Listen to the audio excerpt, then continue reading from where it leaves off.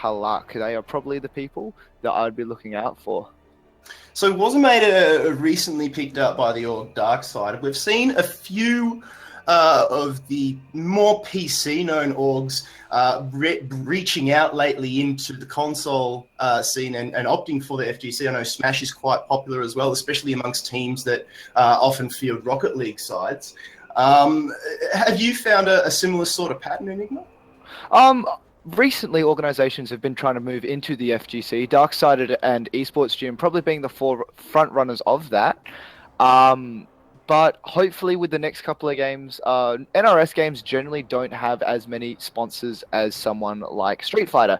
However, hopefully this will start coming out soon. Also, please, could I get someone to join the room, if that would be okay, Chris, when you get a second?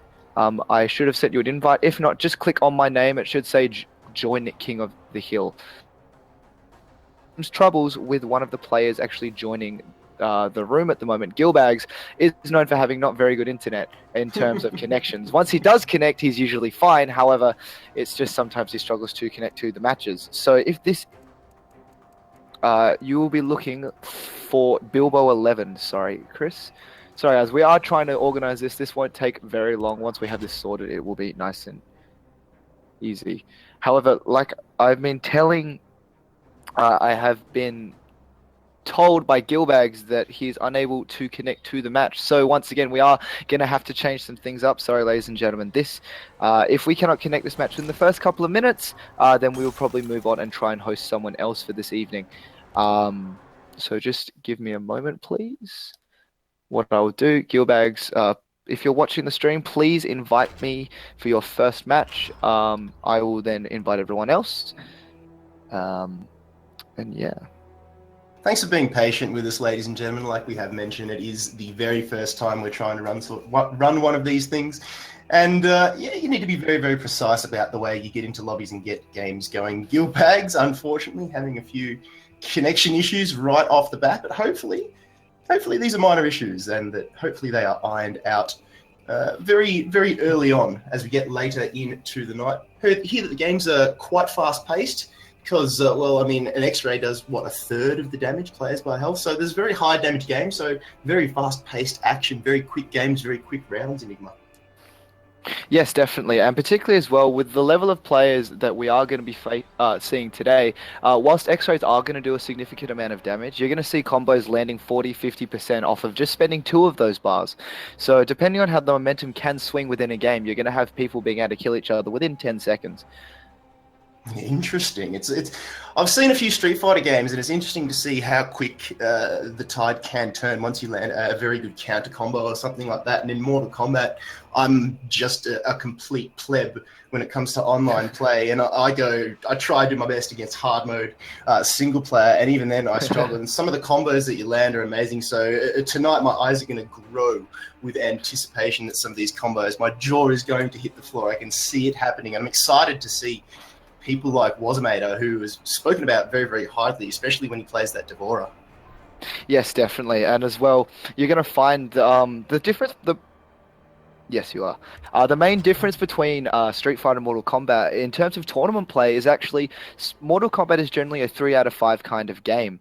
However, in terms of Street Fighter, that's generally run as 2 of 3 because the pace of the game is so different. Mortal Kombat is such an aggressive game.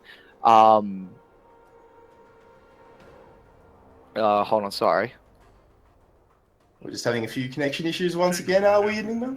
No, we're actually finally connected. Hey! So if you could please hit options stream and it will say options on your controller.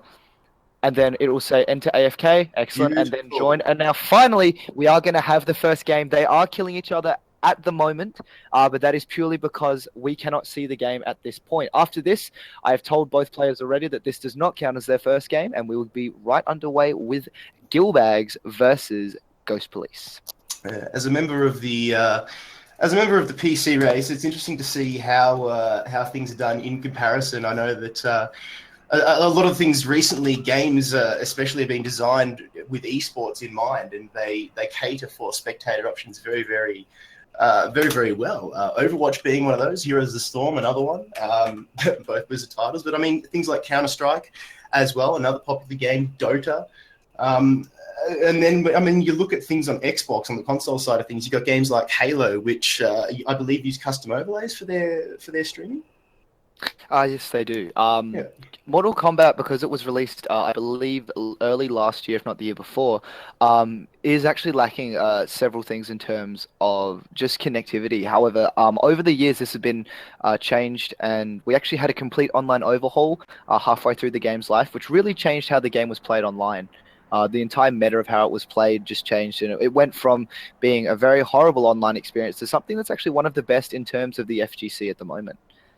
So this is going to be really interesting because Australia has been lacking in some online tournament play as well. We've had some ESL Cups, but they did not last very long. So something with a prize bonus as well is going to hopefully see some players do some really, really interesting stuff. Oh, well, hopefully if the turnout tonight is well and everybody is well behaved in the audience and players and we get things running at a well pace, I'm sure we would love to have you back. Once again, I'm sure we would love you, but depending on how well it goes, of course. I mean, if we have 2 viewers, it's kind of like, I'm sure we don't at the moment. Shout out to everybody in the Twitch chat. So, Enigma, are you actually playing tonight in the tournament? I am not. I thought I would just give up my opportunity to play and just sit here and commentate with you guys instead because I'd much rather help give back to the community than play myself. But we are going to be getting underway. However, we have had some random people join. I don't know what has happened. Someone has randomly joined the room, and as a result, is slowing everything down. Hopefully, Ghost Police is going to show off some of his fancy combos to actually end this person. However, because of how the room was set up, it was sadly not set up as a private room. Well, one of those things, ladies and gentlemen, like we were talking about, creases in the shirts that need to be ironed. So Triborg here, this is interesting. Gilbeg. This isn't Gilbags and Ghost Police. This is Ghost Police and White Wolf. So we'll have to sort this out, ladies and gentlemen. You can see Ghost Police here landing some sweet combos. Oof, where they go.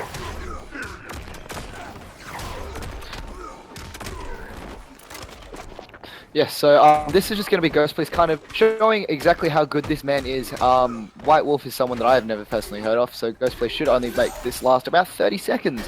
However, and then we will hopefully be able to kick White Wolf out. I have spoken to Gilbags, and this is something that will be changed soon.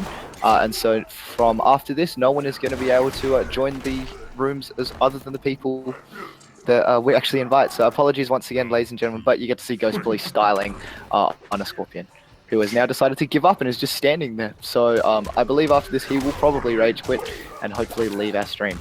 I think he realised that he stumbled into something that is just a little bit above his pay grade here, Enigma.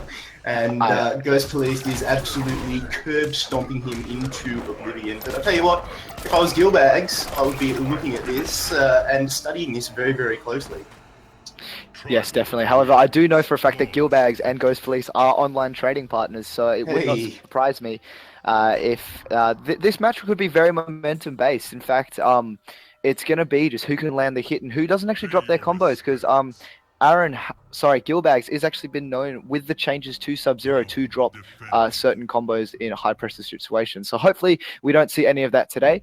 And hopefully this runs as smooth as possible. But finally, we are going to have our first match being Ghost Police and Gilbags, aka T2O Oblivion. As I said before, both very high-level players and both players able to show off the top level of what their characters can do. Gilbags has been playing Crymancer Sub-Zero since the game came out and has never switched. And I do believe Ghost Police play variety of characters and just deciding to stick on Sector for the most recent patch. So Sector is one of the characters that you have to pay to unlock. Correct me if I'm wrong. He's one of the extra characters that were added on later on. Yeah. He came out in the second run of DLC, but here we go into the match. This is going to be Ghost Police versus Gilbags. Ghost Police is going to start off with a jump in, but Gilbags going in for his forward 2 pressure. Both players going to try and play this nice and slow, however, does try to use that interactable, but Ghost Police just trying to zone Gilbags out a little bit. Does actually manage to get the confirm into the teleport as well, deciding to use the breaker. Gilbags doesn't actually bite on the overhead. No punish, however, does go into that low shadow, which has been made -5, and fantastic bait on that teleport, getting a full jumping combo. However, Ghost Police, smart breaker. Both players just trying to zone each other out a little bit. work each way in. You can see Gilbags just kind of crouch walking and blocking in, just trying to bait out that teleport from Ghost Police. However, decides not to bite. Does whiff a slide into the stand one throw, something Gilbags likes to go for a lot. Using this corner pressure. Ghost Police stuck with no bar either. Can't actually do anything. Fantastic tech on the throw, however. Oblivion doesn't tech the back throw and does actually get pressed into the back of the corner as well. Ghost Police now can go for a little bit of pressure himself.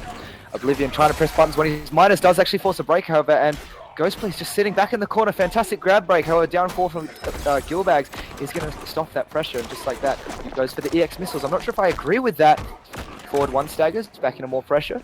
Both players now in a neutral state. Bar about the same, tries to go for the anti-air. Ghost Police, however, does actually get clipped by the jumping kick, and Aaron is going to be able to take that first round.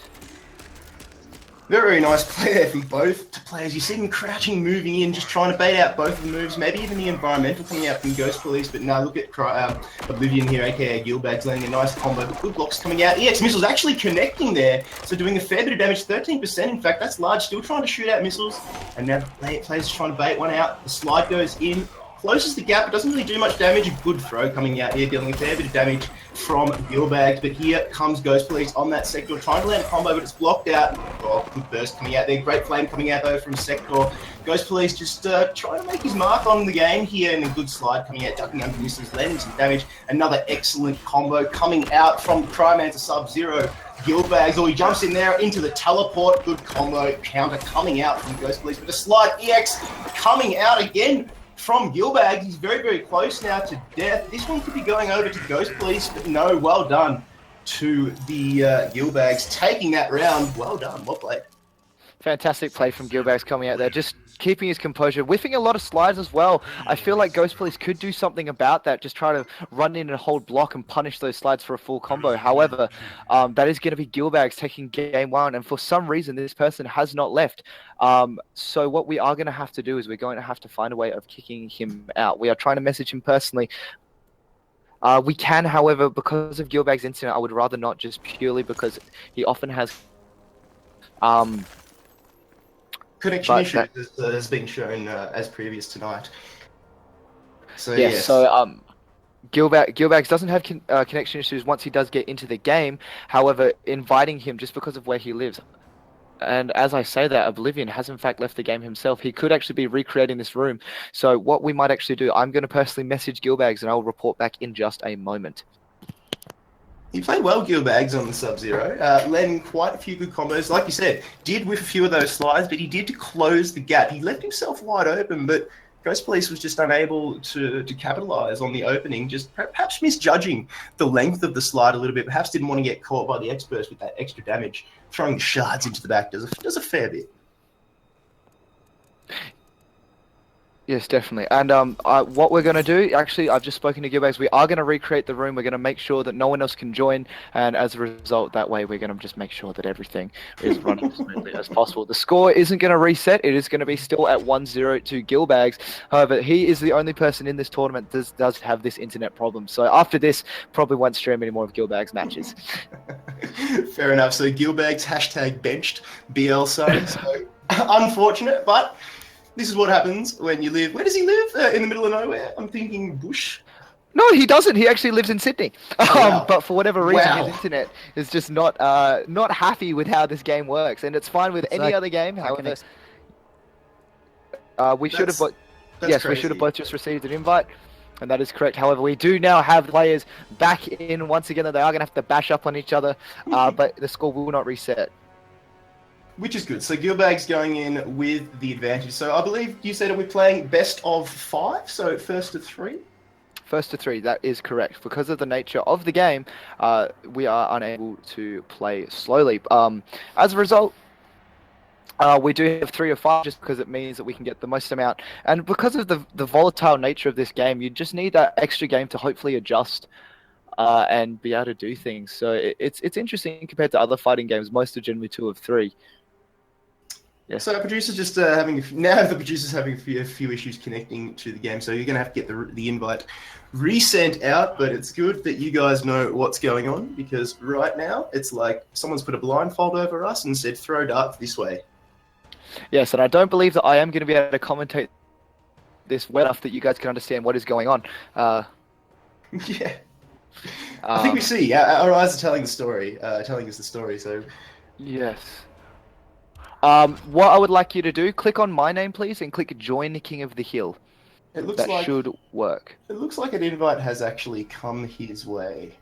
So let's see if it From is in fact from the Ghost correct Police, one. myself, or Gilbags? No, it's a complete random. So he's Yes. gonna have to get out. So of that please one. find Bilbo 11, click Join King of the Hill. Once again, and ladies, and welcome gentlemen. to Mortal Kombat. Yeah, I was going to say apologies.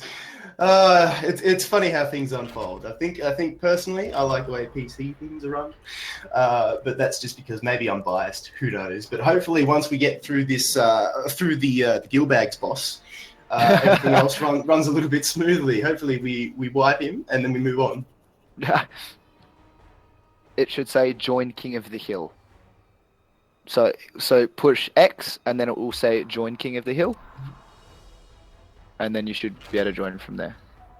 There we go. So what you can hear, ladies and gentlemen, is you can't hear him, but we can. It's our producer. He's just being guided by the wise words of Enigma on how to... There it is. And make sure to enter AFK, please.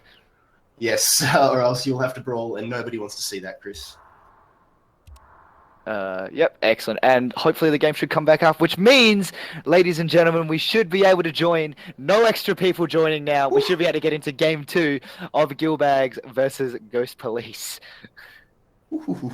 So, Enigma, cast your analytical brain over the last game. You saw Gilbags on his Cryomancer Sub-Zero, Ghost Police on his well-known sector. What do you think Ghost Police can do different if he's going to take down Gilbags? I feel the most important thing that Ghost Police needs to do is save his meter for those EX reversals. So if he does that, he's going to have enough. If he does get cornered by Gilbags, he is going to be able to get out using that extra bar just to allow himself to get out of that pressure. However, it's like I said, both players know this. Ghost Police as well had some time now to probably settle himself and adjust. So this could go either way. However, game 2, ladies and gentlemen, Gilbags is up 1 game, and just like that, starts off with a down 4 run-in throw, trying to get that first hit and secure that second bar. Ghost Police tries to go for a whip punch on the side, but does actually manage to miss it, and just slides straight into a raw rocket into his face. Oblivion does actually miss the punish on that full string. Once again goes through a down 1 grab. Ghost Police usually does a really good job of actually breaking these grabs, but just has been tagged by 2 of them. That is a 3rd one again. Gilbags trying to condition with those grabs a little bit, trying to make sure that Ghost Police isn't actually pressing buttons or trying to go for pressure, but just like that slides into the DMs, and just like that, Gilbags is going to get in, and just like I said before, using that EX reversal to actually get the pressure off, tries to go for the stand for anti-air, but does get clipped by Gilbags' jump-in kick, and does decide to spend the bar as well with that EX hammer. It's going to do 35% into a safe jump. What is going to be pressure now? Goes for more pressure. Run in grab. However, it does get teched by Oblivion. Fantastic throw tech. And is going to take that first round with the stand 4 string. He got juggled into Oblivion, pretty much. He got absolutely dominated there. Like, I think it was something like 40% damage. And here we go again. You can see these juggles coming out from Gilbags, just landing them. And just like that, ladies and gentlemen, Ghost Police on Sector. He's down almost a 1/3 of his health.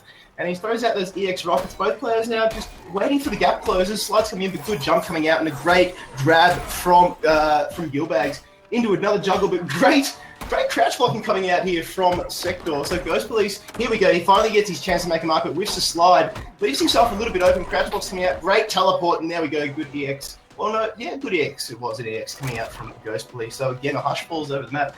Both of these 2 players, good environmental coming out from Ghost Police. Just he's not dealing the damage though, Enigma. That's unfortunate. And here out comes another throw and another juggle, and get comboed, son. Oh, the freeze comes out now. This is just going. Oh, he did it again. So he could potentially end the game there, but no, he thought he'd be a little bit of a gentleman, but no, that is going to be game 2 Gilbags. So he goes in now with a 2-0 advantage. Ghost Police just really doesn't have an answer.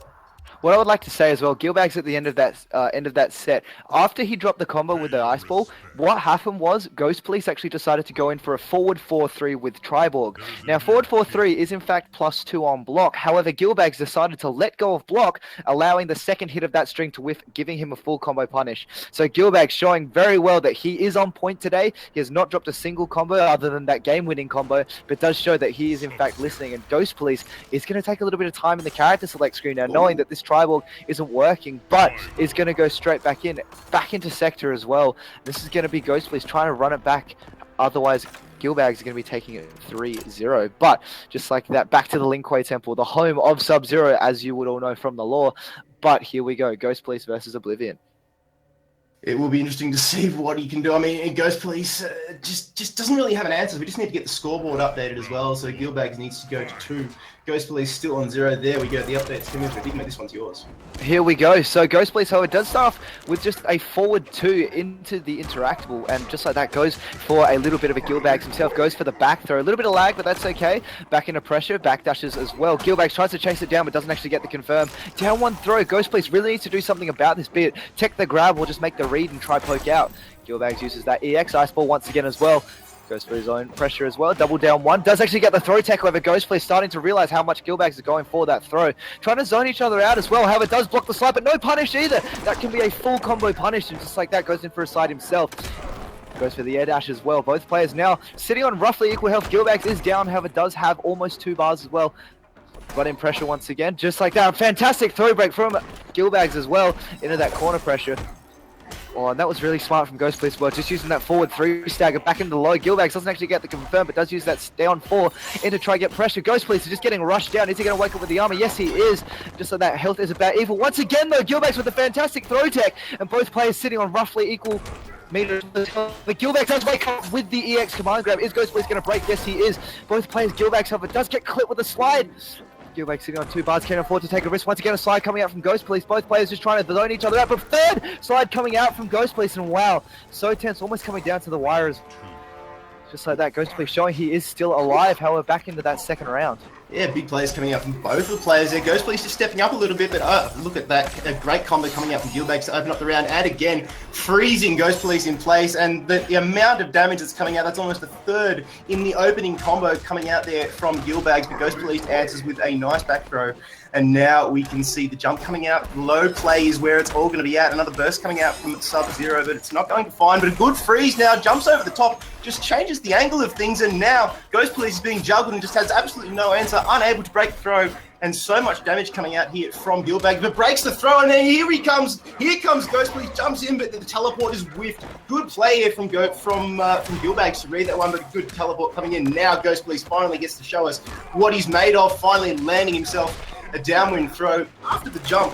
And now good EX rockets coming out here. And now Gilbags is receiving a world of punishment. Good environmental as well. And this could be what Ghost Police needs. He's going to pick up the first round.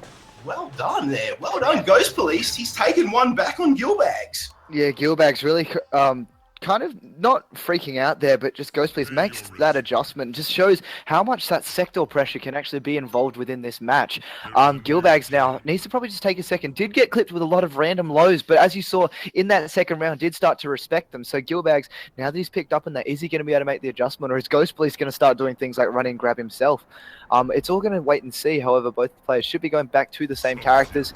Of course, Oblivion sticking with that traditional Sub-Zero skin, and Ghost Police hovering Ermac for some reason. I feel like maybe he's just taking a second, composing himself. I'll allow it. I like to see some Ermac. I'm a pleb, but he's probably one of my favourites. Ermac and Raiden, my personals. So let's see how it goes. So, no, however, Ghost Police is actually going to have to go back to that sector. I think, like I said, yep, he's just taking a second, thinking about why he won that match. So sorry, no Ermac today. So that's right. If you win the round, you have to stay. You're locked into the exact same formation as well, aren't you? Yes, you are. You have to say character and variation locked. That way, you can't counterpick with them for whatever reason. But Fair enough. We go back into the fourth game. Gilbags up 2-1 on Ghost Police. However, Ghost Police showing some signs of life as well. A couple of clutch wins as well, but is sitting on the cove now, which is a stage I know Gilbags quite enjoy. Starts off with pressure as well. Down one blocked into throw. Ghost Police probably showing a little bit too much respect to Gilbags, and Gilbags just throwing out that YOLO slide into the overhead as well. Baits out the punish and does actually get the full punish on the fire as well. That is actually quite difficult to punish if you are not labbed the timing. However, Gilbags is the sign of person who's going to sit in the lab, and just like that is working on an almost flawless into back 3 pressure once again. Respecting that wake up as well. However, does break the throw as well. Ghost Police probably wants to just save meter here, try and build as much as he can because it's going to be quite a comeback if he can make it. However, goes for the slide. No punish from Aaron. However, both players just kind of feeling each other out, showing a lot of respect as well. Like I said, both players are known for playing each other. Oh, for whatever reason, actually whiffs the ground pound, but Sub-Zero is going to take that first round as well, sitting on a full bar of meter. Ghost Police sitting on a similar amount as well. However, both players, this is going to be match point for Gillbags as well. So 1 round away, the EX Rockets come out into the slide. The Rockets miss, but the slide connected, doing that low damage into the downwind grab. So a lot of damage coming out nice and early from Ghost Police after getting absolutely crunched in the first round. He is just grappling his opponent into submission, and now we can see a first combo come out into the teleport, but a good breaker comes out, expending 2 of that full bar. So he's got a little bit of meter to burn. The Rockets come out, and there we go. Gillbags blocking it, but here comes Ghost Police, who's dishing out some damage. Finally, the first bit of damage finds its mark onto Ghost Police, and he answers very, very well. Good environmental coming out as well, dealing a fair bit of damage. About 10% health left for Sub-Zero, trying to combo of his own. Manages to get the burst off, and now creating a little bit of space between them. Slides in, but Sector was backing away, jumps in, kicks. Fair bit of damage, slide, and he picks up the round. So well done to Ghost Police. Gets one back. We're going into the final round. Still match point for Gillbags. Here we go. Gillbags does actually block the slide, but no punish. Perfectly spaced from Ghost Police. If you space that properly, you can't actually get punished for it because you recover fast enough. However, Gillbags once again misses the punish on that bottom slide. Does down the down 4, down 1 into the throw. The Gillbags special. Both players now. Gillbags sitting in the corner, actually cornering Ghost Police. Fantastic throwback, which just lets Ghost Police jump out for free. I'm not sure if I agree with that decision from Aaron. Aaron sitting on a full stick of butter as well. And I know this man likes to wake up with that X-ray as well because it's nice and safe. But just a run-in overhead from Aaron. Ghost Police, I'm not sure if I agree with that breaker. Only was committing into the slide. However, Aaron feeling himself a little bit, does decide to build bar. Even when it's full, does land the full combo as well. That is such a difficult combo to land, particularly online. 33% into the slide in as well. This is going to be pressure. Ghost Police needs to make something happen. Uses that interactable to get out of the corner, however. Both players just goes for the grab as well, and that is going to be Oblivion taking the first set. Into the brutality as well. Hey! Gillbags, reason he loves the Cove is to get that brutality on people. And it's going to be Gillbags taking the first game 3-1. Very well played there. It's always good to see something like that coming out. A bit of extra points gained as well whenever you dish out a fatality or a brutality. So I'm sure these players aren't too worried about their ranks. I'm sure they're worried about the sweet cash that they're playing for. So well done to Gillbags. When his internet allows, he manages to play very, very well, and he picks it up. So Ghost Police, he showed signs of life there, Enigma, but unfortunately was unable to capitalize. Yes, definitely. Ghost Police did make that adjustment in the second game, but just Aaron, such a veteran, not only to Mortal Kombat, but just the NRS scene, going all the way back to Injustice. So there it is. That is going to be the first game that we are going to be showing on stream. Just got to check the challenge as well to see who our next game is going to be. Challenge updates automatically, so I think we're still waiting for players to enter the results. Hey guys, I'm just going to jump in there. So this is going through live casters. This is Crisis, the producer. There's a little bit of confusion going on. People assume that every single match was going to be streamed, and of course that's not the case. So from round 1, we're only streaming a single match. Everybody else needs to be playing their matches offline. Now, since nobody started, we can pick up another one, Kitfox and Enigma. So, you know, if we want to choose another match and get them in, Yes, we can will. do that. But once we've chosen that match, we'll put the call out in our Discord for everybody else to start their matches and just play your matches out, because otherwise we will literally be here until 3 a.m. in the morning, and ain't nobody got time for that. Definitely. And could I please ask the stream to please leave that King of the Hill just by hitting circle and back into the room so I can invite you. The next game we will be having is going to be the man himself, DS Wasminator versus Stormrider on stream. This will be interesting. Interesting to see the #1 Devourer in the region. He's got himself a sweet sponsorship deal. Well, not a sponsorship deal. He's got himself an organizational deal.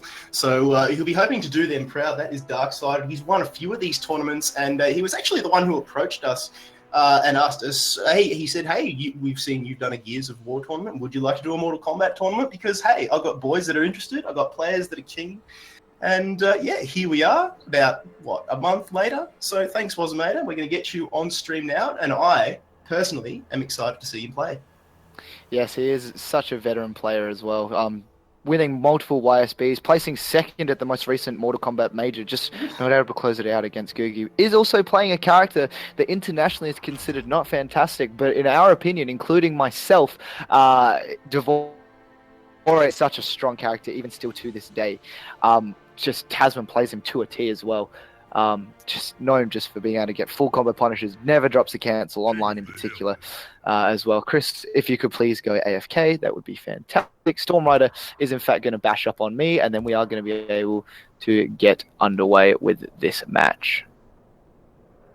So, Wasmater, as his profile suggests, probably picking Devora. Storm Rider, do you know much about him? I've just looking over my notes, I don't have any. Storm Rider is relatively new to the scene. He plays as much as he can. He is a very good katana player, however. Plays all three variations, is generally known for his Royal Storm katana, however. Really strong player as well within the region, and just makes out to all the offline events that he can. I remember versing him at OHN, and he was a very good player.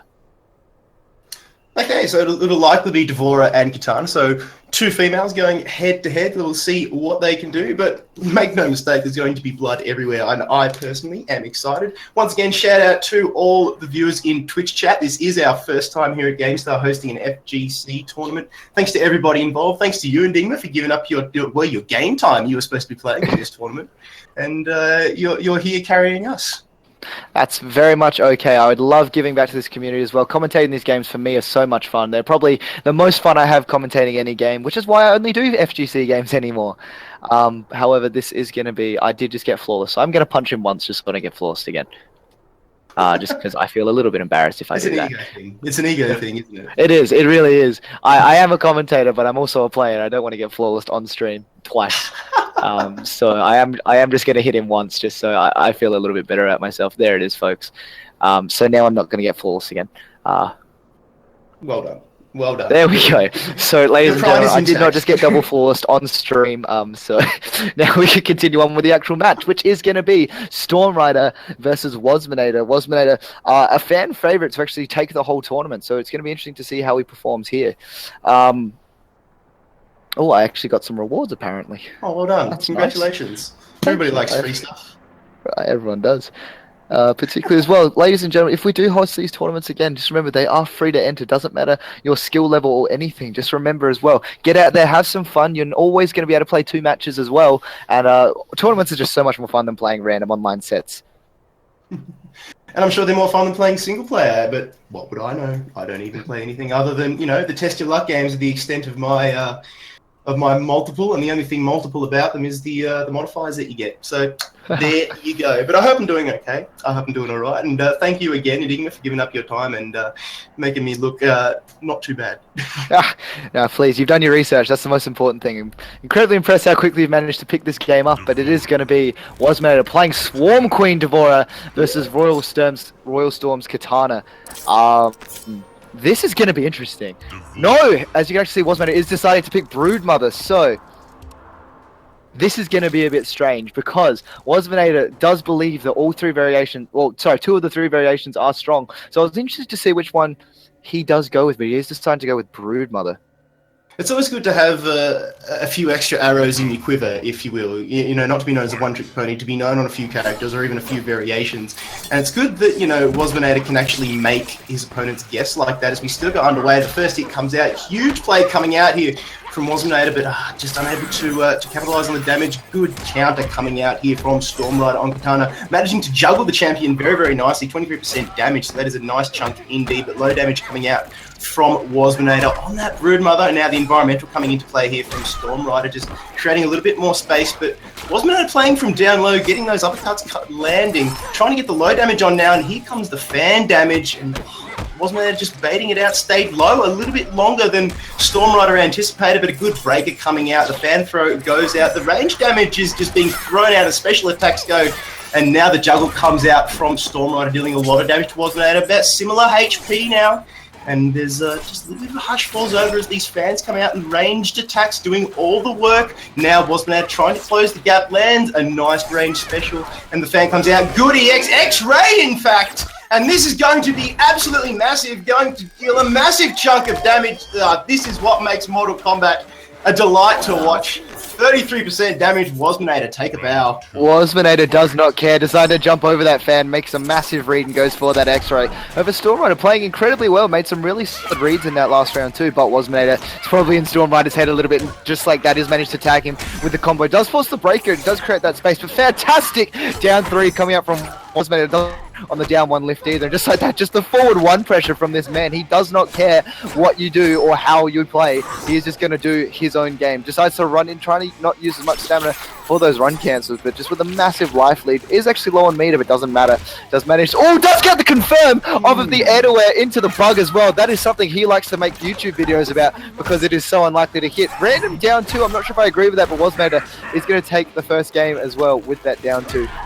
Just like that goes for the cheeky little end game combo as well. Fantastic stuff from Wasminator using that Broodmother. Storm Rider can make the comeback, however. He's just falling for a couple of little gimmicks that Wasminator is doing.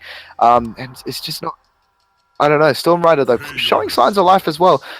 Against such a veteran player as well. Storm Rider, I am quite impressed, particularly with that first round. He just needs to take a second. He definitely took it to him in the first round. I was impressed as well, but Wasminator just showing his class, especially just giving no buggers at all, just landing the X-ray, jumping over the fan, getting the 2-for-1 payoff, the evade and combo, and just securing the round. It was great to watch. I mean, the man just no respect at all, and it was lovely. No, Wasminator knowing the exact tools of his character, been playing this character and only this character pretty much since day 1, and just showing how solid he is with it, knowing every tool that you can do at any given point, and just using that fan to change it, using that X-ray so to change the jump arc over the fan. But here we go, game number 2. Wasminator is up 1 game. Storm Rider is playing the general Katana game with throwing fans and trying to be annoying. However, does manage to tag Wasminator with the down 1, doesn't combo into anything, and just like that uses that second bar already on the breaker. The problem is Wasminator hasn't done a lot of damage yet, however has managed to back Storm Rider into the corner, but just like that himself out, but does tag with that overhead into the bug setup, goes for the hard to blockable. Wasminator going for the dirty tricks, and just like that into the corner. 32% meatless, down 3 into a grab. However, fantastic jump out from Storm Rider, creating a little bit of stage space as well, just trying to keep throwing those fans and stay away from Devora. I do like how Devora is slowly trying to inch their way up. However, Storm Rider is doing a really good job. I would like to see Storm Rider kind of playing that mid-screen a little bit more, trying to whiff punish a few things with that forward too, but against someone like Wasminator, it is a little bit of a risk and it is scary. But just like that, Wasminator lands the forward one, walk back, and just like that, manages to take that first round with a down 2, run up down 2. Wasminator feeling himself, knowing exactly what Storm Rider's going to do, and Storm Rider can't be happy about that. Well, it lasted a long time, but Storm Rider just really didn't deal much damage. Still trying to throw out those fans to Katana, but Wasminator reading like a book, but no. Well done, Storm Rider, managing to juggle the champion now, dealing a lot of damage into the 10-hit combo, doing 27% of damage. Now the lows are finding their mark, and Wasminator now just realises he needs to get down. Dash comes in, fans come out, and now it's Wasminator's turn to dish out some damage, but no, they block out again. A little bit of space created, but Wasminator's not having none of that. He gets right in, down and dirty, landing these combos, jumps in fact into the bug. Oh, but great breaker coming out there from Royal Storm on the Katana now. Jump play coming in again from Devora, and that is a huge play coming out. 28% damage. It is just climbing Wasminator. Oh, no respect. He's done 34% damage, and now into the X-Burst again, not caring at all. Cop that! That is game, ladies and gentlemen. Well done, Wasminator, dunking on Storm Rider into the brutality as well. Enigma. Whew. What do you reckon? Wow. So Wasminator, once he had Storm Rider in the corner, absolutely feeling himself, actually went for a very unique piece of Devora tech that we don't see, which was double neutral jump punch combos. Within the game's mechanic engine, generally speaking, you can only land 1 neutral jump punch in a combo, otherwise it is just going to collapse itself. However, Wasminator does know the tech, manages to land the double neutral jump punch combo, and absolutely destroys Storm Rider. Storm Rider probably should take a second here and think about that, but Wasminator, when he gets going like this, is very hard to beat. Oh, does actually make the change. Storm Rider is going for that Assassin Katana pick, and I do agree with this. Assassin Katana does get access to a sharpened technique, as well as a parry, and actually is able to do more damage at the cost of losing that low, the low lift. However, hasn't actually been able to use that technique at all. So here we go, see how this goes. Yeah, Wasmanator was just able to read him like a book. Every time he tried to get those low lifts on, the crouch block was just able to do its work. Now, range plays coming out from both of these two players. Now, the block's trying to come on Wasmanator, making sure he stays nice and low. Good blocks coming out, though, from Stormrider. Now jumps up and just avoids any damage that Wasmanator was able to throw out. Does the environmental to just to reverse the direction of things. And now blocks coming out. Not a lot of damage being exchanged. But here comes Wasmanator into the X burst. Huge play now. And once again, we've seen what he did last round is just juggling Stormrider, not giving him any room at all. A lot of damage coming out here. The X coming out, but unfortunately Stormrider was unable to connect. Now Wasmanator unable to punish him, and he just juggles Katana into oblivion. 30% damage now, and look at the health bar difference. Wasmanator just blocking that throw. Oh, good triangle coming out there from Stormrider. Good uppercut. And the low damage is going to be the victor here, I'd say, Wasmanator, but the spin comes out. Well done, Wasmanator. Wasmanator just absolutely feeling himself at this point. Stormrider looking a little bit lost about what he can do against this Devora pressure. You can always tell as well when they kind of just sit there and not really do anything. However, does manage to get a clean combo, but drops to the end. A little bit of nurse. Have a down one into the uppercut as well. Then just whiffs an uppercut from Devora's face. I'm not sure what that would have been. Probably a little bit of an input error, but Devora 33% into a setup as well. Tries to jump out of it, can't jump out of it. It's very plus in Broodmother, just like that. However, does decide to spend the bar once again. There's more pressure. I'm not sure what that was from Devora. Have it down three into that down two, and does manage to use the float to get over that down two. Really smart stuff from Stormrider. I like the movement that he's trying to do now as well. Trying to show some signs of life. He's actually about even on health as well, with a significant bar advantage. Devora just manages to tag with that down three. No breaker coming out from Stormrider. Really smart stuff. Also didn't have the stamina for it. Just whiffs a random DP as well, but does decide to spend the second bar. I don't know if I agree with that, because just like this, if Wasmanator tags him, drops the end of the combo, however, tries to go for the parry once again.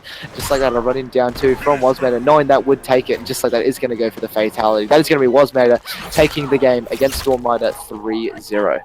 Yeah, well played by Wasmanator in all those rounds, and especially, I think it was the round before this one, the second round.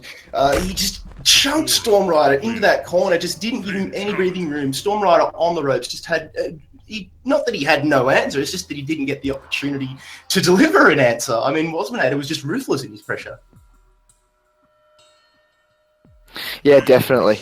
Both players just playing really solid. A couple of bad fans thrown by Stormrider, but that is just something that does in fact happen, just being a Katana player. I'll probably leave this King of the Hill because we are going to have our first match of the second round now. We still have people playing their first round matches, however, so for game number 13, we are going to have Dr. Awesome versus Wasmanator. So Dr. Awesome has just picked up the win over Young City Bandit 3-0. So Young City Bandit just no answer. He drops down to the loser bracket. Dr. Awesome goes through, as you said, and he's going to come up against the champ himself. So do you know much about Dr. Awesome, Enigma? I do. Dr. Awesome is a good friend of mine. Is actually is known mainly as an Xbox player. Let me just make sure I've invited the right people. Yes, I have. Yeah, he is an Xbox player, specializing in, of course, Cassie Cage. Cassie Cage, in particular the Spec Ops variation, which is a little bit unknown compared to the rest of the variations. However, Dr. Awesome does know how to play it very well. But in saying that, but Wasmanator is known in particular in this matchup and does know how to beat it in particular. So we are just waiting on Dr. Awesome to join. If Chris could please just go AFK. That would be awesome. And while we wait, I am, of course, going to be playing and getting my ass beaten by Wasmanator. In all honesty, if I were to play this actual match, even if I was trying as hard as I could, I probably still would get bodied by him. Decided to go for Jax to style a little bit, and just like that, I'm going to just make sure we get through this first round, and then we'll be straight back in as Dr. Awesome has, in fact, joined the room. Hey, I'm just going to jump in there, guys, once again with a little bit of a housekeeping. So I've put out a note in Discord. If you have completed your first round match and you have been pushed down into the loser's bracket, go ahead, and your opponent in the loser's bracket has also gotten there as well. Go ahead and play your matches out. Because we will only be featuring matches from the winner's bracket for the first few rounds. The second thing is, when you enter in your scores in challenge, make sure that you click on the name of the winner of the matchup, because for some reason challenge can't tell that 3-1 means that the person with 3 actually won the match. So just go through. I'll go through right now and fix up all of those scores that haven't done that. So if you've entered a score, remember you must click the name of the person who's won in that score entry window and then save the scores through. Back to you, Kit Fox. Thank you for that, Crisis. But yes, ladies and gentlemen, we are going into Wasinator and Dr. Awesome. And Enigma, have you hit him once? There we go. So I am. The pride is saved. It's intact. It's glued. Yes, it is saved. Well done. So Wasinator and Dr. Awesome. Now, Cassie Cage spec going up against the Devourer. How do you see this one unfolding? Once again, it's going to be very much based on the player. He has picked Jax here because him and I like to play a lot, and he does pick Jax against me a lot. But I do believe it is going to be the Devourer pick. And like I said, it's going to be interesting to see which variation he does pick. I am going to actually imagine that he... Warm Queen, I think, just for some run cancel pressure. But again, it's very hard to tell. Both players veterans of the offline scene as well. Dr. Awesome placing 9th, I believe, at SXC. So yeah, we'll see how it happens. So regardless of how this one unfolds, expect to see big things. So Crisis has gone AFK. You got beat down, and we're only moments away from Wasminator and Dr. Awesome going head-to-head. Now, players in the scene, Enigma, just a few questions on my behalf. Is there currently a Raiden main? Anybody known for Raiden at all? Not really, sorry to tell you. Raiden is actually considered a not-so-great character these days. Dr. Awesome, though, sorry to cut you off, but it's thinking about random selecting his character, meaning he could be playing someone that isn't Cassie Cage. And yes, he has. So Dr. Awesome has actually managed to go unknown. So it was meant to picking that Swarm Queen just to kind of cover most of his matchups. But Dr. Awesome could be playing Tanya. I know he's got a Pyromancer, could be playing Cassie Cage, could be playing someone completely new. So this could be a little bit exciting for all of us. Does this happen often in tournaments, Enigma? Do people often gamble this hard? Yeah, so he's not random select, he's just hidden his What is this, ladies and gentlemen? We have a Borai Cho coming out from Dr. Awesome, probably just to throw Wasmator off a little bit, but just like that, Wasmator does get that first confirm as well into the down setup. Oh, Dr. Awesome uses the fart, however, does actually drop the combo. And he's going to get full combo punish for it as well. Wasmator probably not expecting this whatsoever, probably expecting a Tanya pick. However, just like that, Dr. Awesome goes in for the full 50-50 into the corner confirm as well. Tries to go for a cheeky reset as well, but does actually get caught out. Wasmator, does actually manage to catch him out using the EX bug, and this is going to do at least 40% or a setup depending on what Wasmator's up. No, he does decide to go for the full combo. That is going to be 40% into a 50-50 coming out. No, decides to go for run cancel pressure instead. Bartitsu managing to actually not take his turn, but still manages to catch Wasmator out, and just a fantastic down two coming out from Wasmator into the full confirm as well. This is not what I expected whatsoever. Unfortunate Dr. Awesome on the Borai, probably the newest character, correct me if I'm wrong, to come out, then Wasminator just not caring at all, straight into the setup, comboing very, very well, and into the grab now, down one grab doing a lot of damage, and 12% in fact, and the EX coming out there from Dr. Awesome, but Wasminator able to read him like a book. Now he creates a little bit of space, the fight comes out, but just doesn't have the distance on it, needs to eat a few more chilies, a few more curries from the local shop, and now we can see Wasminator just punishing the jump in play from Dr. Awesome. Dr. Awesome, he's not done yet, manages to fart on the champion and manages to stun him. But Wasminator managing to cancel out very, very effectively. Now he's trying to do a lot of damage, does the EX bugs and just stuns Dr. Awesome, and that will be round one to Wasminator. Into the brutality as well, Wasmator just styling on Borai. I'm not totally sure what he was trying to achieve with this other than the shock factor. So I am going to assume he's going to go back to Cassie Cage, his main since day one, unless he knows for a fact that Wasmator can deal with it. Now, in terms of your question before, it does happen a fair bit in tournament where people don't want to get counterpicked for their characters. So if they go hidden select, they still know which character they're going to be playing. But obviously the opponent doesn't. Now, I've done that in tournament before because I am known for playing a multitude of characters. Scorpion. But the Aaron Black is your bread and butter, am I right? Aaron Black is my bae. I love me some Cowboys, and just like that, as I said, Dr. Awesome going back into that spec ops. Nice skin from Cassie Cage too. Love the gentlewoman skin, the classy skin. I'm not exactly sure what name it is. I am actually a bit of a Cassie Cage player as well, and this is my go-to skin. But I like the alternate color because it's pink. Fair enough. So the first round, or second round now, for Wasminator and Dr. Awesome already. Well, Dr. Awesome, utilising the spec ops and managing to juggle Wasminator very, very efficiently, managing to close the gap, launching those missiles down, and just the amount of damage coming out here from Dr. Awesome. Wasminator just caught a little bit off guard here, just like that. He's at half health. Dr. Awesome yet to be touched now. Wasminator finally turns the tides. EX Bugs coming out. He had a full bar to deal with, and now he deals with combos, juggling Dr. Awesome. 40%. Ouch! 42 in fact. 13-hit combo, and again, these lows doing work. And Dr. Awesome finally managing to get down, crouch and block. Now he gets a turn of his own, launching those rockets, unable to get the lift he was hoping for. And now the rockets are trying to do their work, but wasn't able to get the uppercut off, dealing a lot of damage. Just unable to connect on the combo. Now trying to close the gap, getting those lows in. Dr. Awesome with the crouch block. Now just like this Enigma, the both players are very, very similar HP. And Dr. Awesome, have a look, Wasmanator's what a way to go off the special, picking up the kill. Well done, Wasmanator managing to clutch that one out. However, Dr. Awesome showing signs of life, using those hard to blockable setups. But here we go. Decides to throw the none. Wasmanator doesn't really care. Goes in for another hard to with a fantastic block, however, and Dr. Awesome committing into that flip kick, trying to bait Wasmanator into pressing button, but Wasmanator has versed this matchup before.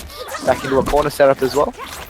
Pressure coming out from Wasmanator. Here we go. Decides to throw the EX bug and manages to catch Dr. Awesome, just randomly pressing a button, just like that. This is going to hurt. 42% in the corner. 43, I apologize. Goes for the overhead. Down 4.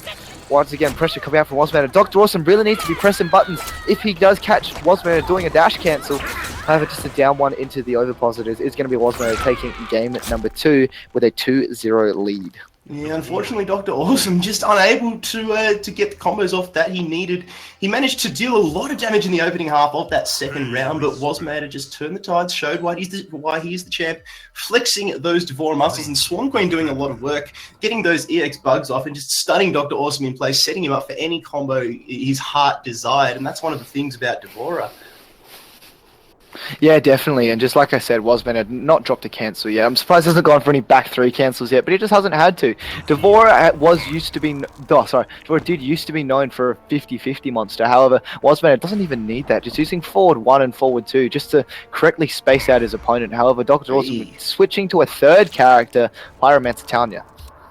Well, if it's not working, you may as well try your luck, roll the dice, have a little bit of a gamble, and Tanya must be confident with him, with her rather, because you wouldn't be playing it in this tournament when there's cash on the line, Enigma. Yeah, definitely. He does have a pretty decent Pyromancer Tanya, and I believe it's probably a stronger matchup than Cassie Cage because she can just play the full screen game and just full on just zone her out. However, goes in for an immediate jump in drill into a walk-in grab. Pyromancer not really trying to play that full screen game I was just talking about, but just scientists to try to use that pressure, using those teleports from Tanya as well, being really floaty. Wasmanator probably needs to find a way of dealing with this jump pressure. However, does manage to find an entrance. Goes for a bad fireball, and just like that, Wasmanator's going to make it hurt. Oh, fantastic. Really smart stuff from Wasmanator. Notices how Pyromancer was sitting on enough bars for a breaker, so goes for a little bit of unbreakable damage as well as building himself some meter. Really smart stuff. However, once again, as I said, Pyromancer getting clipped with that forward 2. Into the full combo, 28%. What's the mix-up? Oh, actually decides to corpse up him. Really smart stuff. Not sure what that would achieve. However, Wasmanator is going to get that full confirmed. Just like that is now sitting on match point. So yeah, 1 round away. Let's see what Dr. Awesome can do. Just creating a little bit of space, trying to throw out those fireballs. Wasmanator staying very, very low. Good grab coming out from Dr. Awesome, dealing a little bit of damage. But let's see if Wasmanator can just turn the tide. These aerial flames coming out, but the vortex is good coming out from Wasmanator. Just buying himself a little bit of time, unable to capitalize on the combo. And oh, there's a good stun that comes off from Dr. Awesome, and manages to throw. And again, just trying to hock out these fireballs from on high, from downrange. And now just gets the teleport off. Wasmanator in a little bit of trouble here, Enigma. He's down to about 30% HP, 20% rather. And now Dr. Awesome still trying to keep this one at a distance. He realizes that where Wasmanator punishes him is those combos. And he nullifies them just by creating distance, utilizing the environmentals, now throwing the hologram as well, just chipping away at a distance. And now Wasmanator closes the gap, full combo, 26%. And he could turn the tide here. This will be an amazing clutch victory if he can turn this off. Throws down the bug, but is unable to get the damage off. And he's just so low to death while Dr. Awesome trying from downrange. Here comes Wasmanator again. He could turn this one around. He's at 50% HP. X-ray, this is huge. Oh my god, Enigma, this could be absolutely massive with about 2% HP. He's landed the X-ray. No holds barred. Here comes what a play. Absolutely massive for the champion.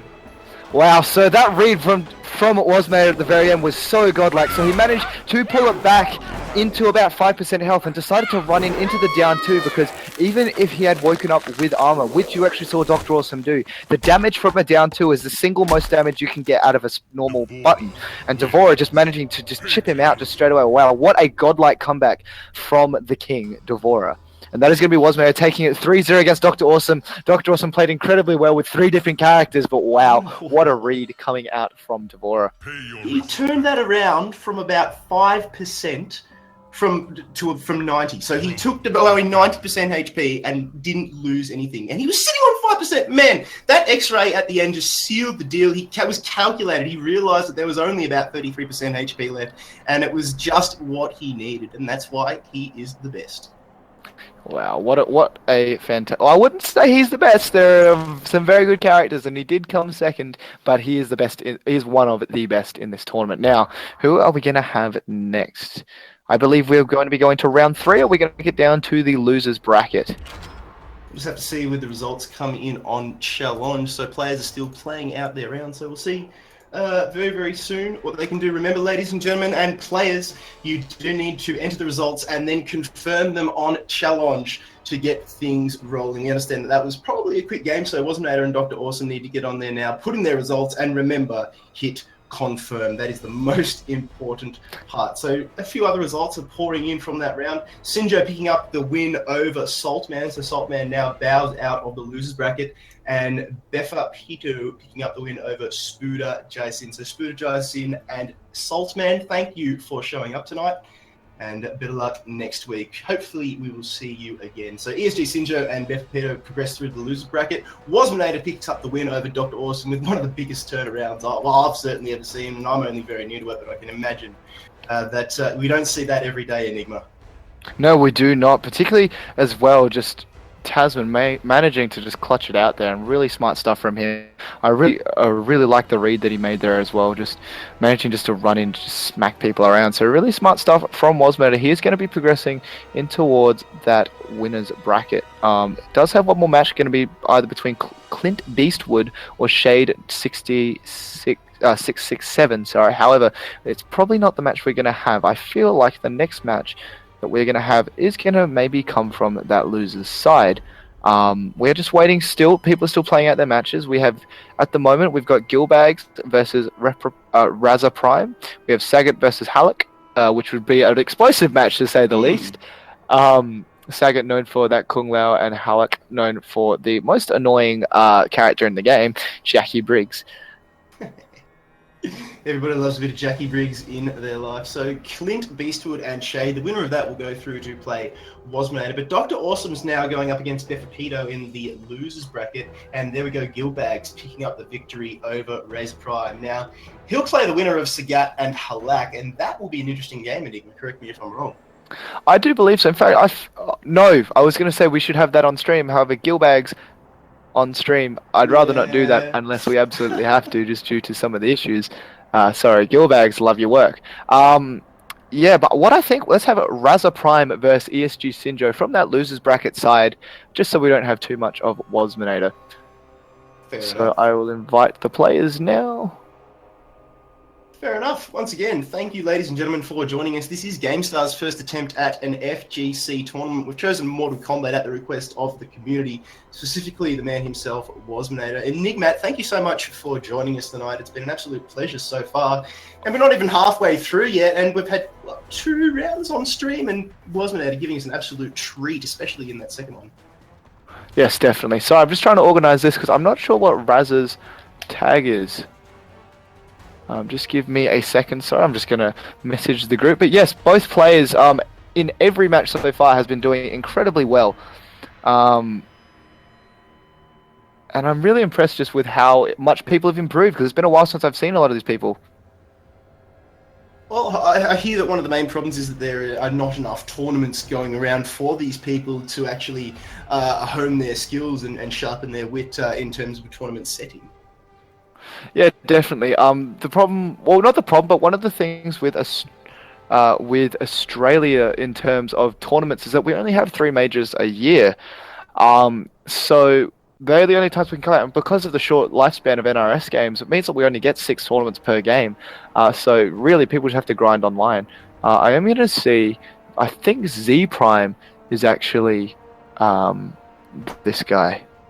Razor Prime, is that the one? We've found the needle in the haystack. I think Found the man so. disguised. Let me just message someone.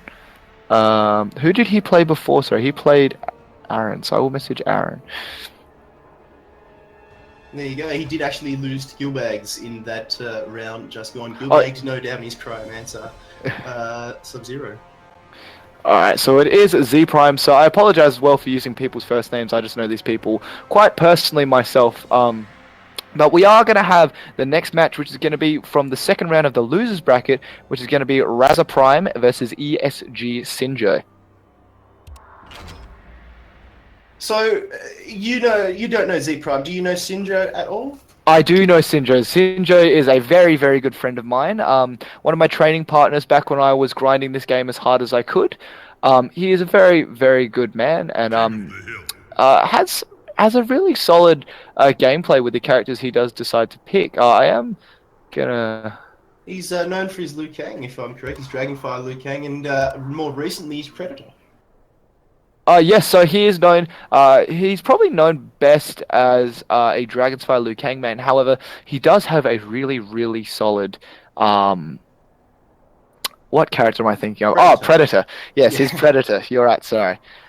You know the community better than I do already. And just picked up by Esports Gym, one of the two orgs that we mentioned before that are leading the charge in picking up FGC console players. Yes, definitely. Esports Gym as well is actually Bilbo11 is the person whose account I'm currently using because my PlayStation Plus has run out. But he is actually the owner of Esports Gym. So as well, Esports Gym is a completely Adelaide-run base, which is where I'm from.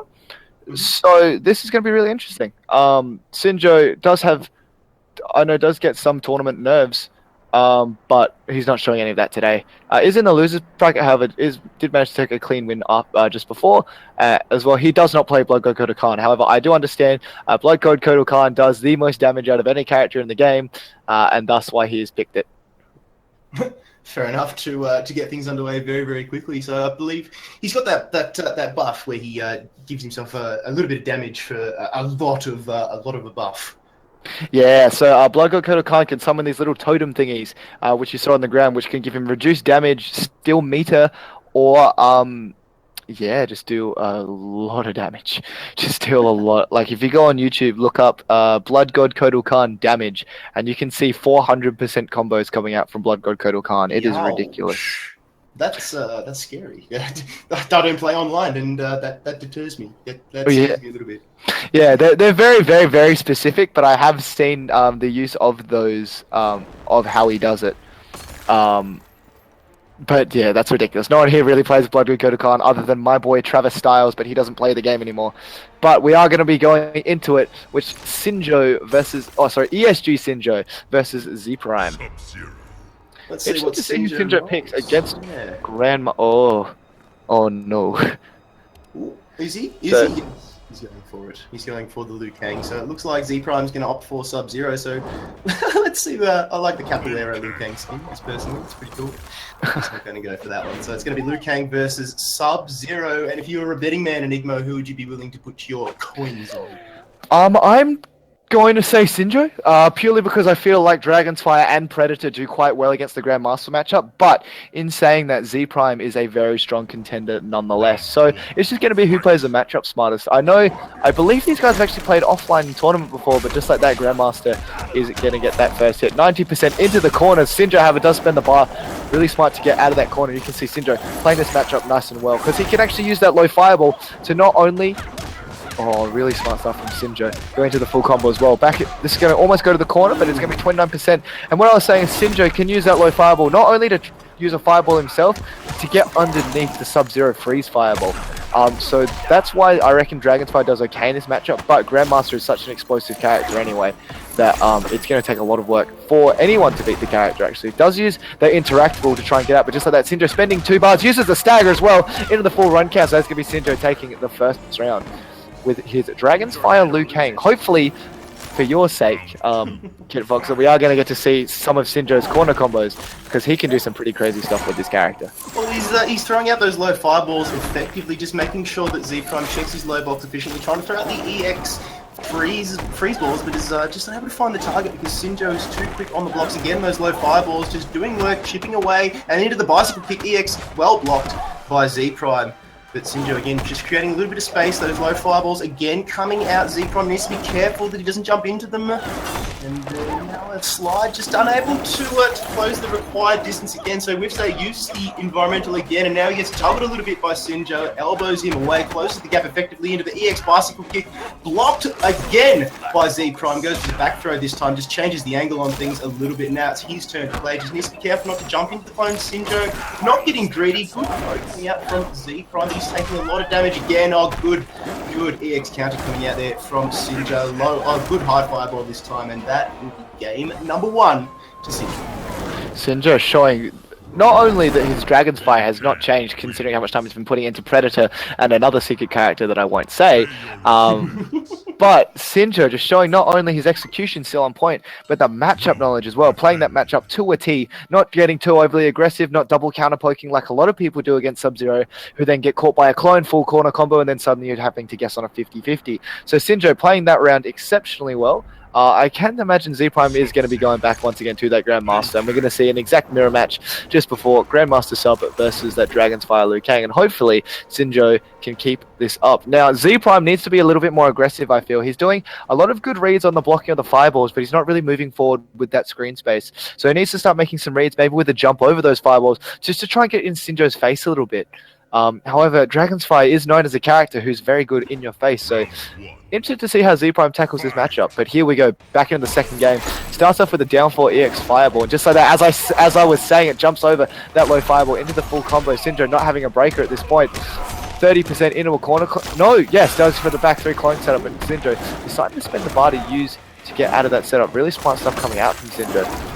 Here we go, just like as I said before, using the matchup knowledge. And actually really smart stuff coming out from Z Prime, because he had to clone out and use the EX fireball, and Sinjo only has 1 tick of armor, actually managed to go through and catch him in the air. It's just like that, random forward 4 into the fireball, cancel into the back 2. Really smart stuff from Sinjo. Does actually get tagged by the EX, which is a mid, which means you cannot low profile the EX fireball. And just like that, managing to use the back forward 2, down back 2, my apologies. Once again though, using that background, putting Z Prime back into the corner. Sinjo tries to use the trip guard with the down back 2. Doesn't actually get it. Just like that, run cancel pressure. Z Prime doesn't seem to know the new matchup, because they all used to jail. Drops a combo as well. That would have taken it. And Sinjo using the Sinjo special with the double down back 2s. Strong Dragon Fist coming out there from Sinjo. He's done very well of keeping the distance with those low fireballs and being careful not to get caught in any of those clones. I think he's been caught in 1 out of the 2 rounds tonight, and we can see it again, and dodging another one of those clones, dodging another one of those ice balls. Sub-Zero this time actually picking up the clone and hocking it at him, because he realized Sinjo is not coming near him at all. So Z Prime just managing to freeze Sinjo in air here, and it's all his fault for taking. Lands a nice combo, nice juggle. And not as well as he would have liked, unfortunately. Now, Sinjo's called back into the corner, and he gets a lot of damage dealt to him. He catches an unfortunate clone and another juggle combo. 34% coming out from Z Prime, but here comes Sinjo. A good throw break coming out from Z Prime. However, that really would have cost him if he got caught by that one. But he's still in the corner, and he's managing to block everything Sinjo can throw at him out here. The EX Dragon Fist unable to collect, and now we can see the juggle coming out again from Z Prime, and Sinjo is in a world of hurt. He's going to go down. Yes, he is. Well done. Z Prime levels it up 1 apiece. I will say, Sinjo didn't actually get throw broken there. He decided to spend a bar of meter to actually get the reset, which is something that he likes to go for a lot because of Dragonfire's chip damage, but Z Prime managing to clutch that out. Not taking the bait, and fantastic blocks from Z Prime. Does get opened up this time by Sinjo, however, into the full combo. 29%, runs him into the corner as well. Z Prime, really fantastic stuff. I was about to say that. Use the clone almost like a flash parry, particularly when he has meter, because it comes out so fast and can catch people pressing buttons. As you can see though, Sinjo managing to get that pressure started once again. Z Prime sitting on a barometer. Sinjo needs to be careful of that EX slide, however, does manage to block it. Just like that, if we're going to get the splashy combos, no, we're not. Used too much gravity already. 32% meterless, so I think Sinjo, yes, he is going to be able to take that on chip. Sinjo getting composed once again, using a lot of little things that people aren't used to since the patch, and actually managing to get away with a lot of cancels that shouldn't be getting away with. Just so that goes for a solid 2-0 up against Z Prime. His juggle combos into bicycle kicks have been something that has really set him apart from Razor Prime in this game. Razor Prime, the only real time he's managed to collect on the combos is when Sinjo has been caught by an ice ball in midair, and then Razor Prime has to try and force a juggle, and he just hasn't really had Sinjo in the position that he would have liked, in my opinion. Sinjo did well not to get too over-aggressive. We saw just towards the end of that last round, he tried to close it out a little bit quickly, caught a few clones, but was able to compose himself, and he takes a 2-0 advantage into the third round. Yeah, so Z Prime, if he wants to make the adjustment, I'm not sure about switching characters, but in saying that, going to Tremor is going to be something very interesting. Into that Aftershock, I've never seen Z Prime's Aftershock, but I feel it does do a little bit better against Dragon's Fire. But the main thing that Z Prime needs to change is poking out of some of the cancels. Sinjo is actually getting away with dash cancels instead of run cancels, means they are actually minus on block. So Z Prime needs to be watching that stamina bar, watching to make sure Sinjo's not getting away with something too cheeky, and see if he can pull it back. However, Sinjo is sitting on his 2-0, trying to take this next game. So it'll all be up to Razor Prime to see if he can pull a rabbit out of the hat here with his Tremor. Not really, he gets a nice first hit, secures the meter, and into the combo straight away. Sinjo pops a nice juggle, 22% damage comes out, and Z Prime's come out here, and he has not given 2 hex at all. Straight away, dunking, landing the high combos. Sinjo remaining very, very low, but Z Prime comboing very well into his special moves, blocked very well once again by Sinjo, but so much damage coming out. Now it's Sinjo's turn. He manages to land the bicycle kick, pushes himself out of the corner, and lands a good combo. It'll be a miraculous turnaround if he can come and take this one. He's on 1 hit. One more hit is all it takes, Tremor. Just shoot something at him. All it needs. And he manages to stay alive for a little bit longer than I would have thought there, but well done. Z Prime picks up the round. Sinjo spending a little bit of bar there, probably feeling himself a little bit too much. I'm not sure if I agree with that bar usage. Instead, just save the bar coming to this next game. However, Z Prime does use that EX down Tremor, managing to catch Sinjo. Just like that, however, using that low, it's a really tricky mix-up because whenever someone jumps in on you and you have to block a jump-in attack, it is going to be an overhead. But Tremor does have the option of making it into a low, and just like that, Sinjo getting caught with that EX low. Needs to start blocking low against Tremor as well. However, does manage to tag him with that forward 4-4 into the full combo. Trying to go for the cheeky grab reset once again, but does manage to tag him with a back grab into the corner. Trying to zone Tremor out a little bit. I feel like Sinjo needs to play this a little bit slower. Doesn't actually get a punish either. Z Prime probably could have backdashed the last hit of the 1-1-3.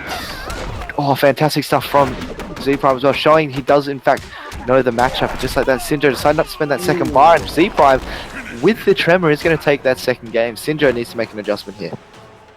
Yeah, so Sinjo just caught a little bit off guard there by the Tremor, and you say, Enigma, you haven't seen much of Z Prime's Tremor, and well, I think he surprised everybody there, and I'd like to say he's done pretty well, especially when he's backed into a corner 1 round away from defeat, and Sinjo manages to, Razor Prime manages to compose himself and get one back, so he's now locked into the Tremor. Do you think Sinjo will stay on that Dragonfire, or maybe we'll see some Predator?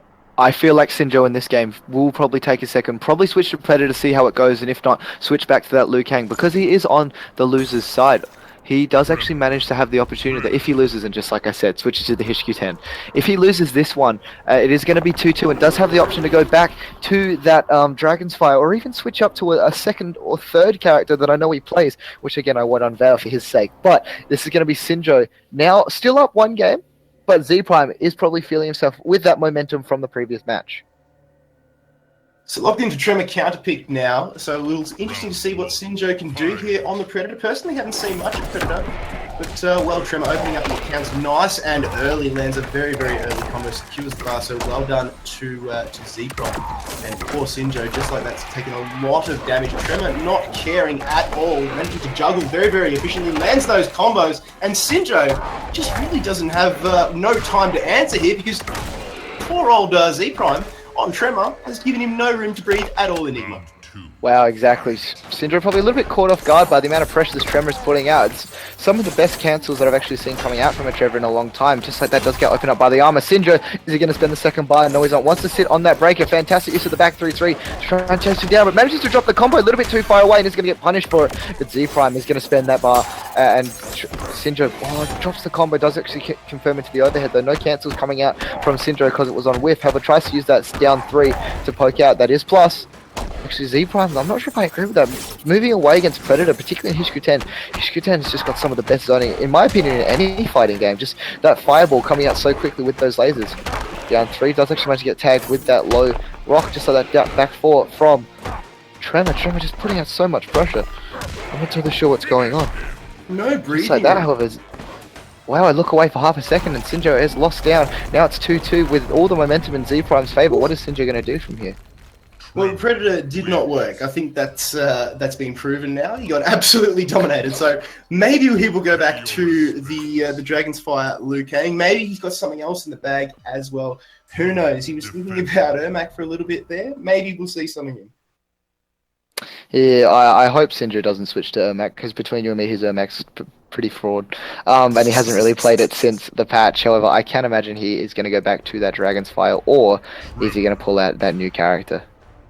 No, I agree with this choice completely. He is going to go to the Dragon's Fire, just because when you play the game for so long, even if the character matchup isn't as good as another character, the character that you first start to play is always going to be the one that you're most comfortable with.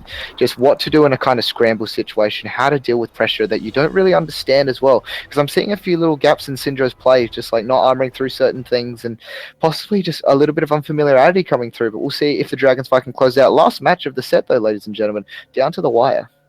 And it's a loser's bracket as well. Often these are the rounds that give us some of the best matchups because, you know, they've just got everything left to play for. And just like that, Tremor, Z-Prime creating a little bit of space, Liu Kang on Syndra on Liu Kang, trying to close it, launching out the low Dragonfire, gets the first hit, gets the bar, and managing to stay low here, but Z-Prime dealing a little bit of damage now into a good combo. Nice juggle as well, just got him backed up into a corner, throws out the special attack, and well blocked. EX burst blocked again, well done from Syndra, but he's just got no breathing room, taking a lot of damage. Good throw coming out there from Z-Prime here, again on the Tremor. Syndra needs to get out, and there we go, that's what he needs. He rushes out, good dash, creating a little bit of breathing room. He's no longer back into the corner, but Tremor just makes up a lot of room. Good counter comes out there, and Syndra, now it's his turn. He deals a lot of damage into the bicycle kick combo. Now again, using those kick combos as Liu Kang is known for, into another good bicycle kick, juggle, Dragonfire combo. Well done, Syndra.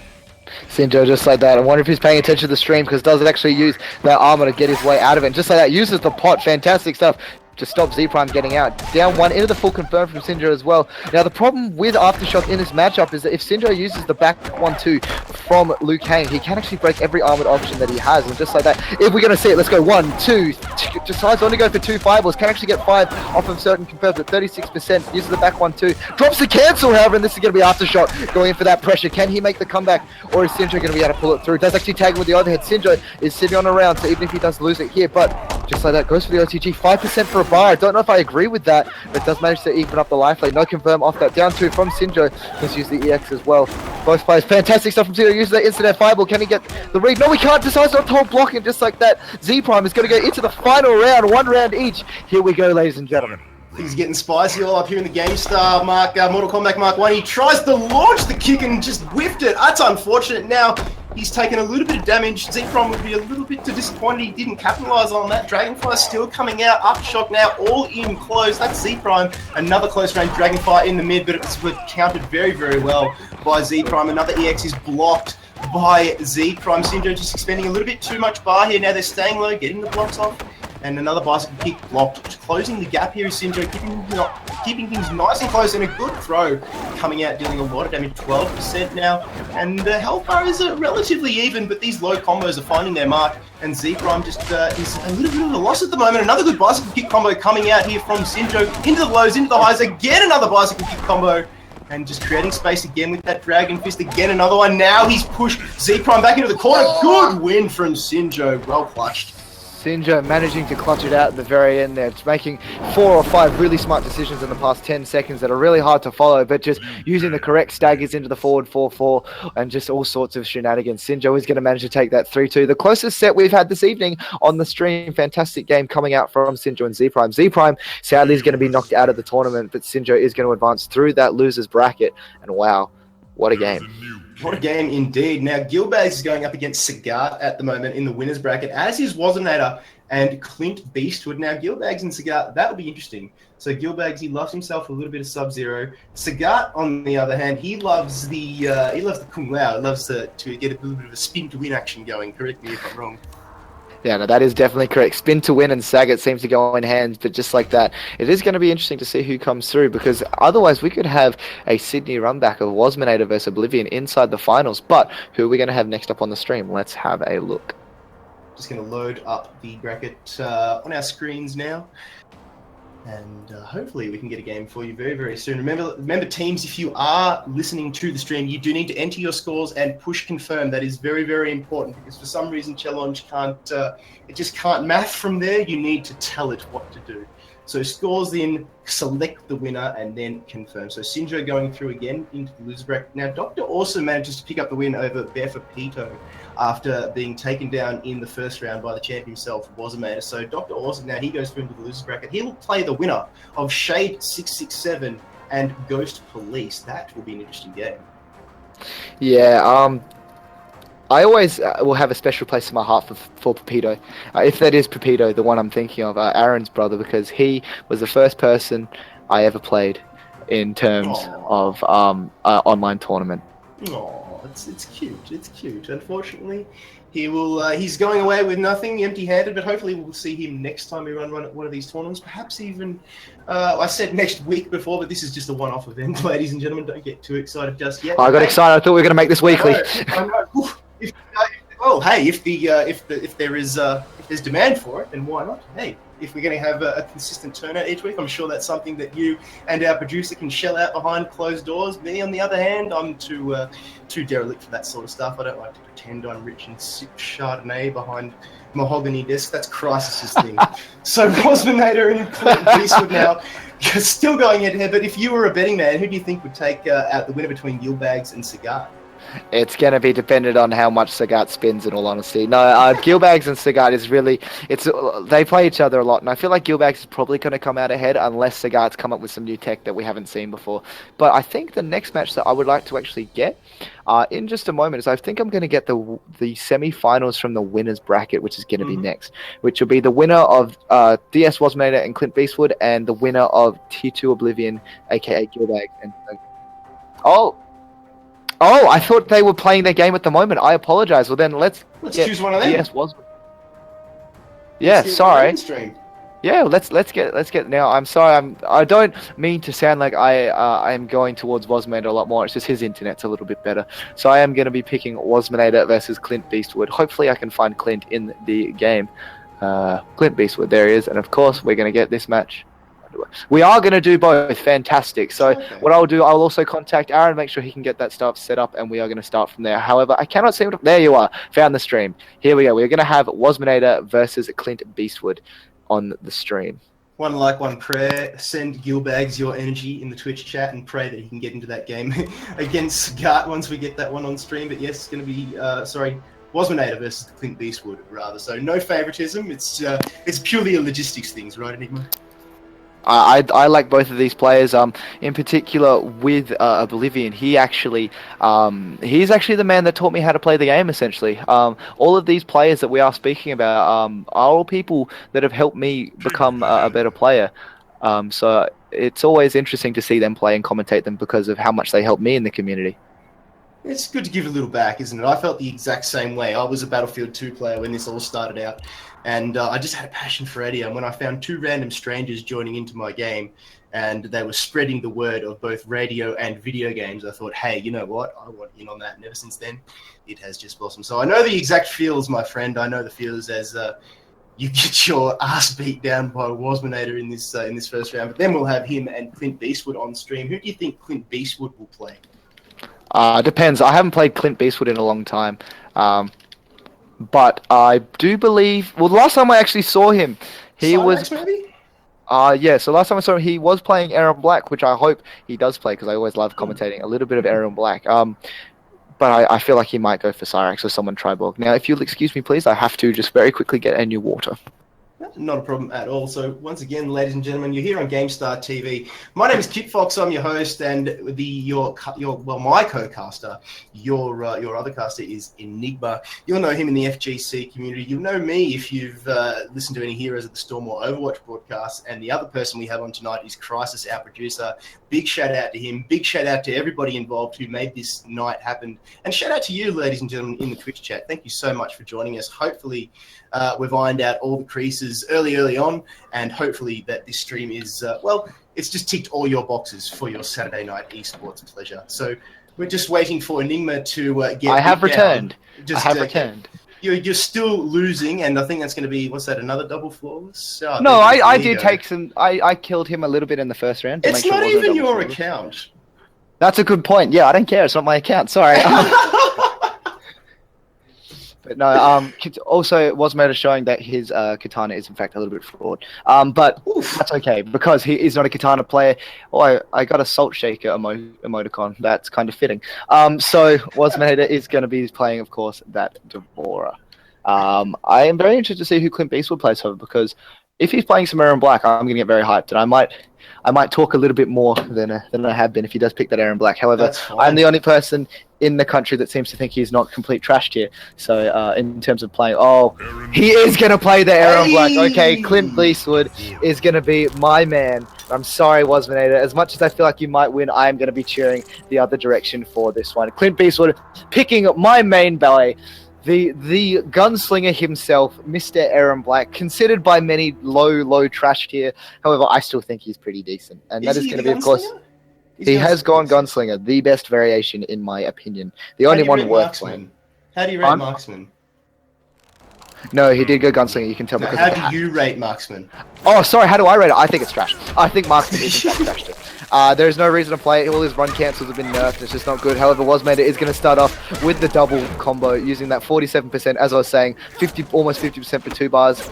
Gunslinger needs to start getting, just like uses the 2-1-2 string. I like how he's already delaying that, knowing that Wasmeta is known for poking out of that after he plays me. And just like that, Clint Beastwood is going to get the full confirm as well. Goes for that overhead as well. That is, in fact, safe. Uses the +5. Does actually think that he's going to abuse the plus range. And just like that, forward 1-3 from Clint Beastwood once again. Devora going for pressure. Neutral jump punch. Really smart stuff from Clint Beastwood. However, using that EX command grab to, in fact, get him. And just like that, Swarm Queen tried to wake up with something a little cheeky. And just like that, Clint Beastwood is going to take it. And almost take the round as well. However, Wasmeta is in there. The guy's actually tagging with the overhead. Clint Beastwood probably shooting for the low, but does actually drop the combo just like that. Uses the stand 2 as an anti-air. Is he going to try and jump out? No, he's not. Wasmeta is going to get beaten down by the low gunshots from Clint Beastwood, taking the first round. That makes me so happy. I can hear it in your voice, Adimi. You are so excited, like a 4-year-old at Christmas time, and he sees the milk and cookies half eaten, but already Wasmeta just finding his mark, and here comes Clint Beastwood. Those combos, big juggle play coming out here. Look at the health bar, 32% chunk into the forward grab again. EX is the bar is expended, and Clint Beastwood just keeping pressure on Wasmeta, who's in a corner here in an unfamiliar position. Another 70% combo. Caltrops go down, and good break coming out there from Wasmeta, forced to expend a little bit of bar. Clint Beastwood is now in the corner. Wasmeta staying low though, not giving up any ground, trying to keep it low. Good break comes out. Sorry, it was a combo. EX grab comes out rather, and now Aaron Black continuing to pile on this pressure. Clint Beastwood, but here comes Wasmeta. Good combo from Devora now into the vortex. Sorry, not the vortex, the bug grenade, and now the low juggles are coming out. 30%. Very good play coming out here, but well done, Clint Beastwood. That'll be game number 1, and Enigma, you are one happy camper. I am. Clint Beastwood just managing, uses the full damage conversion off of a 2-1-1-2-2 EX sand grenade, something that I personally don't even do because I get nervous doing it, but Clint Beastwood managing to take that first game against Wasmeta. Wasmeta looking a little bit stunned actually, got tagged a couple of times with a couple of gimmicky things, but Clint Beastwood overall just playing really fundamentally solid, which is something you have to do to be a gunslinger player. I can imagine, however, that Wasmeta might actually take a second to think, and yes, he is going to be going to the Broodmother. No, he is actually thinking. So, main difference between Broodmother and Swarm Queen, Enigma?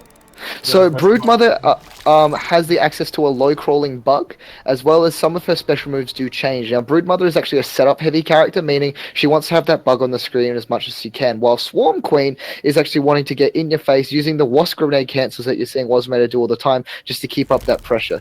I honestly believe, though, that in this matchup, if Gunslinger plays it correctly, is a 5-5, meaning both players, assuming they're the same level, should beat each other 5 times in a set of 10. But just like that, Clint Beastwood is sitting on 2 bars well. Wasmeda did spend his bar early as well. Goes for that 2-1 stagger. Really smart stuff coming out from Wasmeda. Does actually manage to whiff the coin because, it actually goes into the EX cow drops instead, but does in fact tag him with a 2-1-2-2, and just like that is going to get the full confirm as well. Fantastic stuff coming out from Clint Beastwood. Wasmeda sitting on a bar, goes for the overhead gunshot. Just like that little bit of lag coming out on my screen, but that's okay because Wasmeda does go for a jump over. Clint Beastwood tries to break it and does actually have to force to use the breaker. Just like that. That is the reason why I believe this is a 5-5 matchup, particularly pre-patch. Just like that. Trying to go for a cheeky fireball. Not sure if I agree with that. Jumps over the throw, however, doesn't manage to get the jumping punch in time. Wasmeda doesn't even backdash as well. Fantastic stuff coming out from Clint Beastwood using that 2-1-1-2-2 to whiff punish. Wasmeda just like that, stuck in the corner. Is this going to be enough? Tries to backdash and actually misses the timing. Wasmeda is actually caught in the corner against Clint Beastwood's Aaron Black. Very well played there by Clint Beastwood. He does have the advantage, but Vortex nice and early coming out here from Wasmeda into the aerial combo nice and early. But Clint Beastwood not backing down, trying to land the combos, but no, in comes Wasmeda. And it's just a tit for tat here, and a good grab comes out. Creates a little bit of space for Clint Beastwood to breathe in. And just like that, he closes it because he has got Wasmeda all backed up into a corner. There is the full combo, 36%, 38, it's climbing full confirm, 40%. That is a huge play coming out there from Clint Beastwood. And again, another forward command grab. He is so close. Wasmeda is just absolutely stunned. We could see the chat going down into the losers bracket in the upset of the night so far. Wasmeda trying desperation attempts just to get something on, but Clint Beastwood with a good EX. But here comes Wasmeda again. Good combo into another good Vortex. Catches the poor old Clint Beastwood off guard. Again, here comes Waz. He's known for these clutch plays. When Clint Beastwood, he's struggling. Is it going to be a full confirm? It is into the X-ray. This is huge play here from Wasmeda. Another one. Second one we've seen do tonight, Enigma. Clutch play. Clint Beastwood tried to go for a little cheeky run up down 2. Should have just stayed full screen and used the standoff shots. However, it isn't being phased by it. Just like that, is going to get the full confirm into the corner as well. If he wins this, I am going to have to take back the fact that I am no longer the Aaron Black of Australia. I'm going to have to give that over to Mr. Clint Beastwood because just like this, managing to play so well against such a good player. Great backdash, managing to block the down 2 as well. Tries to go for that overhead gunshot. Down 1 into the pressure once again.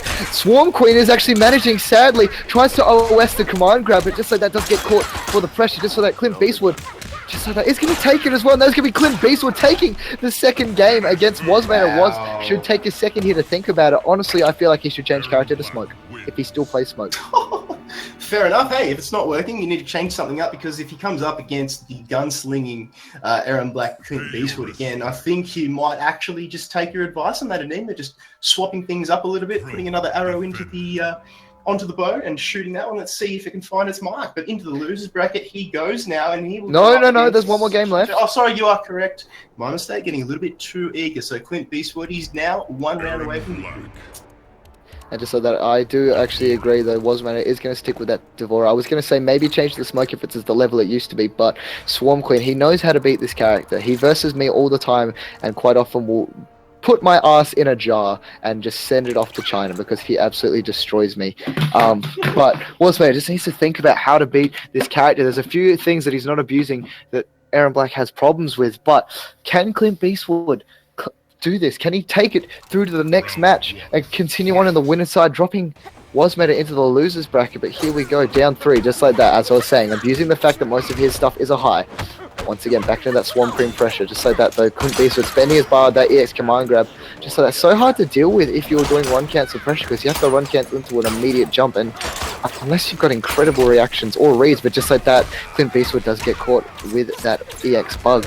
Into the corner, 42%. What is the mix-up now? 4-1-1 into the whole string. No, doesn't actually go for the overhead. Really smart stuff. Goes for the down 3 mix-up. Trying to condition Clint Beastwood a little bit. Just like that, though. Clint Beastwood is getting rushed down just a little bit. Does use that EX command grab to push through the low but just like that, Wasmader is sitting on that X-ray once again. Oh, goes for the jump over, but however, Wasmader just is ready with that down 2. So good from the Devora. Down 3 to check the run in from Clint Beastwood, and just like that, Wasmader making the adjustment, sitting on full bar as well. Really smart stuff. Clint Beastwood, though, can still take this. He's in a very good position here to deal a lot of damage, but don't count out Clint Beastwood as well. We've seen him land some amazing combos and some amazing command grabs, and here's another one of those X-rays that we were talking about, Enigma, and it's early this time. He's not using it as a finish, dealing a lot of damage. I agree, though, with that decision coming out from Wasmader, deciding I've got enough time, even if I lose this round, I'm going to build enough bar back, just wanting to get enough damage, not only for making it easier for him to close the round out, but it's very hard to play when you're down that much life so early in a match. But Clint Beastwood has managed to pull it back a little bit. Down 3 coming out from Wasmader, really smart stuff. However, goes back in for pressure. Forward 1 tries to walk back. Clint Beastwood not biting on that stagger pressure. Just like that, manages to drop the combo. However, Wasmader spending the bar for no reason. But goes for a throw. Is Clint Beastwood going to wake up with something? No, he does. I'm not sure what he woke up with, though, because Wasmader does manage to stuff with 4-1-1. 1-1 back 3 coming out from Clint Beastwood. Can he close this out? Jump over. Manages to actually get the full jump over. Is he going to get a kill? No, he won't. This is going to be very close into the setup. This is going to be enough to take it on chip. Really smart stuff. Oh, Wasmader runs up past the back. Oh my god, this man has balls of steel, managing to run past the gunshots into an immediate down 2. Wasmader showing he is not out of this tournament yet. He manages to claw one back, and yeah, you called it, Enigma. He went for the Swarm Queen, went with what he knows, and it paid off. Clint Beastwood just a little bit stunned there, thought he had it in the bag. He stunned Wasmader for those first 2 rounds, but this is what is one of the favourites here, wouldn't you say? He's just known for these clutch plays. He is winner of multiple YSBs, which is the York Street Battles, the offline general tournaments they have in Sydney, and just managing to clutch it out. However, Clint Beastwood is going to go straight back with that Aaron Black. The thing with Clint Beastwood as well is that if for whatever reason he can't close out this match here, he has the option of switching as well. Now, I don't think he should because of how solid his gameplay has been with this gorgeous gunslinger Aaron Black, but we'll see what happens from here on in. Clint Beastwood down up a game still. Wasmader down 1 game, but is managing to pull it back. Does have momentum now, and let's see what happens in this next game. So they're going to start things off nice and early. That will be Clint Beastwood jumping in, unable to find it. But the first hit going over to Wasmader, getting himself a little bit extra guard, jumping in, changes the direction on things. But here comes Clint Beastwood landing in those gorgeous combos that Aaron Black is known for. Takes a nice chunk out of Wasmader's health. Good blocks coming out, crouch blocks, getting it done. Good EX break coming out there from Wasmader. Sorry, it wasn't EX break, it was EX4. And then now here we can see some big play coming out here. Clint Beastwood landing the combos, juggling poor Wasmader effectively back into the corner. Teletrops go out into the coin, but no, a good bug grenade comes out again from Wasmader, and look at the red glowing on Clint Beastwood's bar. The juggle combos were up to 38% and climbing. It does stop there. 15 hit combo, and the health bar is very, very even Stevens at the moment. Low combos coming out here from Wasmader, just creating a little bit of room, opening up Clint Beastwood a little bit, getting the juggle forced to break. Was Clint Beastwood on the Aaron Black, and now he's got no bar left. What can Wasmader do? He's so close to victory. Long range bug comes out, creates a little bit of time for him to close the gap, and he takes round number 1. Wasmader really smart using that EX bug there. It's so plus on block, even from that kind of distance. He has enough time with Devora's run speed to just run in, and just like that, manages to take Clint Beastwood with the full combo. You can also see Wasmader whiffing a couple of air grabs in there. That's just like I said, to build meter. Wasmader really good with his meter management. Just like that, manages to combo the down vortex into the bug as well. Really interesting conversion. I've never actually seen that before. Really good reactions from Swarm Queen, managing to stand up to get over that coin shot. However, that is a gimmick. Doesn't actually work on Devora because she can just low profile in full combo punish him. But Clint Beastwood getting something started here, putting Devora into the corner. Devora known for not having amazing wake up options, particularly against Aaron Black. Goes for the full conversion as well. Jumps over. Really smart stuff from Clint Beastwood. As actually going to get the full combo. This won't be enough to kill, but the setup might be. No, drops the ender as well. Goes for the back 3-3, not whiffs. Just like that. However, uses the EX slide, puts himself in the corner, but does secure the round. Match point for Clint Beastwood here. He picked that one up very, very well there, struggled a little bit and took a page out of Wasmader's book and just turned the tables a little bit. Now the fight is going, well, it's going to be decided with the low combos here. Who's going to get their crouch blocks off? And first off, it's Wasmader into the combo, into the aerial grab, and now Clint Beastwood is backed up into a corner, 1 round away from victory, and he is in a world of hurt. Look at these combos coming out from Wasmader, giving him absolutely no room at all, landing the juggle, and that's 3 of the exact same combos now for 30% health, and that will be the round. Wasmader claws himself another one back. For anyone who ever says Devora is a bad character, that should show that even in this patch, he still has an unreactable overhead that combos into full damage in the corner. Devora managing to close that out as well. Fantastic stuff from Wasmeta. Making that adjustment, Clint Beastwood should still be feeling pretty confident. The fact of how good those first two games was, but the problem with Wasmeta, or at least the thing that makes him such a strong player, is the fact that he can adjust. And so Clint Beastwood needs to take a second here, think about what he's doing wrong. He's whiffing a few things in neutral as well that's actually allowing him to get caught. Clint Beastwood hovering. Oh, I thought he was going to play Quan Chi, and I was not going to agree with that. But is he going to switch to Tremor? Is Tremor going to be the upset king of the night? No, going back to Aaron Black, I think he might be. And I do actually know. Let's see what he goes for. Yeah, I think he might just be playing with this here. No, he's might be going over to Tremor. Maybe he's going to opt for that Cyrax option that we see. No, he is going to lock in the Tremor. Was that Aftershock he locked in? Yes, it is. It is Aftershock, and I would not imagine Cyrax would be a pick, because Cyrax, sadly, in this game is not as good as MK9. He can't touch you once and kill you like he used to be able to, which sucked. But I mean, hopefully, next patch, boys. But here we go. We're going to have Wasmanator versus Clint Beastwood. Clint Beastwood switching over to Aftershock Tremor, something he is very solid with as far as I'm aware. In this last game, to see who progresses on in the winner's bracket and who plays inside the loser's side. Fantastic stuff from Aftershock, though. Yeah, you can see Clint Beastwood landing the first hit, securing that, and now forced to break. He used that extra bar that he got to break Wasmanator out of that combo, managing to avoid the vortex with the environmental, avoids himself another vortex, and they both dash into each other. Then Beastwood just trying to take the fight into the air here. Wasmanator having none of that and trying to kick the fight down low. Tries another vortex, is unable to get there. Whips it. Clint Beastwood tries to turn it around, but no, Wasmanator turns things around on his own terms. Great juggle play coming out from the man, lands 31%. And Clint Beastwood forced to expend a little bit of bar there just so he didn't get himself juggled a little bit more into the corner, but there is a good uppercut coming out from Wasmanator. Tries a long-range bug, doesn't find it. He throws a shard of rock to Clint Beastwood, still unable to find the mark. Here comes Wasmanator again, trying to take the fight to the air. Is Clint Beastwood in this Aftershock spec? But here comes Wasmanator, taking it low, taking it mid, taking it to the juggle and to the air. That'll be round number 1. What I'm really liking, even though Clint Beastwood lost that round, is I'm loving his movement that he's doing and using with that air shot that he's doing, as you can see, in the air. Because what he's doing is using that to change his jump up and get over a lot of these Devora setups. And just like that, does decide to spend the bar into the full combo. 25% into the corner. What's the mix-up as well? Wasmanator is once again sitting on that full bar. Just managed to spend as well. This is going to hurt a lot for Clint Beastwood. I imagine about 40% into full corner carry as well. No, decides to go for the safe setup instead. Not sure what happened there. Tried to cross him up, but Wasmanator is managing to tag him just like that. Doesn't get over the EX once again, and just like that push back into the mid screen for 20%. Wasmanator still sitting on that X-ray now. Though manages to use the EX bug, just like I said, keep himself nice and plus. Oh, Clint Beastwood actually manages to get caught with that. Just tried to jump out like you're supposed to, but just like that, Wasmanator is going to take it on chip, and just like that, Wasmanator with the reverse 3-0 against Clint Beastwood. Really good play from Clint Beastwood, and I still think, though, that he is probably he's definitely top 2 Aaron Black in the country. Yeah, with you being number 1? I'm not saying that I'm number 1 or he's number 1, but I'm saying that he's very good. One of the best. Yes, most definitely. So that is that. Clint Beastwood is going to go into the losers bracket now, so he's going to be going against the winner of Halak and Sinjo. And then I'm not sure who. Next, we're probably going to have Gilbags versus Sagat on stream. We'll just wait for our confirmation from our producer for that one. But yeah, Gilbags, with his questionable internet, we'll be going up against Sagat on his spin to win Kung Lao. Hopefully, we can only hope and pray. Yes, definitely. So I will message Aaron individually, get him to set that one up so we can actually, connect to the game. But overall, really good games coming out from people. Interesting picks that I was not expecting. But we're going to see how it goes from here. So I'll message Aaron and see how it's going. If you have just joined us, ladies and gentlemen, you're on Gamestah TV. My name is Kid Fox. Enigmat is one of your casters, as is myself, and your producer is Crisis. And we do have a Twitter, so if you do as well, we'd love to follow you, because we will follow you back. So give us a follow at Gamestah on Twitter, as well as Enigma, myself, and Crisis. We will love you dearly, and hopefully, Enigma, should the public demand it, hopefully this is not the last time that Mortal Kombat comes to Gamestah. No, definitely not. I would love for the Gamestah to be able to support the Mortal Kombat scene, because we have such a dedicated group of players as well. And if you'd like to keep up with a little bit more of the FGC scene, please feel free to follow myself as well at Matt Brandwood. Bit of a plug there, but that's okay.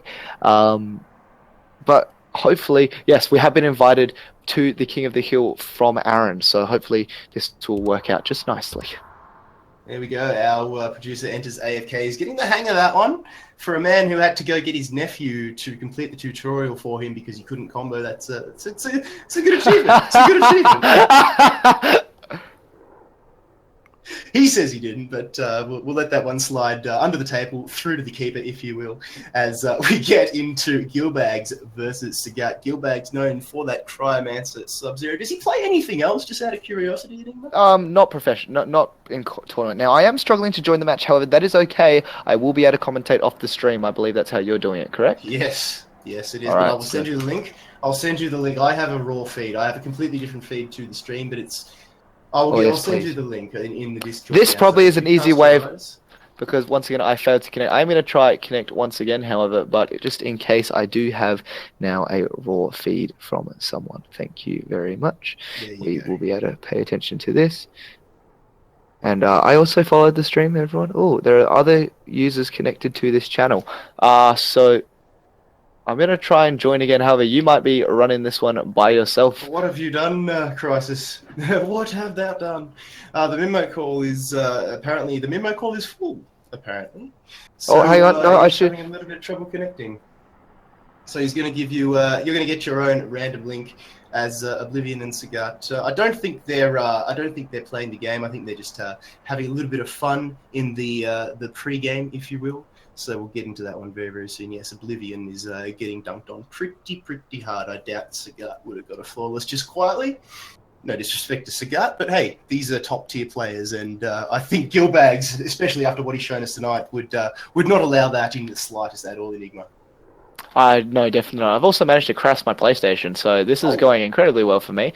So while I get a second link, you might have to do a little bit of your own commentating. But however, I do have the link now, which is an interesting link. I actually quite like it, but hopefully we'll be able to join the session as well. Fantastic, aren't they? They've got random names every single time, and they're so kooky and quirky. It's fantastic. Yes, definitely. I am actually in the call as well. Hopefully it's not crashing. But here we go. So I will still be able to commentate this. Hopefully you guys can't see my beautiful face on the stream. But that is okay. Fantastic. If you get tired of looking at yourself like I have, you can actually just press the video camera in the bottom corner there, and that will get rid of it if your webcam is freaking you out a little bit. If you've got bedroom hair, if you've got a 4 o'clock shadow, or if you're not wearing any pants like some of us, you can turn that camera off. Yes, definitely. I didn't want to see my schmuck. However, we are going to have Sagat versus Oblivion. This is going to be an explosive match, ladies and gentlemen. Both incredibly good players from YSB, both out of Sydney, both training together all the time, and just like that, they should be playing the game. I'm going to make sure they know that I'm not in there. Just make sure that everything is going okay. But here we go. They're just making sure that they are playing. Yeah, just because I'm not actually in the King of the Hill. I am watching from... When Enigma disappears, everything just falls apart. I appreciate that you think that I do that much within this tournament. Oh, no. Thank you so much. Oh, T2 Oblivion has left the game. He's actually going to try and get me in. What a sweetheart that he is, trying to help me get into the game. Mad shoutouts to Aaron as well. Static Avengers as well asked. Someone random joined, that's why. So hopefully I'm going to be able to join this time, and if not, I will just put off that. But the problem was that someone randomly joined the King of the Hill once again. These stupid people, but that is okay. That's fine. Let's just make sure that we get the lobby settings correct now. Sagat. Yes, please leave. Sagat is going to have to take it to Static Avenger very, very quickly. And then we'll get the game underway and get a quitality happening, hey? And then Gilbags and Sagat will be going head-to-head. The winner of this game, ladies and gentlemen, will be going through to play one of the best in the region, Wazamator, who, well, looked in a little bit of strife, it must be said, Enigma, against Clint Beastwood on the Aaron Black and then on the Tremor. Clint Beastwood taking the first 2 rounds, and Wazamator was just stunned a little bit. He tried the Broodmother, then back over to the Swarm Queen, and it paid off for him. Yes, definitely. Both players just able to really just kind of find themselves. And I'm really, like I said, I'm incredibly impressed with Clint Beastwood about how well he played in that game. I'm hopefully going to be joining the King of the Hill now. If I can't for whatever reason, that is okay, because I do have the live feed once again. But I would like to see it on my big screen TV. makes it a little bit more interesting for me. Hey guys, just jumping in there. Big shout out to Sinjo, who has actually subscribed to Gamestah TV1 tonight. So thanks for the support, man. And yeah, we're happy to support you guys as well. So hopefully we'll be having another one of these in about a month's time. Ladies and gentlemen, Sinjo, what a lad. What an absolute lad. Coming all the way from Perth, making it to as many majors as he possibly can. Chris Starr, please make sure you go into AFK. I am in the game now, so I will be able to watch it from here. Let's get this underway. They're going to be bashing up on each other, and hopefully this will be a little bit of fun. So expect to see Gilbags pull out that Sub-Zero Cigar. We're hoping that he'll pull out that Kung Lao. On paper, you personally know these two players. Who do you think's going to come out with it? From previous history, I believe that Gilbags is more likely to take it. However, Sagat, really strong player, really unpredictable, hard to read, and that's what makes him so dangerous. He's not scared of waking up with a spin, even though it has nothing. It cannot do anything other than just catch them if they're not blocking, and is always ready to spin to win. So, like I said, going to be a really explosive match. Hopefully, going to be a lot of fun for us to commentate as well. I might get a little hype during this, but huge shout out to our sponsors as well, which is Zowie, Split Media Labs, and Plantronics for always helping Gamestar with everything that they do. So massive shout outs to them. Thank you guys so much.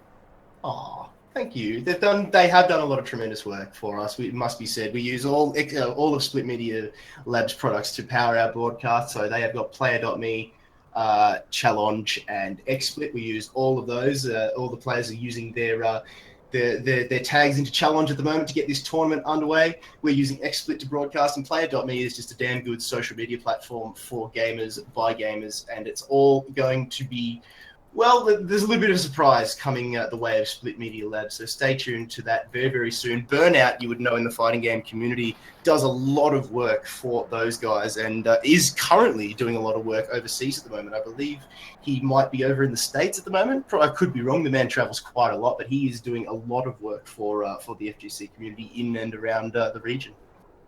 Yes, definitely. I'd also like to say, just ask quickly, are we going to be having Shade versus Dr. Awesome on the stream in the losers bracket as well, or should they play their game now?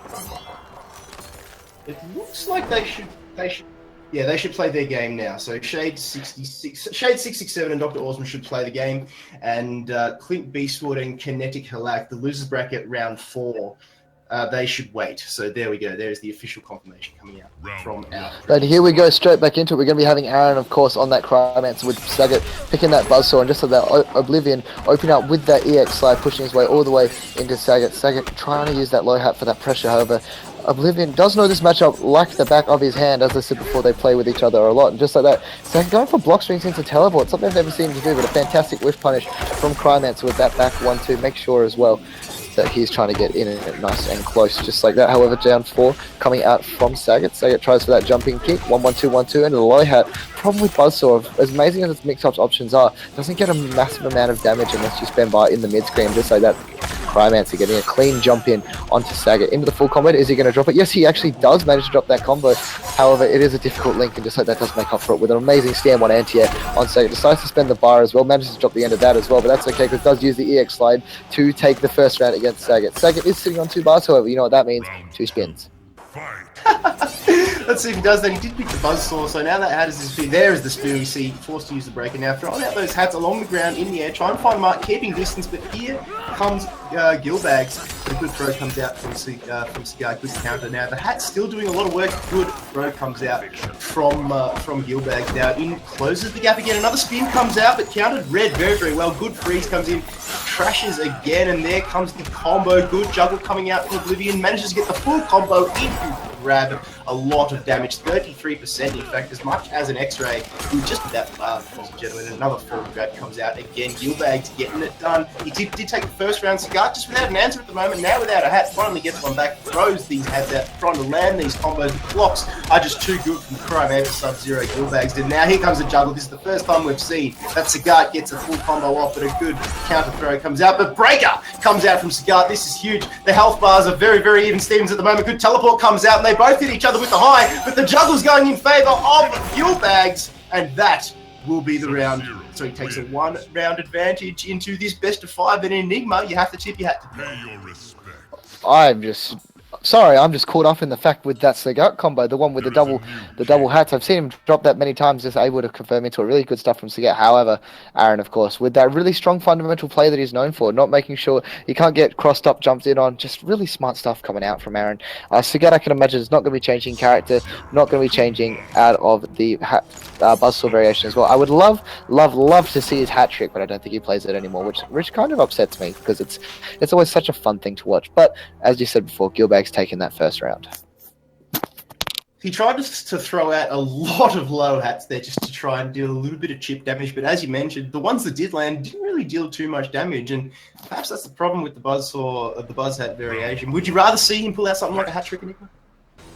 No, I think Buzzsaw is definitely the correct way to go in this matchup, particularly as well. He's throwing out those low hats to try and encourage Cryomancer to block low, because then he can open him up with those overheads. But just like that, Sagat not getting anything started, goes for the setup with the EX hat, but doesn't get anything off it, but does land a clean jump into the full combo. Instant dive kick as well, coming out from Sagat into the 34% into setup.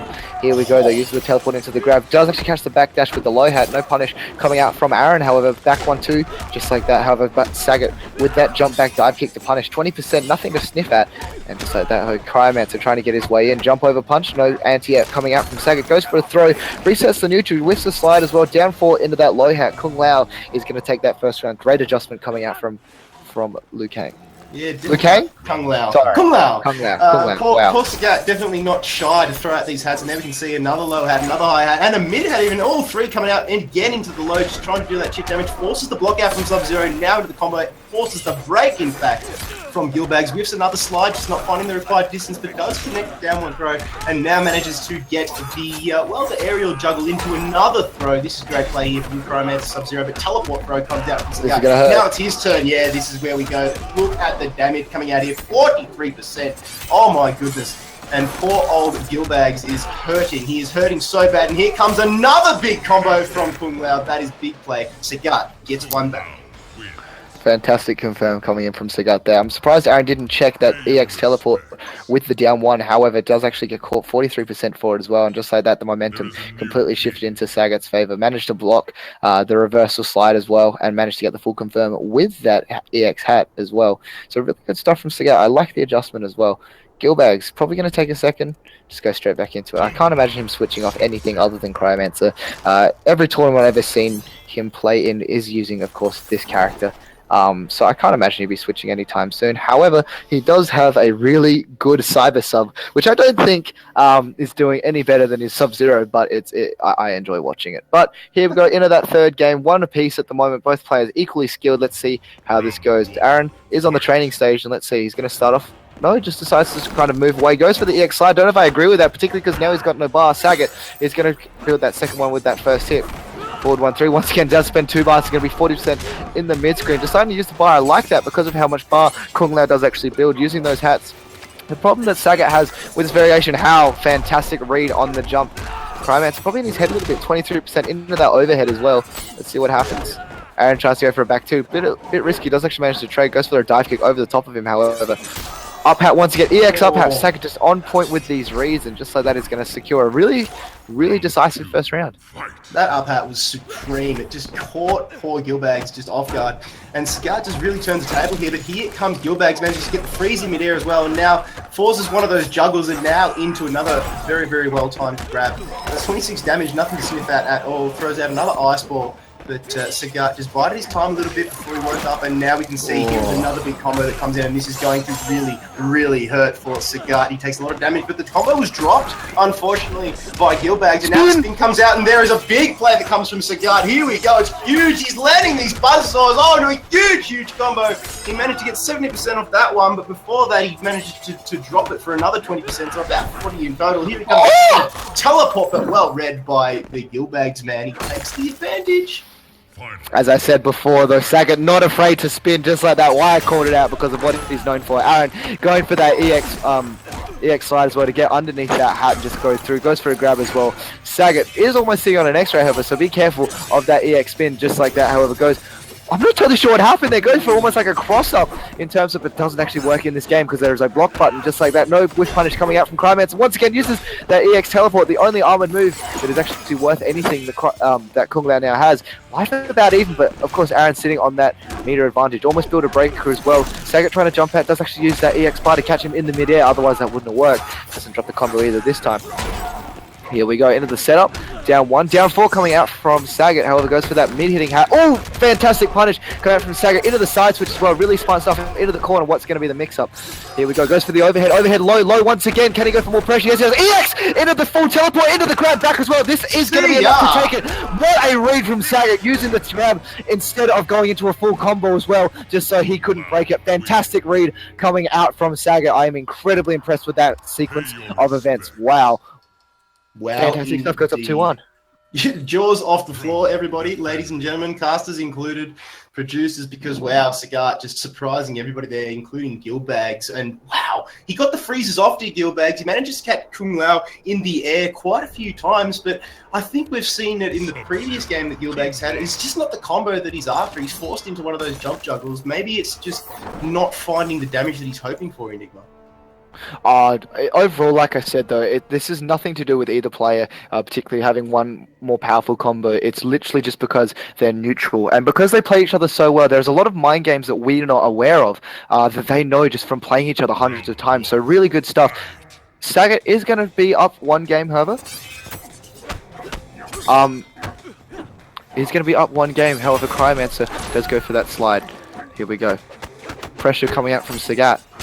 Oh, Aaron though uses that overhead, forcing the breaker out of Buzzsaw. Only caught the normal hat, so couldn't actually do anything about it, but just manages to use, I believe that's back 4-4 into the low hat.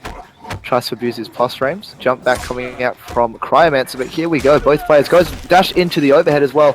Cryomancer sitting in the corner now. Buzzsaw really has to find a way. It doesn't have that EX spin, but does use the ES interactable. Really smart stuff and awareness of the stage. Here we go. No whiff punish coming out from Sagat either. Jump back dive kick. The Sagat special now that spin has been nerfed. Goes for the meaty hat. Really, I like how he's using that as well. Just using that low hat to use him to wake up with a meaty with fantastic anti. Doesn't get the full confirm. Goes for the overhead. Doesn't actually get punished by Cryomancer. This should be enough to kill, assuming Aaron doesn't drop the combo and Sagat doesn't build a bar. Does try to keep it safe, and that is going to be Cryomancer with a clutch win at the end of that first round. Yeah, held that combo very, very well there, did old Gilbags. Now he takes a round advantage, but don't count out Sagat yet. He was forced into a corner there and did have to use that EX interactable, but now we can see the break coming out from the, it was the EX slide coming out there from the Sub-Zero. Now we can see the fight taken to the air, and we can see this combo just landing. Health bar's relatively even, but another good teleport throw coming out here from Sagat, and we can see these combos being trying to land. Another Buzzsaw hat, low hat in fact, now a high one, good read coming out there from Sagat, managing to go with the anti-air. Now he goes low, another teleport into the juggle. See ya, mate. Well done, Sagat. I'm incredibly surprised that Aaron didn't break there. He had the round in his grasp, he had the bar to spin. There it is. I'm not totally sure what's going through his mind. Have it into the 3rd round. Fantastic whip punish on that dive kick. Here we go, into the full combo as well. It doesn't actually manage to drop the combo into the full corner. No, forgets to actually do the command grab, and just like that, no whiff punish from Sagat. However, double down 1 coming out from Aaron is in a really good position. Does actually use the overhead. I'm surprised Aaron wasn't able to react to that. Usually so on point against these. However, it is online. 32% into the corner. Just like that, Aaron wakes up with that EX command grab because he goes for the jump over. Jump into low, just like that. No conversion from Aaron, however. Goes for the low poke, and just like that, can't actually contest with no armor because Sagat doesn't have any. Goes in for the grab as well. What's going to happen here? Oh, just like that, Sagat, can he get the full confirm? Yes, he does, into the corner. This is going to be close. Aaron almost sitting that breaker as well. Goes for the meaty low hat. 1-1-2-1-2 pressure. Aaron is sitting on a bar. So is Sagat, however. Goes for the setup. What's he going to do? Walk in. Back into more chip pressure. Just like that. Goes for a back one. Nothing being happening. Aaron is going to be able to take as well. Fantastic clutch out from Aaron. This is going to be 2-2. Oh, wow. Gilbags with the clutch win there. Taking it out. Leveling at 2-2 apiece. Cryomancer Sub-Zero getting that work done, but Sagat was able to read Gilbags. Every time he jumped in there, he threw out that EX hi-hat and just bought himself enough time to open up the combos and the juggles. But Gilbags' composure was what won himself that match. And in just in those last 10 seconds, you could see both of the fighters just too tentative to try and land that finishing blow. Were they going to go low? Were they going to go with the overhead? And in the end, it came out with Gilbags, who's now going to take the advantage. And it looks like we've seen a switch up here from Sagat with the Kano. What?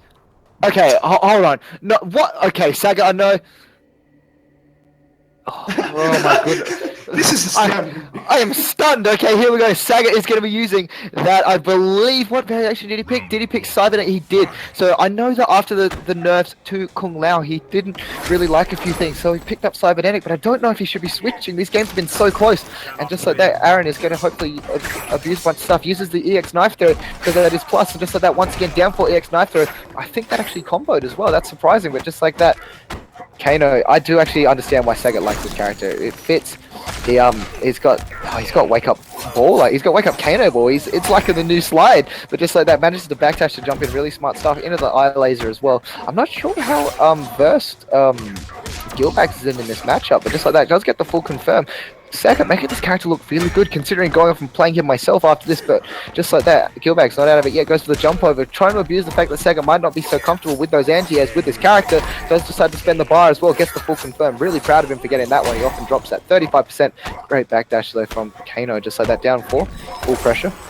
Oh, almost out, but somehow didn't actually get the full confirm. Down 4 coming out from Cannon, almost in chip territory. Doesn't actually confirm. Yes, he does. No, drops it again, just like that, just into the EX slide. And Aaron, oh, what is he doing? That is just to chip him out there. My goodness.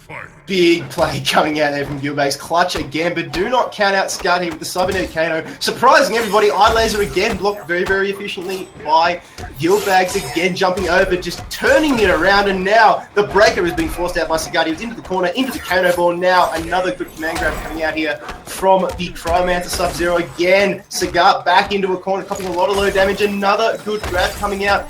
Now he does for the Crush. Knife throw comes out and takes a little bit of space, but no, here comes Oblivion with that freeze. He's going to go in again, trying for the combo. Will he get the full confirm? It looks like he will. Yes, is it going to be enough? Just very, very close at 35%. Yes, he's going to secure this one with the clutch reverse sweep. Well, not quite the reverse sweep, but well played by Gilbags. He's going to progress through, and he will go up against Warzamator in the semi-finals Enigma. Sorry, I need to take a minute after that. Even though Sagat did actually lose that game, I'm incredibly impressed by his Kano. I've never seen it before, and both players just playing exceptionally well. Yeah, that could have gone either way. I honestly feel like maybe Sagat should have sticked with the Liu Kang pick. Kung Lao pick, sorry. But, you know, he's up there playing. He's probably felt more comfortable with it. And what a bracket so far. So we are going to be having Warzamator versus Oblivion in this. I'm going to just take a short break. Just be right back. So Shade and Dr. Awesome are currently going head-to-head. Now, the winner of that game will play the loser of Warzamator and Gilbags. So Sagat now will go down into the losers bracket, and he will play the winner of Shade and Dr. Awesome.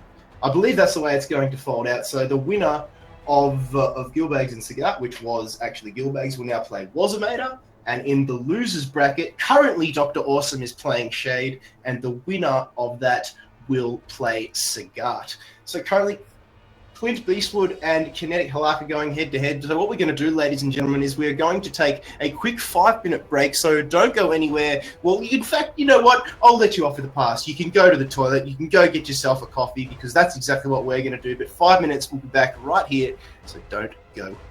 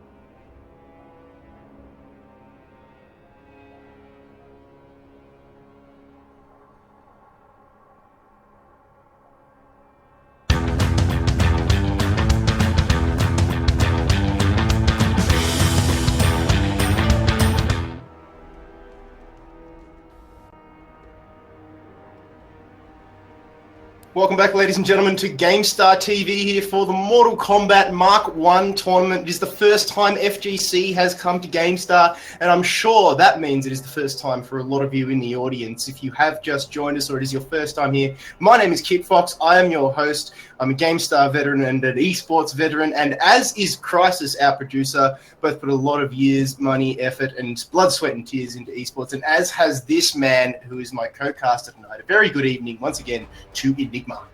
Welcome, ladies and gentlemen. Thank you so much for joining us. We are in the top end of the tournament. How we have the winners semi-finals as well as a couple more losers bracket rounds and then that grand final. So how many more matches are we going to be streaming? So it looks like Wazimator is going to go up against Gilbags, but in the losers bracket at the moment, it is Clint Beastwood and Kinetic Halak and Dr. Awesome going up against Sagat. So we've got ourselves a buffet of games to choose from. I believe, however, that that Halak and Clint Beastwood actually played when they weren't supposed to. Hey, I'll just jump in there. Yeah, so what we were planning on doing was the semi-finals from the winners bracket, so Waz versus Gilbags, and then both the matches from the losers round, so Clint Eastwood versus Kinet Halak and Sagat versus Dr. Awesome. But in that 5-minute break that we were having, it looks like we had old Clint Beastwood and Kinet Halak play anyway, so they're going to be going through to losers round 5. So next up we'll have Wazimator versus Gilbags in the semi-finals, and then after that Sagat versus Dr. Awesome from the losers bracket. Yes, so if I could actually please get Aaron to invite myself, Wazimator, and our host Chris into a match, that would be awesome. Sorry, you've already done the match. However, Halak, we're not going to be able to rematch. That's a little bit unfair on Clint Beastwood. However, let's hopefully get this underway. We've only got a couple more matches left. I'm being invited to verse someone. I don't really want to do that without my controller, as well as the fact that I'm a little busy at the moment. Sorry, people in the room. But yes, if Aaron and Taz could please invite me, particularly Aaron, because of your internet, please invite me into a game. There it is. Hopefully now we should only have, so we have right here, this is our winners finals. So after this they will be progressing on to the grand final, and then of course the loser of this will be going into the losers bracket final to verse against I believe, yeah, so to verse against the winner of the losers bracket, which I'll explain when we get there, because we haven't got there yet. But we've already they're going to bash up on each other while we have the stream join, and then from there we're going to be able to go straight on into it. Finally, however, Aaron seemed to fix his internet. Sorry, he is correcting me. His port forwarding on his router is super finicky, but however he has managed to invite me into the game, thank goodness. And so after they bash up on each other, I think someone has managed to pick Kung Lao for some reason. I'm not sure why, considering neither of them play the character, but I mean, hey, if Aaron wants to pull out the sneaky Kung Lao, I'm going to get hype as all hell, so let's see what happens. So the winner of this will progress through to the final, correct? So Clint Beastwood played Halak off screen. They just need to confirm that result into challenge. The result is in, but you do need to select the winner and hit confirm. So that'll be Clint Beastwood. He will progress. He will then play the winner of Sagat and Dr. Awesome. So Sagat and Dr. Awesome will be on stream next, and the winner will play Clint Beastwood. And then from now on, every game is going to be streamed. So correct me if I'm wrong, Producer Crisis, but so no more games will be played off stream. Every game from now on will be streamed. So unfortunately, Halak, we don't get to see him on stream tonight, but we will be seeing Sagat once again going up against Dr. Awesome, who surprised everybody with his picks earlier on, Enigma. Yes, he did. I was very surprised. But, you know, we're going to see what happens here. Obviously, just while we have a little bit of time, I was just going to ask how the grand finals are going to be run. So, for those of you unaware of how a fighting game tournament, or just a kind of a double elimination bracket tournament works, there's going to be a winner's side and a loser's side, 3 of 5 per half. Now, if the winner does take the first set 3 out of 5, so gets 3 games, and the other person does not, they are going to be the winner of the grand final. However, from the loser's side, if they take 3 games, that resets the bracket, meaning we start back at 0-0, and then they play 3 of 5. That is because on the loser's side, you have to win essentially 2 sets back-to-back in order to become the victor. You have to climb out of the loser's bracket, in other words. You have to be like Batman and claw your way out of that pit, and then and only then will you get a chance at the glory. Yes, but here we go into this first match against Gilbags and Taz. Now, Wasminator. These players are both veterans of the game. They are two of the best players in the country. And they are both multiple winners of YSBs, both placed very highly in tournament. So this is going to be a very momentum-based game. But I do feel like maybe Gilbags has a little bit of an edge purely based on character. But again, it depends on how this goes. But in the first game, Gilbags starting off nice and aggressive with Wasminator. Going for that armor, probably not on a read of actually what he was doing, but probably on a read of something like that, a command grab. Just so that jumps over the command grab. Aaron's used 3 command grabs in the time that it's taken already, about 20 seconds. But just like that does get blown up for it. Wasminator is going to get 29% into that overhead once again. Aaron, as per usual. Well, no, not Aaron, but just in general, people messing up and actually guessing wrong with that Devore oppression, just so that Aaron is stuck in the corner, making the commentator's curse feel real. As I said, he's got a character advantage, does use the interactable trying to get out, just like that, however, resets back to a neutral state. Aaron can make this comeback if he actually manages to do some of the godlike whiff punishes that we've known for. Whiff punishing a down 3 on reaction to Wasminator, but just like that, running down 3 into the forward 1 is going to be enough to take it. Wasminator taking a very decisive first round. Yeah, Paul Gilbags really didn't have much breathing room there, and as you said, the juggle was just too good from Wasminator, and again closing the gap, forced to dash in, but the crouch jump, crouch blocks are too good from Gilbags. He's not getting caught from the same trip twice, or is he? Another good combo coming out, so 22% and climbing. It's going to be into the aerial grab off, 32% from Wasminator, just dominating Gilbags, but he's forced into the X slide and manages to connect that one, and now Wasminator's in the corner, forced to X himself out of the corner. And now he just creates a lot of space, jumps over and turns the tides again. He wants Gilbags on the ropes. He's just pushing him in, throws the EX bug, and now sets up for any single combo that he likes. He's going to do the juggle into the aerial grab. He's so close, 40% brutality. See ya, mate. He's swimming with the fishes, and Wasminator with a decisive first round win over Gilbags. I'm surprised Aaron Gilbags is actually going for a lot of EX reversal command grabs. I'm not sure why he's doing that, considering he rarely ever actually does them against players. Now, it might be because he knows something that Wasminator likes to do, or he just wants to try change things up. Now, he does have another chance if he does actually lose this game to then claw his way back through the loser's bracket. But Wasminator, with that really, really dominant first round. Also seeing in the chat there are a couple of his sponsors, so shout outs to the Dark-Sided boys for tuning in on this. Welcome. But just like that, straight back into this game. If you haven't done so already, ladies and gentlemen, if you are new to the stream, we often do giveaways on the stream. We're not doing so tonight, but in future we may get some of those, and we might get a few goodies to give away. But that's only open to followers of the channel. It doesn't cost you anything. It's that big red heart in the top of the screen if you're not following, green if you are, so if it's green, don't stress. But Wasminator again going back into this round versus Gilbags. Again, Wasminator opening up, getting himself a nice low, getting the extra bar, but straight into a combo from Gilbags, and he dropped it there, so a little bit unfortunate, just showing the flaws in his play. Wasminator again keeping it nice and tight, nice and clutch. Now he's getting those lows off and forces Gilbags into the corner yet again. The exact same map, the exact same variations, the exact same combos, the exact same damage Gilbags. But oh, here we go. He manages to force a little bit of space between himself and Wasminator. Now forces the jump up. Now he closes it down a little bit, but the lows coming out from Wasminator too strong, and now again into the swarm. Just missed it a little bit. Well timed by Gilbags to get the juggle on the Wasminator. Now he's got him into the corner. A lot of damage coming out from this Cryo Mancer Sub-Zero into the command throw as well. 37%. The juggle was just not there. Good throw break from Wasminator and dishes out a lot of damage and just separates him between space between himself and Gilbags. But Gilbags holds firm, manages to get one on Was. Gilbags going for a very risky anti-air there, because if Devora had actually confirmed into that super, it would have been a little bit different. But for whatever reason, Aaron actually confirming into the slide and getting full combo punished by Wasminator for it. Into the combo, it's going to be 42% into a setup as well. Goes for the overhead, does manage to block the overhead, but doesn't take the grab. This is where that Swarm Cream pressure actually comes in, using those bugs, even post-patch, just like that. Actually uses the EX reversal, really smart stuff coming out.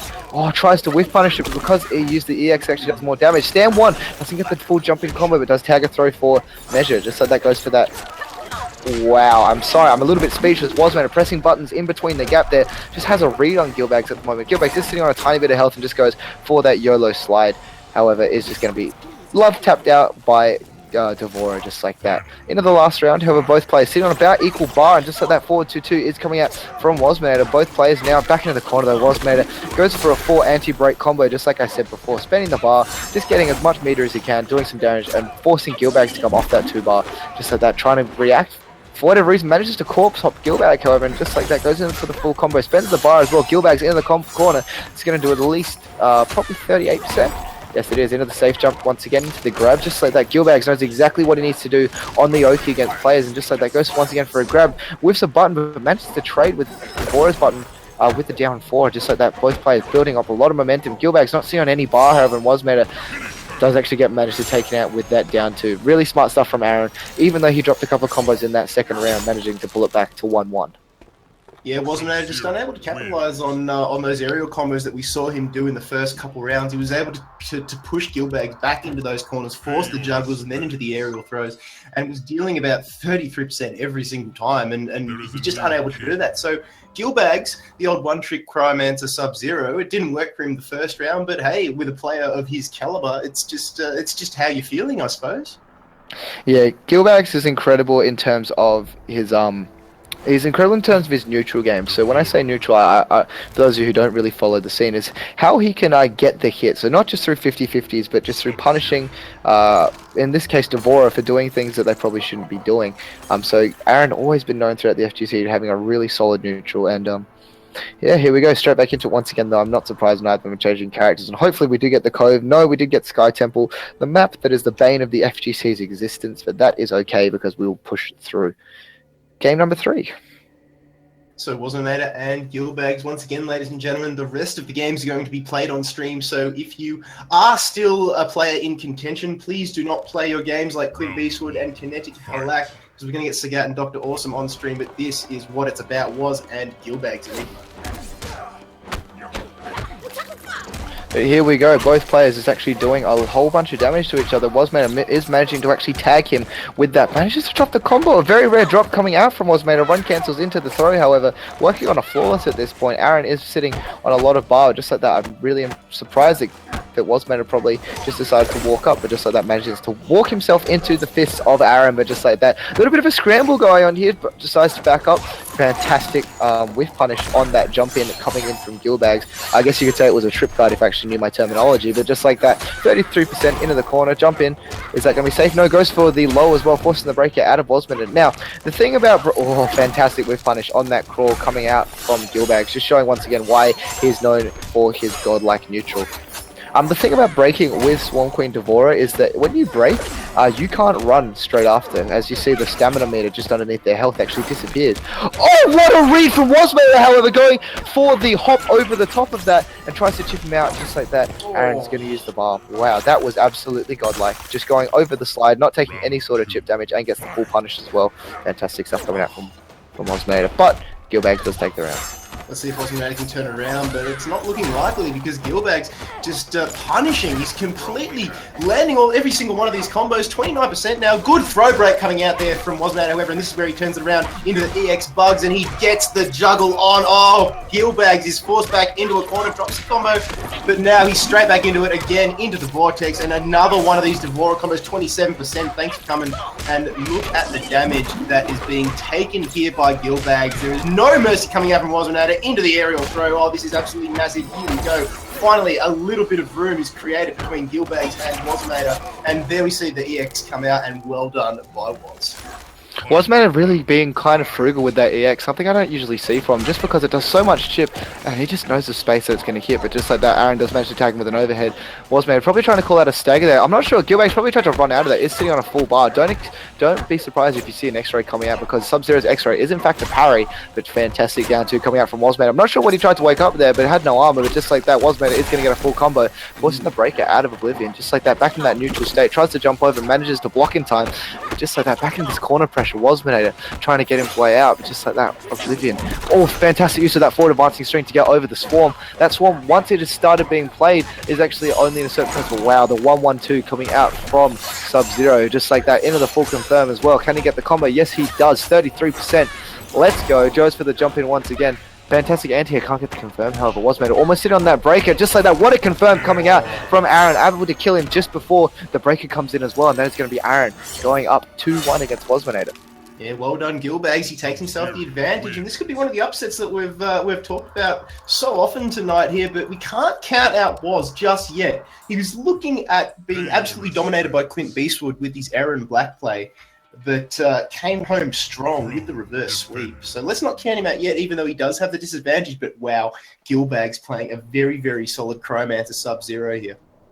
Yeah, solid is definitely the word that I'd be using to describe his Cryomancer Sub-Zero. Just overall, he doesn't rely on 50-50s or command grabs. He really just relies on that neutral game that he plays. And honestly, it's very difficult as a player myself to actually go up against something like that, because you get scared to press buttons. You don't know what you want to be doing, and it's scary. So really smart stuff. Wasmader still playing incredibly well, just the momentum kind of shifting in Gilbag's favor. Let's see how it goes in game 4. We're going back to the Cove again. So Wasmader, he likes this map.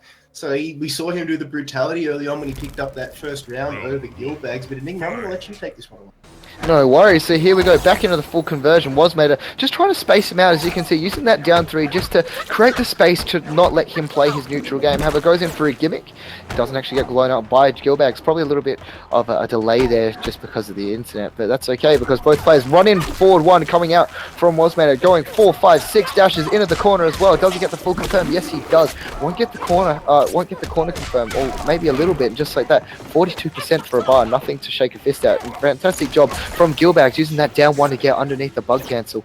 Really smart stuff. Trying to maybe think about whiff punishing that forward 3, and I really like the fact that Gilbags is just deciding not to contest that, even though it's a gimmick, just making sure that he stays nice and solid and spends 2 bars in that mid screen to use that reversal, and that is going to deal 27%. Not a lot of damage, but still enough to get that momentum back. Drops into the combo, however, down 3 into down 1 in a throw, but fantastic throw tech coming out from Wasmader, but just like that, Cryomancer does meet him with a 1-1 into that forward 1 string. Really good stuff. Aaron able to consistently do that, but just an instant neutral jump punch coming out from Wasmader. Not going to be enough to kill, but Aaron is sitting on that bar. Run into back 2, however, Wasmader is just going to neutral jump kick him and take that first round. Really solid play coming out from Wasmader. Let's see if the answer is in Gilbag's pocket. Doesn't look likely because we're seeing Wasmader just land those swarm combos that we know him so well for.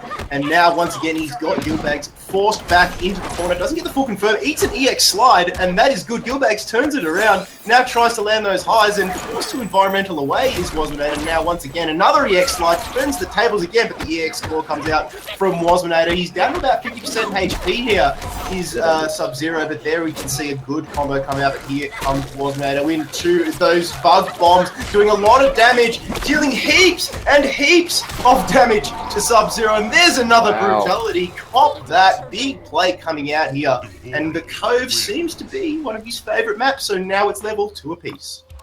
Yes, it is, and just like I said, both players playing incredibly well. The momentum swing going backwards and forwards on the Cove as well. I'm surprised that they're actually picking it over and over again, but it doesn't really matter. It's not Injustice where the stage actually changes combos, but you know it's still a thing. But Wasmader just styling on Gilbags might have done a little bit of mental damage as well, but both players used to this kind of pressure. This is, as I said, the winners final, however, so whoever loses still has a chance of making it back to that grand final and getting their run back. But just like I suspected, no change in character. Are we going to see the Cove once again? Let's see. Let's see what the red. Yes, we are. Ooh. Be interesting. As you said, we've got that double chance. So dare I say it to you, Enigma, this could be the grand final. We could be seeing it right here, and one of these players will be coming in with a vengeance. Oh, most definitely. Both these players known actually throughout YSB to be placing 1 and 2, and often actually going backwards and forwards. I do believe Taz is a little bit ahead at the moment, but here we go. Doesn't matter. This is online. This is different. Wasmader going once again in for that pressure, goes for the double low string. I'm not sure why he didn't confirm. Probably didn't have enough stamina actually, but just like that, just trying to get that neutral coming out from Cryomancer, but just like that goes for a throw. Both players just kind of edge each other out, and Cryomancer caught walking forward. Wasmader does actually tag him with that forward advancing 1-1 string. Even though he broke the combo, he's now back to the corner, and fantastic stuff coming out from Gilbags. Tries to actually go for a immediate command grab, actually misses it. But Wasmader just so on point with these throw techs, but Aaron deciding I've had enough of that, running in, landing the throw tech. Tries to anti-air with back 2. I'm not sure if I agree with that. And once again, great neutral jump punch to whiff punish. Forward advancing string coming out from Cryomancer. But here we go, 1-1-2 on the punish. I'm not sure if that was a full punish or Wasmader tried to press a button, but just like that, into the corner. Does he drop the combo? No, he doesn't. 32% just like before. Neutral jump kick. And does actually arm around. I'm surprised he tried to challenge that. Aaron known for actually not for having setups that don't allow you to challenge that sort of thing without getting punished for it. Maybe he tried to press a button. Great block. Once again, amazing throw text. Both players known not for being able to be thrown. Just like that, lands the overhead. Oh, and whiffs the slide, but actually goes for the down 3 with the stand 1 just to chip out Wasmader. Gilbag sitting on match point now.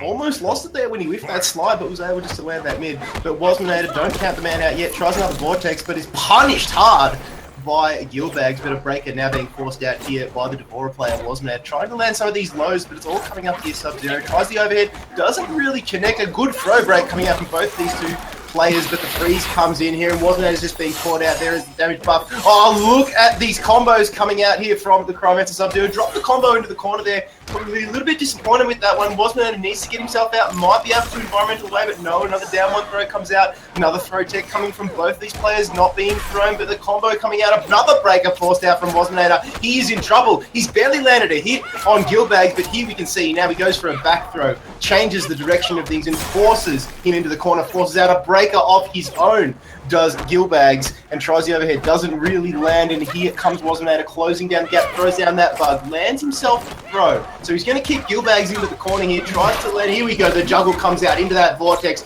You'll expect this one to end up in an aerial throw, there it is, connects, and good full confirm coming out again, another throw, Gilbags just choking it on a little bit, he's not out yet, but here comes Was, another one of those bugs, and another vortex, here comes Gilbags, he's turned it around, he's got Was on the juggle, that's the game! What a confirm from Gilbag, just making the read on that low, jumping out into a full combo. That shows how well he knows this game. That is no longer a full confirm. You have to jump out of that on a read, and just Gilbag putting it all on the line and ends up with that 37% combo. Wow, Wasmader being sent to the losers bracket, and Gilbags is going to go into your grand finals on winner's side. Wow, amazing play. I almost kicked my television because of that. That was godlike. That was wonderful coming out from Gilbags. However, of course, we are going to have the next 2 matches, which is going to be Saget versus Dr. Awesome. I'm going to invite them. They are still inside the lobby. Probably Wasmader's just can't believe he jumped out of that. He has not shown that before, and that was absolutely godlike. So I'm going to be inviting the next 2 matches, which is going to be our losers bracket final, our losers bracket semi, which is going to be, of course, between Mr. Spin and Mr. Hard to Blockable. Of course, Saget versus Dr. Awesome. So the winner of this will go... No, sorry, not Dr. Awesome. Clint Beastwood. No, what, Dr. Awesome? Dr. Awesome. You were right. You're good, bro. You're good. It's sorry, versus Dr. Awesome. And then the winner of this game will play Clint Beastwood.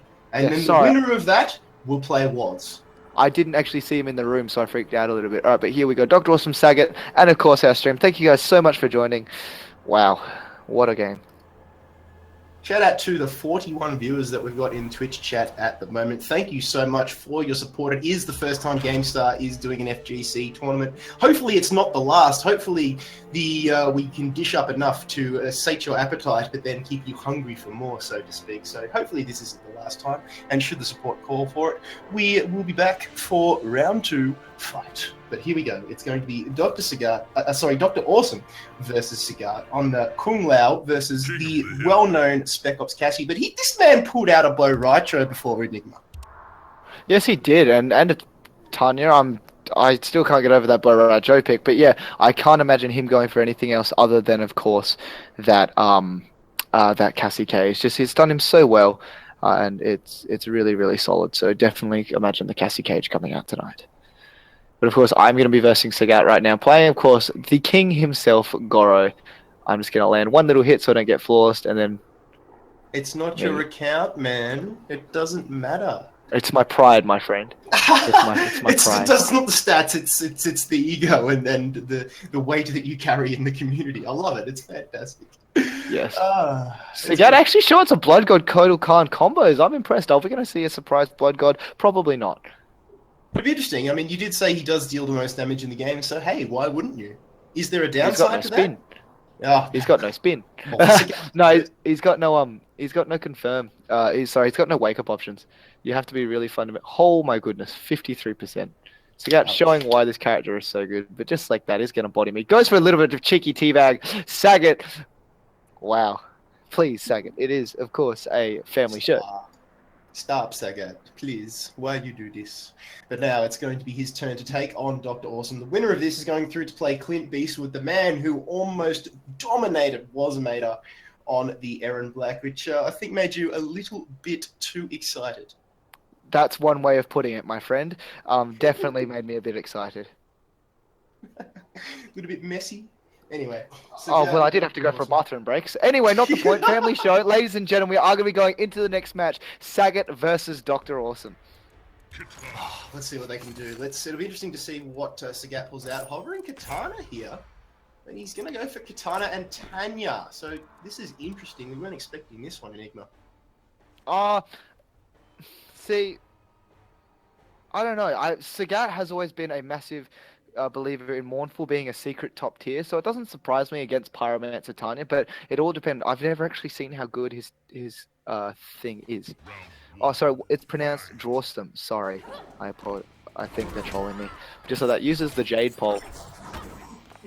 Cool, goes for the low float, no punish cover coming out from Dr. Awesome, but just like that, goes for a run cancel. Really smart stuff. Whiffs a leg split, but just like that, I'm not totally sure why. Tries to go for the return fan, as you can see. Now, for those of you unaware, Mournful is actually an honorage to the MK9 character Jade, who was not included in this game, but was known to be in kind of chat with Katana a lot, and so they decided to give her a variation instead of a full character. But just like that, fantastic combo coming out from Sagat here. 40% first for a bar, however, it does get cleanly jumped over. Probably read a run cancel. Goes over for the float. Now, those Katana fans are actually insane because they are mids, so you can't duck them. You either have to jump them or hold them. But here we go. Tanya is actually going to close out that first round. Just superior zoning, I guess, is the only thing I can kind of say. We saw Scar do this last time he played Tanya against, I think it was Wasmator, and he just tried to throw out those long range fireballs, and you can see the echoes of that again. We can see here Dr. Wilson trying to do something, but it's just getting juggled so effectively by Katana here. Now forces the juggle come out again into that little vortex. These aerial fans doing work.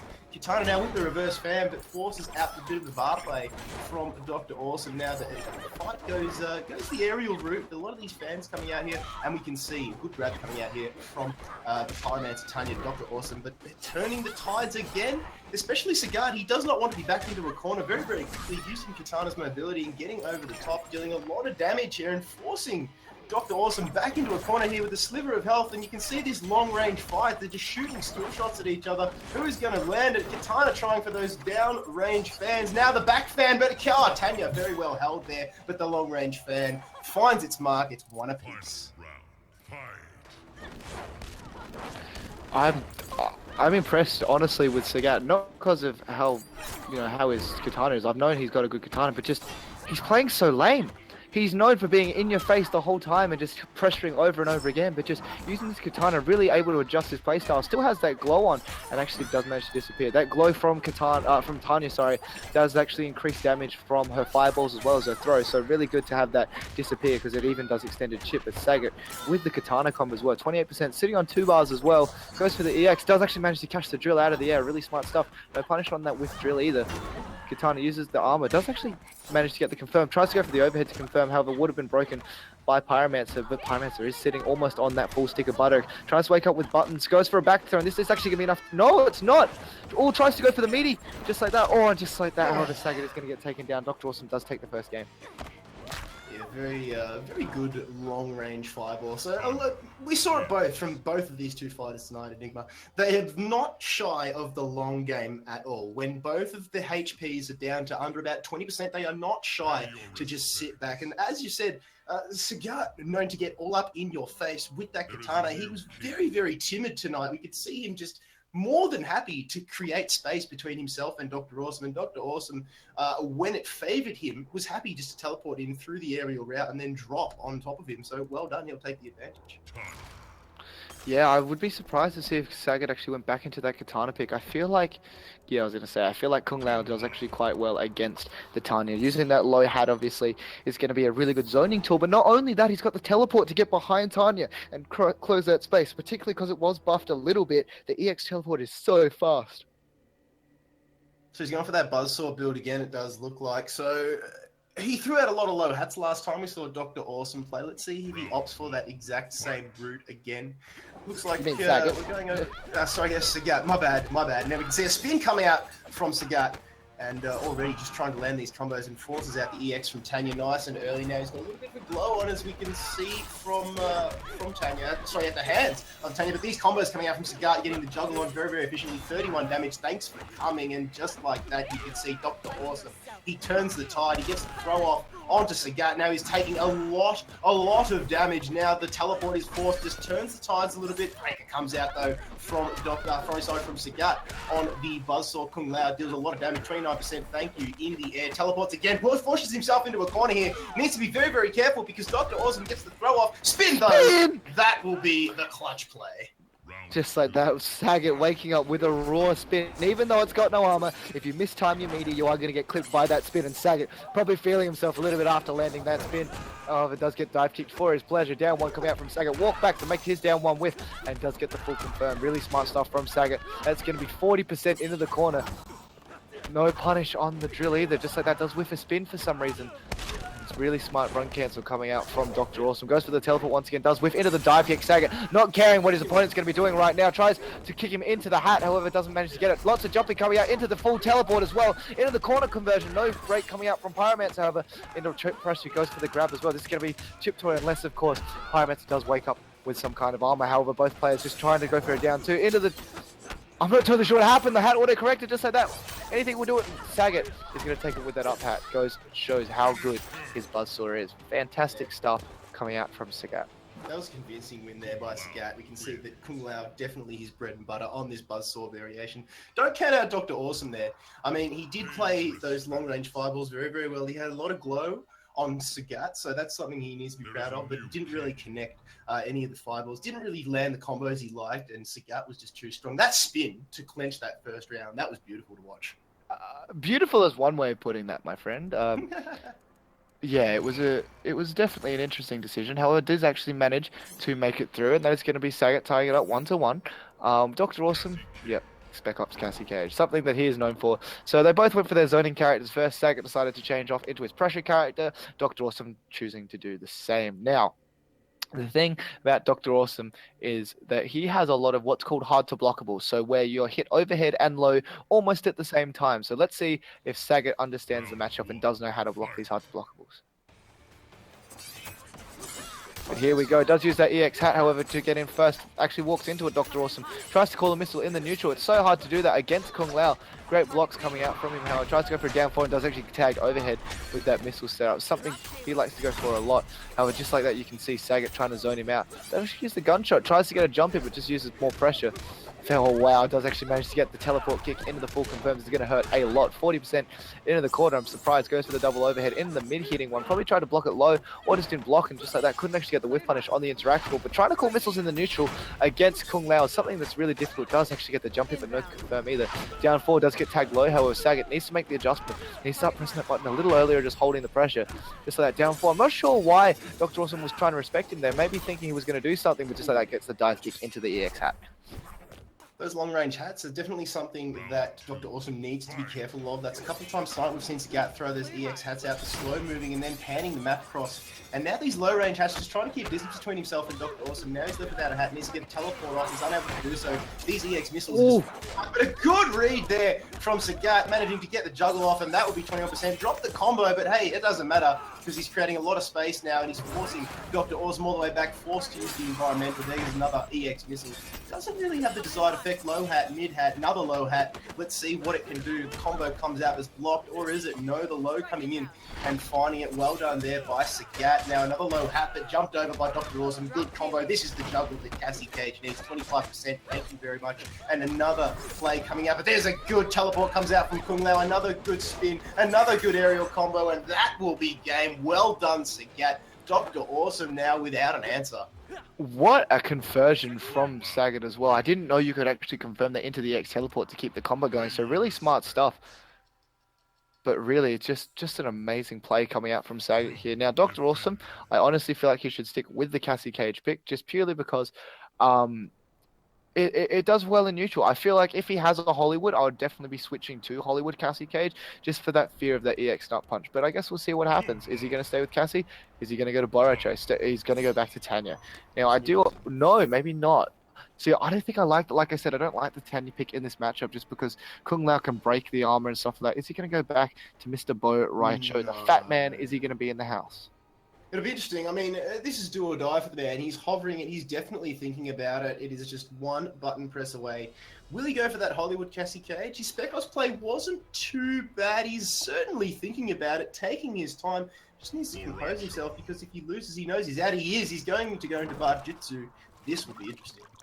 I don't know if I like this pick, to be completely honest, only because I don't know how versed he is in the character. Now, if he is good at the character, which I honestly don't know, I can see why he would pick it. Borocho has some of the most dirty mix-ups in the game, but let's see if Sagat can make the adjustment. 2-1 to Sagat at the moment. Can Dr. Awesome pull it back? Because if he is, he's now locked into this Borocho hook and does actually land on the low hat. Not a great way to start.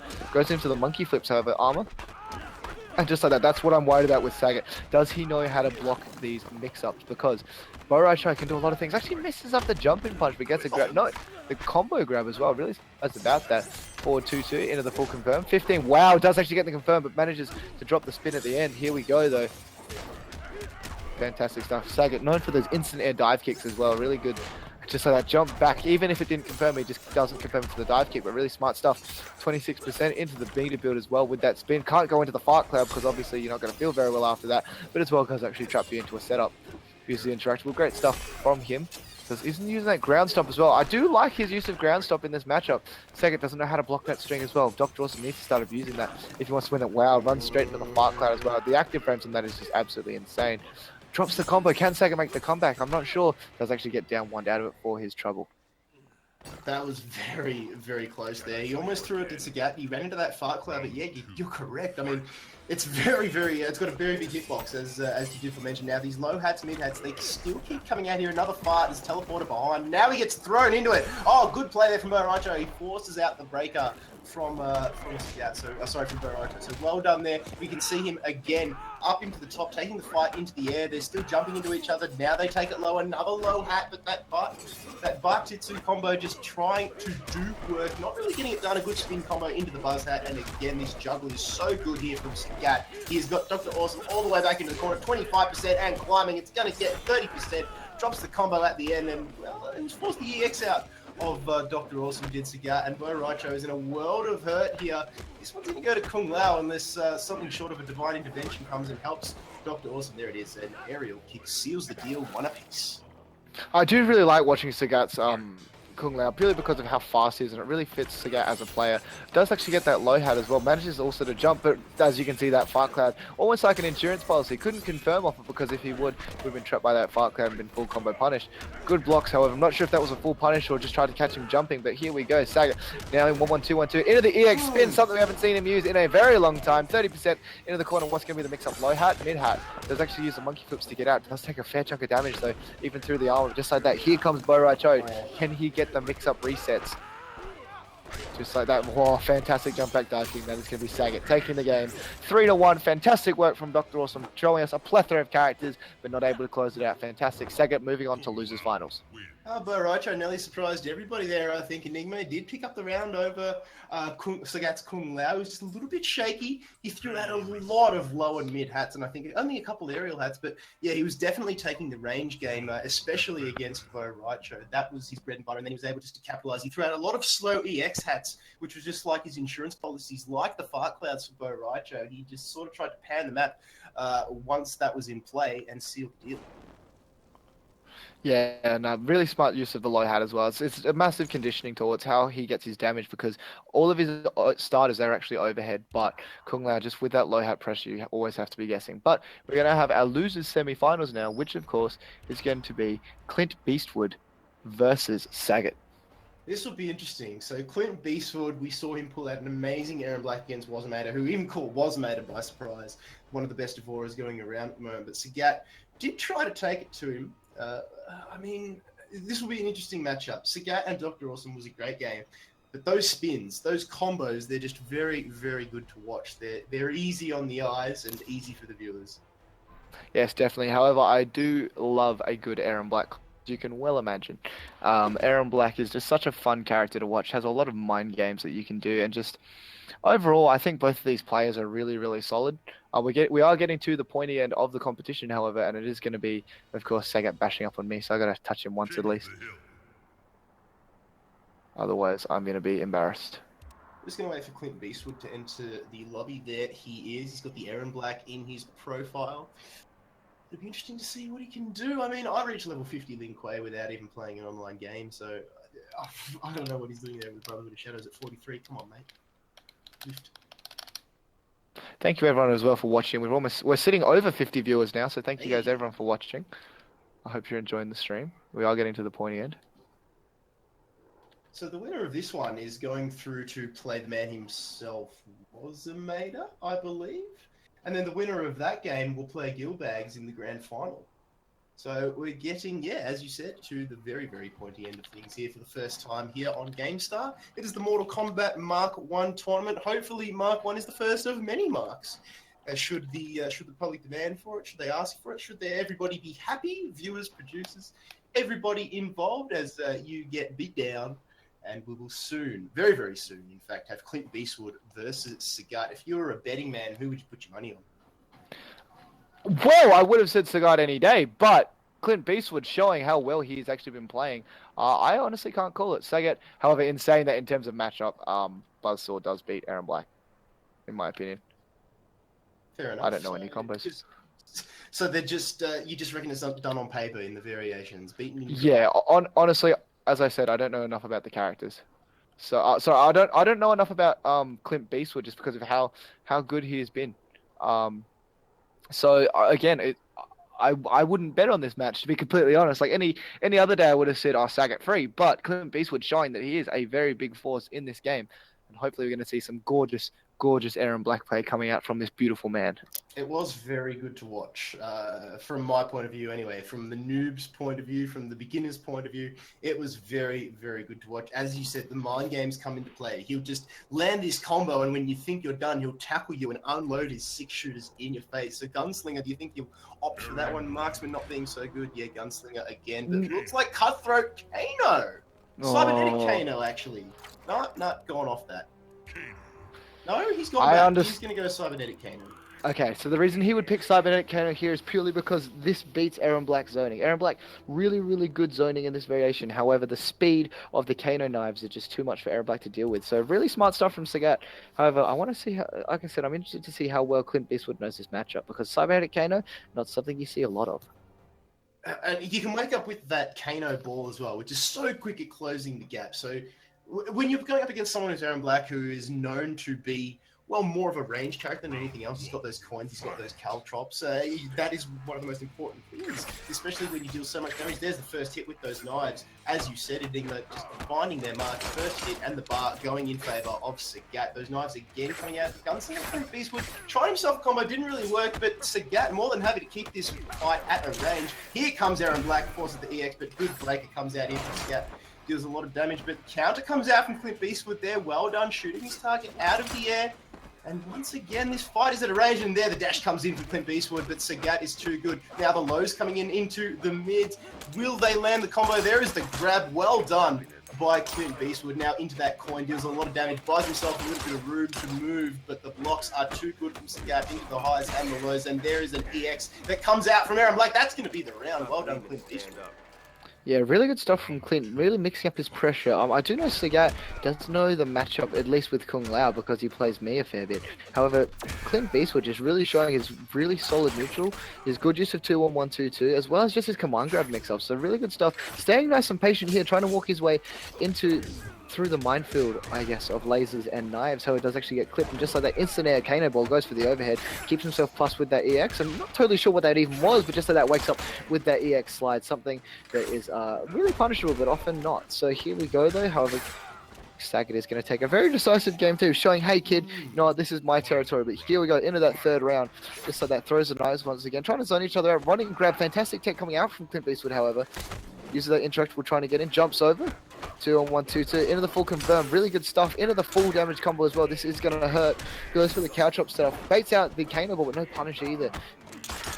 just like goes for the low, probably trying to call out a stagger there, goes for the overhead. That's actually completely safe, 1-1-2. Fantastic improv conversion as well. That's going to be Clinton into the mix-up as well.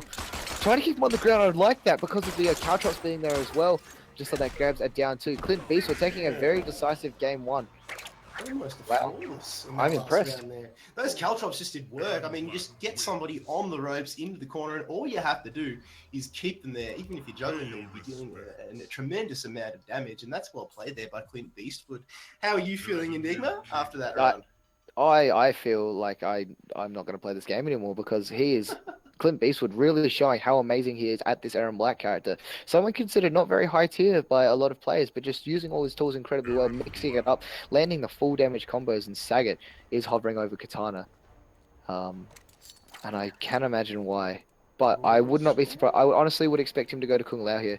No, he's going to pick the Katana. I don't know if I agree with that. Kung Lao can be a bit of trouble for Aaron Black, particularly with his new teleport as well as his just his low heart pressure. Gone for the mournful one as well, Enigma, as opposed to the royal. That's interesting. I mean, you said homage to Jade, so gains the staff, gains the glaive. A little bit more weapon damage, but let's see if Clint Beastwood can take it to it. Yeah, but I understand why he's going for Mournful. Like I said, superior zoning to Aaron Black, just like that. Goes for the EX, gets pressure as well into the instant overhead. Does actually get blocked by Clint Beastwood, however. Does know this matchup. I believe he plays Stormy. Just like that, low profiles that EX, just like that, does get the full punish as well into the EX ball. Can he get the full confirm? Yes, he does. Into 36%. Yeah, 36% into the full confirm again. Tries to say mid-screen. I don't know if I agree with that because he does actually get neutral jump punch out of a float for his troubles. 17% coming out. What can Aaron Black do? Great, fantastic blocks. Tries to punish, but sometimes you forget that glaive does in fact come back. No punish on the string. Fantastic 2-on-1-2-2. No confirm, however. Probably could have just gone into a slide or something. But trying to zone each other out, kind of space each other out, is actually managing to tag him a lot. Just like that. Forcing the breaker out of Clint Beastwood. But here we go, goes for more pressure just like that. However, the thing about Aaron Black zoning is it does in fact zone down, knock down, but just like that fantastic jump read. And that is going to be Clint Beastwood taking the first round of the second game. It looked like he was struggling there a little bit, those glaives, which is catching him a little bit off guard now. Sagat forced to use the environmental to try to deal out a little bit of damage, but nobody's landed the first hit, and it's going to go, in fact, in favour of Clinton Beastwood. So he opens up the accounts for the first round with a good command grab. Now he jumps in, going the aerial route, but a good breaker coming out here from Sagat, but well-timed aerial read coming out into the full combo. Woo! Well done, 22%, and now he's into that X and dealing so much damage, keeping the juggles on 35%, and playing this is going to hurt. Another full command grab, 40%. Katana is hurting so much. That is going to be round number 2 to Clint Beastwood. It was over as quick as it started. Sagat did not have an answer. Clint Beastwood absolutely destroying people with this Aaron Black pick. Just showing the amount of pressure this character can still put out, even with the problems that it currently has. Sitting almost into the next one game left. This will be interesting, because Clint Beastwood is going Clint Beast mode at the moment. He's just not giving Sagat any breathing space at all. Katana was an interesting one with the Mournful. Let's see if he'll go back to his bread and butter Kung Lao. I mean, Aaron Black being picked again, of course, by Clint Beastwood. Kung Lao being hovered, yes, Buzzsaw, Kung Lao. Just because it's what he knows. It's his comfort pick here. Comfort picks for both of these two fighters. Let's see if Sagat has the answer this time, Enigma. I will say, though, I do like Clint Beastwood right now because he did pick my color. He picked the skin that I always use. So Clint Beastwood, I'm sorry, I'm going to be a little biased because it's my character. But I do think this character is going to be the one that can beat him just because of Sagat's playstyle. It's really hard to read, particularly as Aaron Black. And as you can see, a little bit of matchup infamiliarity coming out from Clint Beastwood. Does actually get tagged with that meaty low hat. It looks like it shouldn't hit, but it does. But fantastic jump back dive kick coming out from Sagat into the full corner combo as well. Can he get the confirm? Yes, he does. 26% into that pressure. Down one low hat into the throw, just like that Sagat towing. I'm not happy about how that last game went, showing how good it is, but decides to use the bar as well. Really interesting stuff. And just like that, uses the command grab interactable. That is going to be a very quick round 1 coming out from Sagat with that Buzzsaw Kung Lao. Yeah, Clint Beastwood just caught a little bit off guard here, throws the pop, but it was well teleported by Sagat, and forces out the EX from Clint Beastwood, but it was all blocked, all for naught, but the coin finds its mark now. He rolls himself a little grenade, but the teleport throw is too good, and here comes Sagat with those juggle combos, 40%, another low hat into a mid hat, Another low hat. He's just hocking them like they are hot chips. And now the dash comes in from both these two players. And there is a good grab coming in from Sagat. And this could be a reverse sweep here. Enigma as Clint Beastwood comes in again. Oh, he's missed the rest of that slide. But the teleport grab comes out. And this is too good from Sagat. Clint Beastwood just doesn't know what hit him. Yeah, Sagat, obviously, this character has so much pressure that it can put out in such a short amount of time. And you saw there, just because he did that low hat, it actually made the command grab whiff. So really good matchup knowledge coming out from Sagat. Clint Beastwood can make the adjustment. However, this is a very difficult matchup for Aaron Black, in my personal opinion. If Clint Beastwood was not to play Aaron Black, who do you think the answer would be for Kung Lao? Well, in terms of general, this is an answer and a half, going for that smoke pick, a character that is better on paper. However, I do know for a fact that Sagat does have very good matchup experience. I know this because in tournament at SXC, I played this exact matchup. I played Aaron Black and then Smoke, and he bodied both. So this will be interesting. It all depends on how good Clint Beastwood is at this smoke pick. However, does actually get tagged. Tries to phase through, does actually get caught with the hat. However, can't get the full confirm with the forward 1-1-1 pressure. Does actually go for the full confirm just there and forces him to come off the breaker. This is going to be difficult for Sagat as well. Gets put into the blender. Oh, that did combo. Goes in for the corner. That's going to be plus. Down one into low hat. Clint Beastwood needs to start just blocking these low hats. Fantastic stand one into the full confirm as well. Really good stuff coming out from Clint Beastwood. Jump. Pressure each other now, no punish coming out from Sagat. Blocks the overhead, no punish on that either. Goes for the low hat. Both players now just kind of getting all each other's faces. A great grab coming out from Sagat. And I've got to catch my breath, but both players now, one player in the corner, tries to whiff a grab again. Clint Beastwood does block the low hat, does use the 1-1-1, jumps out of the teleport as well, spends both the bars, doesn't get the confirm off the forward one, however does use the back one to get the full confirm, and this should be enough to kill if he does cash out the damage, which he will. Really good stuff from Clint Beastwood, making the adjustment, putting Sagat now on match point. Clint Beastwood. Yeah, Clint Beastwood taking a page out of Scorpion's book and just using those long-range chest spears to land and set up those combo hits for his smoke play. And I'll tell you what, it's been something to marvel at tonight. Look at the juggles he's getting off here on Sagat. Was unable to confirm that combo, just dropped it unfortunately. Now the teleport grab comes out and we see another little spin into another mid-hat come out from Sagat, dealing a lot of damage. Clint Beastwood up against the ropes. This one is looking convincing, and now we can see the teleport coming out from Smoke. But no, it's coming back in favor of Kung Lao. Convincing play from Sagat. This matchup is so momentum based, and here we go back into the third round. Smoke obviously does have that meter advantage, which does get the punish, but doesn't confirm into the smoke bomb. Just like that, goes back forward, just like that, using the EX mode, keeping plus, and does neutral jump punch the teleport into the full confirm. Sagat going to be forced to guess here, doesn't have a bar or a good reversal, decides to go for pressure instead. Down one, does block the down forward, jump back, teleport comes in from Sagat, sorry, not teleport, tries to phase through, does actually get forward two. Out of it for his trouble, just like that though. Sagat trying to zone him out a little bit, use that low hat, tries to go for 1-1, doesn't get the dive kick confirmed, does actually set up the hat into the pot, tries to go for a guess, a pseudo hard to blockable 1-1-1 once again. Oh, it does actually tag him. This could be enough if he guesses wrong here. Sagat not sitting on a bar, he's gonna have to hold this next mix up. Goes for the overhead as well. This could be enough to take it. Does drop the combo, however. Both players now tries to zone himself out. Goes for the dive kick. Does actually whiff. Goes for the EX low height. That is going to be a hard to block. Goes for overhead. Does manage to block the hard to block, but this could be enough. Sagat not seeing on a break. If he doesn't drop this combo, that is going to be it. Clint Beastwood knocking him out of the tournament in with that brutality as well. 3-1 Clint Beastwood showing he is an incredible smoke player as well. Fantastic stuff from both players. That is going to be Sagat knocked out of the competition. That was incredible. And to land the brutality at the end as well after such a good game from both of the players. Sagat on the Kung Lao just didn't land enough spins for my liking that round. Enigma. That was what the deciding factor was. He didn't land his trademark move. But Clint Beastwood just played that one so well. The clutch smoke at the end was 2G.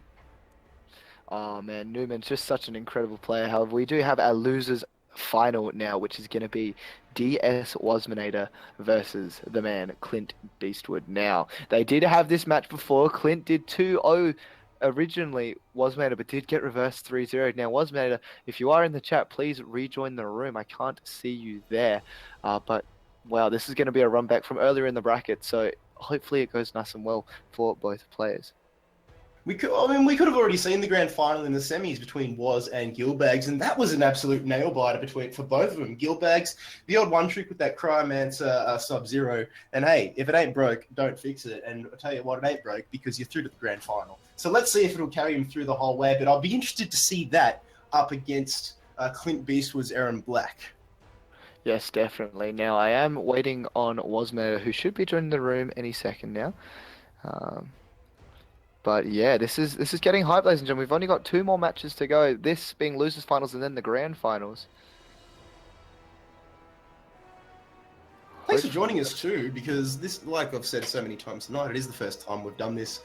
And it's a learning curve for everybody involved. And after a pretty rocky early round, thanks to some questionable internet from Gilbags, we got underway. So if you are very new to Gamestah TV and you're not following the channel, we do giveaways on this channel often, and it is only open to followers. So if you haven't done so already, click the big heart in the top right-hand corner of the screen there. That's a follow. It costs you nothing. It's not a subscription like I believe one person did tonight. Sinjo, shout out to Sinjo, the newest subscriber here, the first FGC subscriber here to Gamestah TV as well, I believe, Crisis. So well done to him. So now he gets access to all the VODs on demand with full Twitch chat as soon as they're uploaded.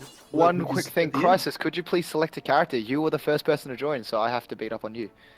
Which means then someone has to me, so this will be interesting. Just mash, yep. Oh, it's Cryomancer Sub-Zero. Here we go. Nah, here we go, ladies and gentlemen. I am playing on pad and I'm playing Kenshi, so this might go horribly. Plus, I'm playing on a live screen I love TV. Kenshi. I absolutely love Kenshi. He's probably one of my second favorite after Ermac. And then it would be Raiden. But hey, what do I know about competitive MK? What's the matter? After this, if you can't join by the time I do this, then just stand still for me. Just otherwise. Well, I mean, we can play if you want, but... Ain't nobody got time for that, Chris. You said it before. So it looks like Bilbo is going to just beat up on our producer here. It's so sweet when you can do these sorts of things in the virtual video game world. We're still waiting on Wasmator to join the lobby. Okay. He's king of full mode. So once Wasmator gets himself in, we should He can't connect, apparently. Oh, there we go. Wasmator, please try and join just individually. If not, I will redo it. There we go. So keep trying to connect, and if by the end of this round there has been no improvement, which I will tell you, then we can go from there. We'll recreate the lobby. We'll get things underway. A fresh start, deep breath. Everything's good. So we're just going to get this underway between Clint Beastwood and Wasmator. Winner of this is going to play Gilbags, who will more than likely be playing a Cryomancer Sub-Zero. Wasmator will probably more than likely be playing a Devourer of some description, be it Brute Mother or Swarm Queen. So we can see a good brutality coming out there from the man on Kenshi. Well done, Enigma. Well done. Yeah, I am going to have to recreate the lobby, however, because Wasmator... I'm not going to be able to recreate the lobby for a second, so just give me a sec, because I'm going to have to verse Clint Beastwood first, and then yeah, I'll be able to quit. So it's going to be a little bit strange. Hold on, I will be able to quit. Sorry, I don't know what I'm talking about. I will say as well, the reason why the ping is so bad is because he's connecting from New Zealand. So massive thank you to our producer Chris from helping us from New Zealand. I'm not sure what time it would be there, but I can't imagine it'd be particularly early. Yeah, it is 11 o'clock there. So thank you so much for taking the time out of your day for helping us, Mr. Producer. But I'm going to re-invite everyone. Please leave that lobby, and yeah, let's try again. Do you think we'll see some Jason play tonight? I believe one of the players in this tournament was known for his off Jason, if I was correct. Shade was known. So Shade, who played before, who was sadly knocked out in the losers bracket, does have a pocket Jason. However, I don't believe that there are any other Jason players. I myself do play a little bit of Jason, but I'm of course commentating and not playing in the tournament myself instead. As well, there is Notorious Mac, who is another player from Adelaide, who is a Jason player, as well as I believe... I think that's about it at the moment. Jason, of course, a very strong character, though. I will play some Jason right now. I'm versing Clint Beastwood to get bodied on, so I kind of feel like actually picking You can pick whatever you like. That's the beauty of it. You can just get your ass beat down and then we can get straight into the action. But I personally am excited for this one because we know how good of a Devourer he is. Clint has just shown everybody tonight. He's surprised even yourself of how good of an Aaron Black he is. And even again, when time calls for it, he was able to pull out the Triborg, pull out the smoke, and surprise everybody yet again. So he's a bag of tricks, he's Clint Beastwood. Let's see what he's got in terms of parlor tricks when he goes up against Wazimator.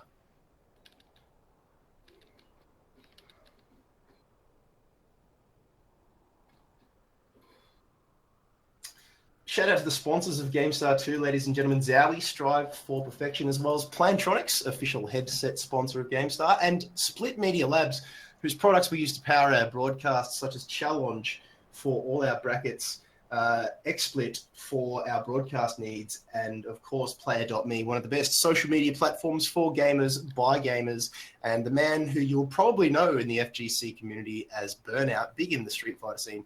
He is one of the head honchos for Player.me at the moment. He's doing fantastic work in and around the region. He's all over the globe at the moment doing work, so tip your hat off to that man whenever you can. If you haven't done so already, follow GameStar on Twitter at GameStar for some updates, all our tournaments. We don't just do FGC, we do things like Overwatch.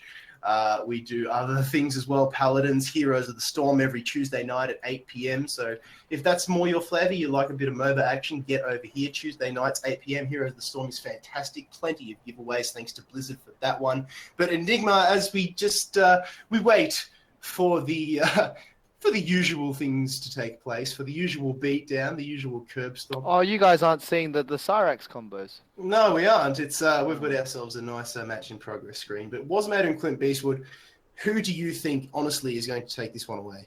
Zero idea, my friend. Wow. I'm not making bets on this one. Because it depends on what happens, really. Like, Clint Beastwood, if he pulls out that smoke, that could be enough to put Wazimator off his game. We've seen 3 brilliant characters from him already. I've just seen a 4th. So what else does this man have up his sleeve? I think he has a Tremor. Excuse me. He's got Aaron Black. He's got Smoke. So it all just depends. And I know now that I've realized who this is, Newman can play a lot of characters as well. So once again, we're going through to play Guild Bags. We're just going to rotate through the usual beatdowns, ladies and gentlemen. Thank you for being so patient. It's been interesting from my point of view, at least, to see how these games have run. First time we have run the console competition, so yeah, it's been an interesting learning curve and interesting to dip my toes into the world of FGC. And yeah, it looks like we're going to be underway. Enigma, it's going to be Clint and Woz for a shot at the big dog Guild Bags in the grand final. I thought that Wazimator was going to pick Ferritor there, and I got very excited. But no, he is going to be going with that Devourer. Clint Beastwood, there's a couple of things that he can do in this matchup, which I won't say till after in case he's listening, but there's a few things that he can do that can really mess with Swamp Queen Devourer and maybe even force a change off of him. But let's see if he knows that tech. But here we go on the Sky Temple. This is your losers finals, ladies and gentlemen. So please get hype in the chat. I'd like to see a Kappa spam. Or if you're a subscriber to Wazimator, who is a streamer, give me some Wazfail. But here we go, in for that full pressure. Forward 1-1. Just so that, does fantastic neutral jump out of that cancel to bait out the command grab. And just so that Wazimator might actually, he was probably watching all of Clint's games and actually understands now how he plays. And that's the thing as well, when you're coming from the losers bracket, there's a lot more opportunity for people to watch your gameplay and see how you play certain things. And just so that run up down 2 is something that does beat Aaron Black a lot, just because 2-1-1-2-2, the go-to string is a high.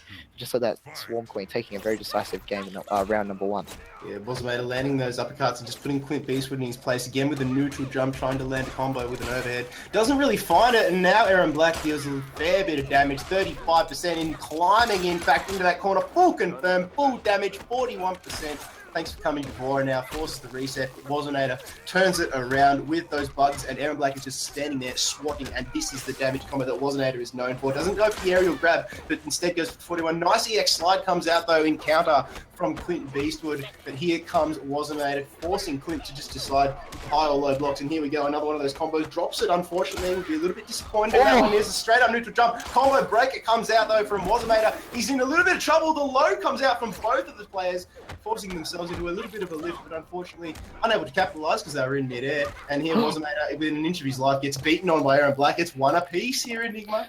Down one from Aaron Black. Really risky stuff. If he'd been clipped there, probably would have lost the game because Wasmate had bar, but does take the risk and actually gets it. 2-on-1, 2-2 coming out from Aaron Black. Both players now just playing that neutral, but Wasmate doesn't care about neutral. Run in to that forward 1-1 string, just like that, pushing him all the way to the corner as well. Into the setup, 35%. Goes for the low, tries to jump in, doesn't actually get the uppercut from Wasmate. Doesn't actually get full combo punished. And just like that, back into the corner from Clint Beastwood, into the setup. Goes for the overhead coin. Probably should have delayed that just slightly to catch it meaty, but that's okay because Wasmate is now in the corner. Comboing Aaron Black, 43%. Aaron Black has no bar, has to hold all of this. That's super plus. Well, goes for the overhead option from Wasmate. Tries to once again command grab, and that is going to be Wasmate taking, of course, game number 1. Confidence play there from Wasmate at the end there. We could see him just force Aaron Black into the corner. He landed the EX bugs and then sextuple dash, so 6 or 7 dashes into his opponent, forcing him back into the corner, gets his opponent on the ropes, and poor Clint Beastwood just really didn't have an answer. I mean, he did take a round off there with some good full confirms, but yeah, Wasmate just flexing his muscles and showing why he's 2G at the moment. Wasmate are actually sitting in the chat as well, probably feeling quite confident about his play. I know he does have a lot of experience in the Aaron Black Gunslinger matchup, but Clint Beastwood in a league of his own is going to go back to that Aaron Black. Both players, just like I said, there is a couple of things he can do to make this matchup a little bit easier, but let's see what happens here. Both players now going back in, hopefully not going to be on Sky Temple, maybe thinking about going to the pit or the Catan Jungle, the pit being my personal favorite stage. Hey, there we go. We are going to the pit. One of the more classic maps that have been throughout Mortal Kombat since its start. I mean, the first incarnation of pit was amazing. You could just end the match with an uppercut and send your opponent flying all the way down, which for back then was a huge thing. Yeah, it was back in Mortal Kombat 1, but here we go back into the game on the today modern pit. Clint Beastwood does use that standoff stance 4 to actually create a little bit of space as well as catch Devora jumping. 2-on-1, 2-2 pressure now coming out from Clint Beastwood. Tries to actually catch the backdash, really smart stuff.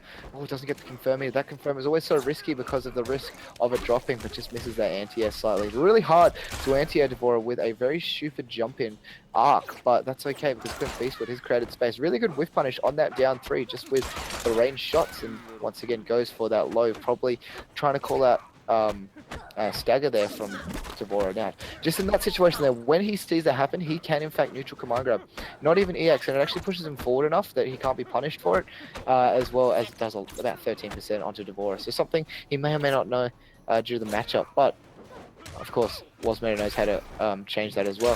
Fantastic read as well with that upshot. Both players just trying to feel each other out, and just like that gets tagged with that overhead. This isn't going to be enough to kill, but the setup might. 26% into the full setup just like that. Just has to get caught low, and just using that kind of janky but really effective Devora zoning that she gets in any variation.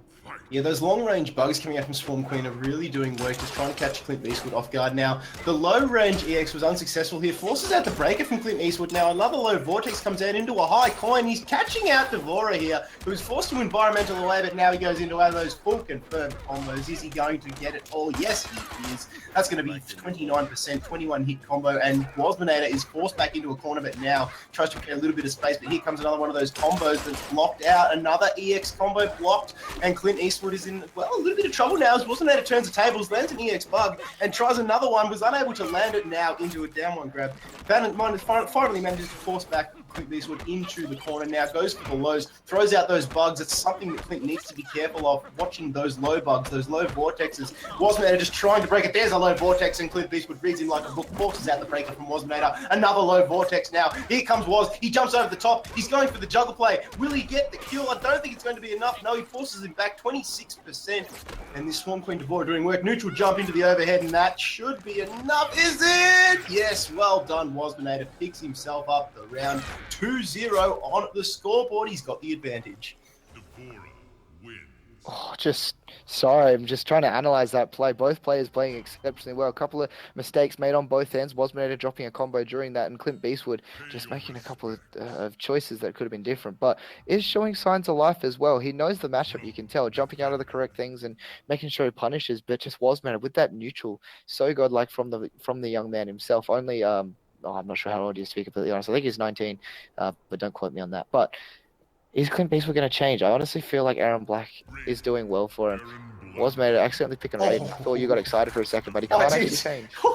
He can play Raiden, but he's not allowed to change. I'm so sorry, but does switch over to the best skin in the game. So can Clint Beastwood pull it back, or is Wasminator going to get his run back against Gilbags in finals? Well, it'll be interesting to see. It looks like we're going to go over to the courtyard here. This will be interesting. The Emperor's Courtyard into Outworld. So Kotal Khan's home. No Blood God Kotal Khan today, unfortunately. Unless you count what we saw in the pre-rounds, and we could see why that was filthy. It was doing 50% combos, Enigma. Yeah, this stage as well is one that I don't particularly like, because one interactable is very good on this stage. The one that Aaron Black's currently standing next to, but does actually clip with that down 3. Jumps over the ovipositor as well, but just like that. Just down 3 pressure coming out from Wasmator. Not actually being blocked by Clint Beastborn. It's not a lot of damage, but it does start to mix up. But here we go. Does actually land that command grab. Does actually get waken up in armor. Something Devora doesn't do very often because it's not very good, but doesn't get stuffed. But here we go. Aaron Black going for those mix. Once again, just wakes up with armor. Tries to call that. That forward 1 walk back is very similar to a shimmy in Street Fighter. But here we go, pushes him into the corner, 41% into the mix-up. What is going on? Down 3. Oh, actually managed to jump over the down 2, and this is going to be a full combo. This won't be enough to kill, but this is going to hurt. Does he go for the setup, or does he go for damage? He does. Oh no, messes up the setup, goes for the low. That is full combo punishable. Wasmator doesn't know that, not used very often. Double down 1 coming out. Can he get it? Yes, he does. Goes in for the command grab. Doesn't have enough to spend the bar, but just like this, in a pressure, is Wasmator going to try and jump out? No, he's not, and does actually get chipped out. Clint Beastwood clutching it out against Wasmator. Fantastic stuff, showing he's still alive. Yeah, was able to chip that one down. As you mentioned, those low gunshots coming in, but here comes Wasinator. Turns the tides a bit, gets a grab on, and a good back grab now, forcing Clint Beastwood into the corner. Tries the combo again, but is blocked out effectively by Wasinator. He tries the exact same combo again, this time into a coin as opposed to the command grab. It was unable to land it, but here comes Wasinator with those juggles into the vortex, and this Swarm Queen Devora. Oh, he dropped the combo there. He won't be too happy about that one, but here it's straight into another one. Forces out the breaker here from Clint Beastwood into the long-range guards. There's the Swarm Vortex. He dashes in, does Wasinator. He's hungry for the kill. An EX bug comes out, and here we go. This could be enough. It could be what he wants. Into that vortex, goes for the juggle, neutral jump. He's trying. It's not going to be enough. 38%. He's 1 combo away from death. Is Clint Beastwood, but he's getting all his combo attempts blocked out here by Wasmator. There's another low vortex, but this time Clint Beastwood reads him out. He's going to get chipped down. Well done, Was. Solid. Wasmator making some really clever plays in that situation as well, just jumping at the right time, really trying to get over those projectiles, and it's just because of the matchup knowledge as well. As I said before, Wasmator really, really good at just learning the player. So here we go though, Clint Beastwood does actually catch him with a 50-50, he's going to make this hurt, probably going to go into setup, no, manages to drop the combo, just a little bit too less gravity, but Wasmator with that counter knowledge, jumps out in the right time, into the full combo. This is going to hurt, 44% at least. Wasmator pushing him into the corner, what's the Oki, goes for the low, misses up the cancel, however, not something you see very often from Wasminator, but with that down 2. Oh, what a read from Wasminator, down 1 into the armor of his zone to break Aaron Black's armor, and then eats the chip, and that is going to be Wasmator taking the set 3-0 against Clint Beastwood. But wow, Clint really pulling it back, placing 3rd in this entire thing, something that he should be incredibly proud of. Well done, Clint Beastwood. Aaron Black at worst haircut across all the realms, by the way. I don't know what he is going for with that. That is absolutely terrible. But Wasminator, 3-0 win with the fatality for good measure. And how do you like that one, Enigma? He is going to go back for another rematch with Gilbags, the man who knocked him down into the losers bracket for the grand final. And it's not going to be easy for him. He's going to have to win 6 rounds. So he's going to have to pretty much climb the top rung, and then he's going to have to go back-to-back to take this one out. So he's going to have to push the massive boulder up a hill, so to speak. But Enigma, do you think he can do it? Definitely. Both players here, as I said before, it's just going to be who's playing better. At any given time. I feel like I need a Red Bull or like someone to punch me in the face because this game is going to be so hyped and I need to wake up. Well, not even wake up. I just need to get even more hyped for this match because we are going to have, of course, Wasmator on the loser's side, something you don't hear very often against T20 Oblivion, aka the man Gilbags. The OG Cryomancer Sub-Zero, T2 Oblivion. The OG. I feel like he should change his name instead of T.O. Oblivion to OG Cryo. How about that one? No, I think he does like the name Gilbags. I believe T2 Oblivion is something that came around from a very long time ago, kind of like how my name is different. But here we go. This is not going to count as the first game. I know both of you will be watching the stream. This is just a bash-up game, so I will be right back as they kill each other. It's always fun, the old bash up games. Before we get straight into it, just remember to go AFK, or otherwise you're going to get into the game, and I don't think he's actually gone AFK. So hopefully he comes back in time. Hopefully bio is quick, the drink is cold in the fridge, ready to go, or otherwise he's going to have to beat down on Wazimator, and let's face it, nobody wants that, especially the way that these two guys are playing tonight. I know I'm only new to competitive Mortal Kombat, but it is an absolute delight to watch. I'm not new to esports, and I know good play when I see it. And these guys have definitely put on a spectacle for us, the casters, and hopefully for you guys, the audience, as well. Like I've said so many times tonight, this is the first time we've done Mortal Kombat or any FGC here at Gamestah, and hopefully it's been okay. Hopefully we've earned the 2 thumbs up, the big ticks from everybody in the audience, and we do often give away stuff on this channel, but unfortunately we're not doing that tonight. We don't have any swag to give away, but that's only open to followers of the channel. So if you haven't done so already, please click the love heart in the top right hand corner of the screen, and that will follow the channel. You don't have to subscribe or anything like that. It costs you 0, and basically all that does lets you know when we go live, and basically grants you access to all the sweet giveaways that we do so often. And the next time I think we're giving away stuff, correct me if I'm wrong, Producer Crisis, is the Heroes of the Storm show on Tuesday night at 8 p.m. AEST. Yes, correct. So we're going to be giving away bundles. That's all thanks to Blizzard ANZ. But it's all about the Mortal Kombat here on Gamestar TV. The Gamestar MKX Mark 1. My name's Kit Fox, and I'm so excited to be bringing you the grand final between T2 Oblivion, a.k.a. Gilbags, and Wazinator. And joining me once again, it is Enigma. Are you back?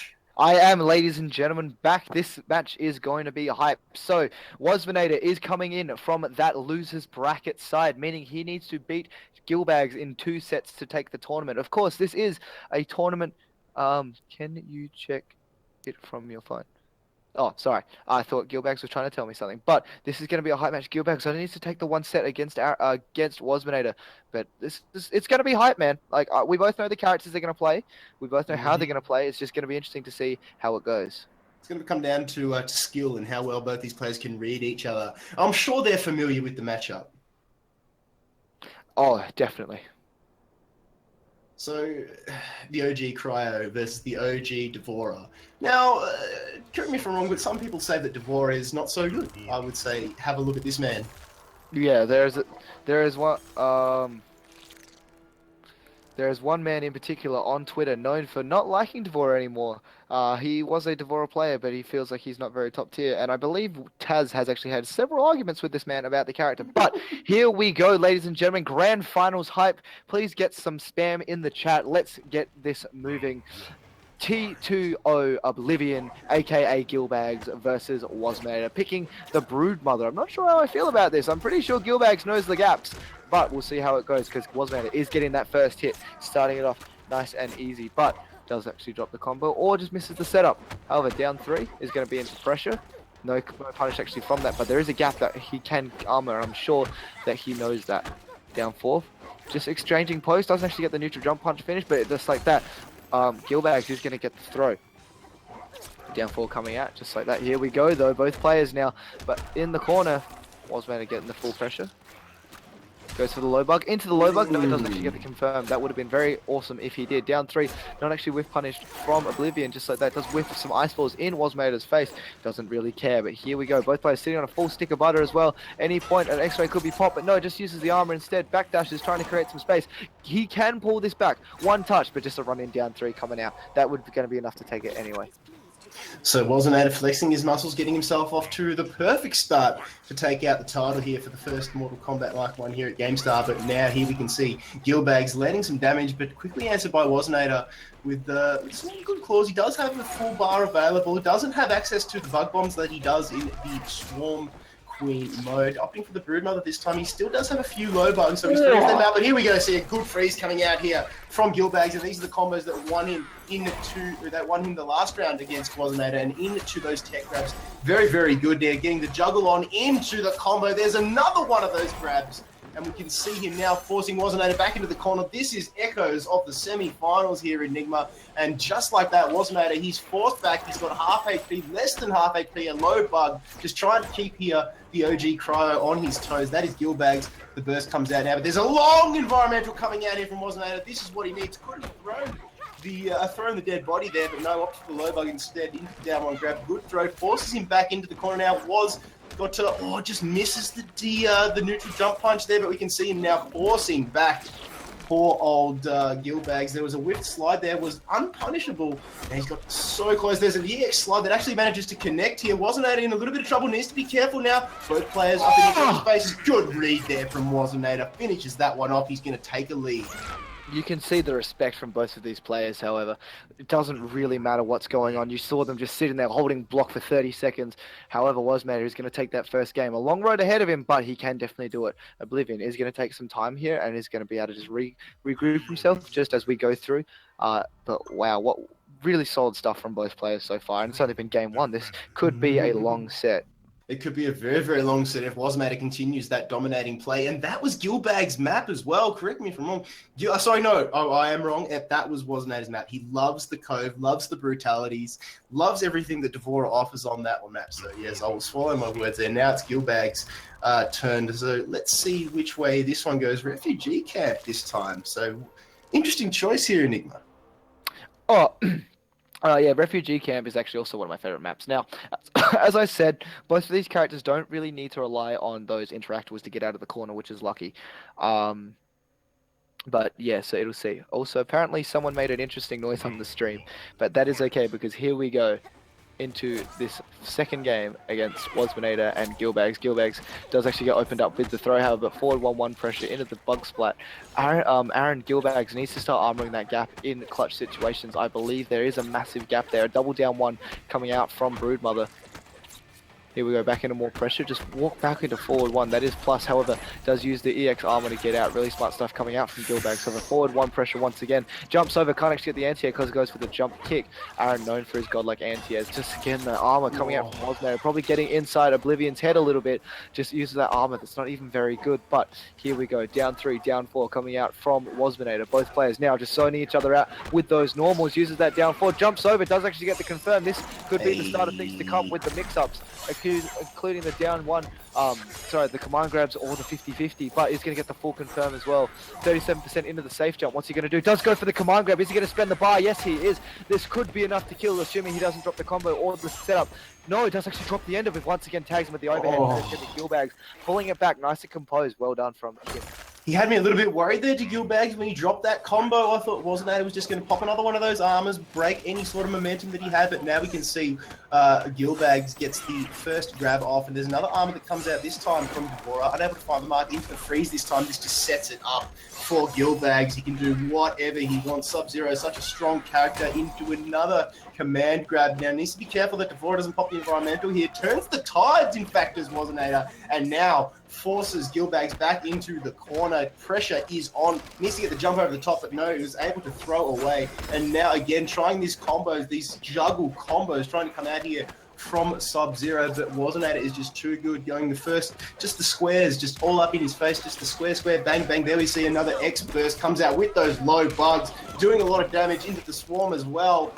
Just like that, Enigma, the bars have been leveled up. Wasn't that turn one around, but now the momentum in favour of Gilbags. Throws the environmental as well. That Fleming barrel doing a lot of damage, and that's what Waznader needed, but they've opened themselves up. Bars very, very similar. Waznader in a world of hurt, and that, good tech break coming out from both these two players. They broke the throws, but Waznader was just not able to capitalise, and Gilbags gets one back.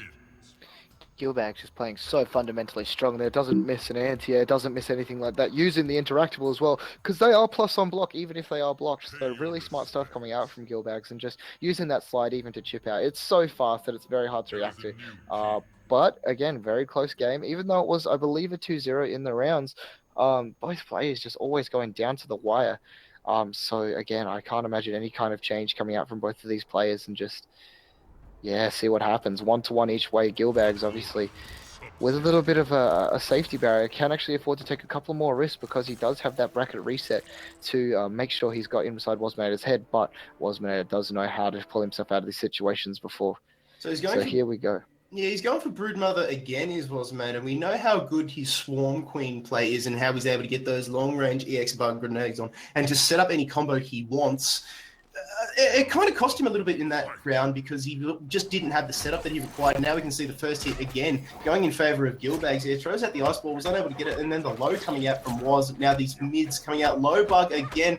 Just needs to be careful of that one, does Gilbags. Now being forced back into the corner. There we can see another Vortex up. The lift unable to have its desired effect, but once again Gilbags all up in the corner. Neutral jump doesn't find its target, and all Gilbags has done this round is block, and now he turns around into an armor straight away from Wasmater, and he's trying to force him all the way back again, just giving him no room to move is Wasmater, and once again Gilbags back in the corner. Low bug, very, very nice into some claws. This is exceptional play coming out here from Wasmater, and as I say that, he gets frozen in mid-air, but a good breaker comes out, forced it out, and Wasmater, it cost him a little bit of HP, but it bought him some time, and here comes the OG Cryomancer in Gilbags, landing these combos. Wasmater so close to a victory here, forces out the armor. Well done, he picks up the ring.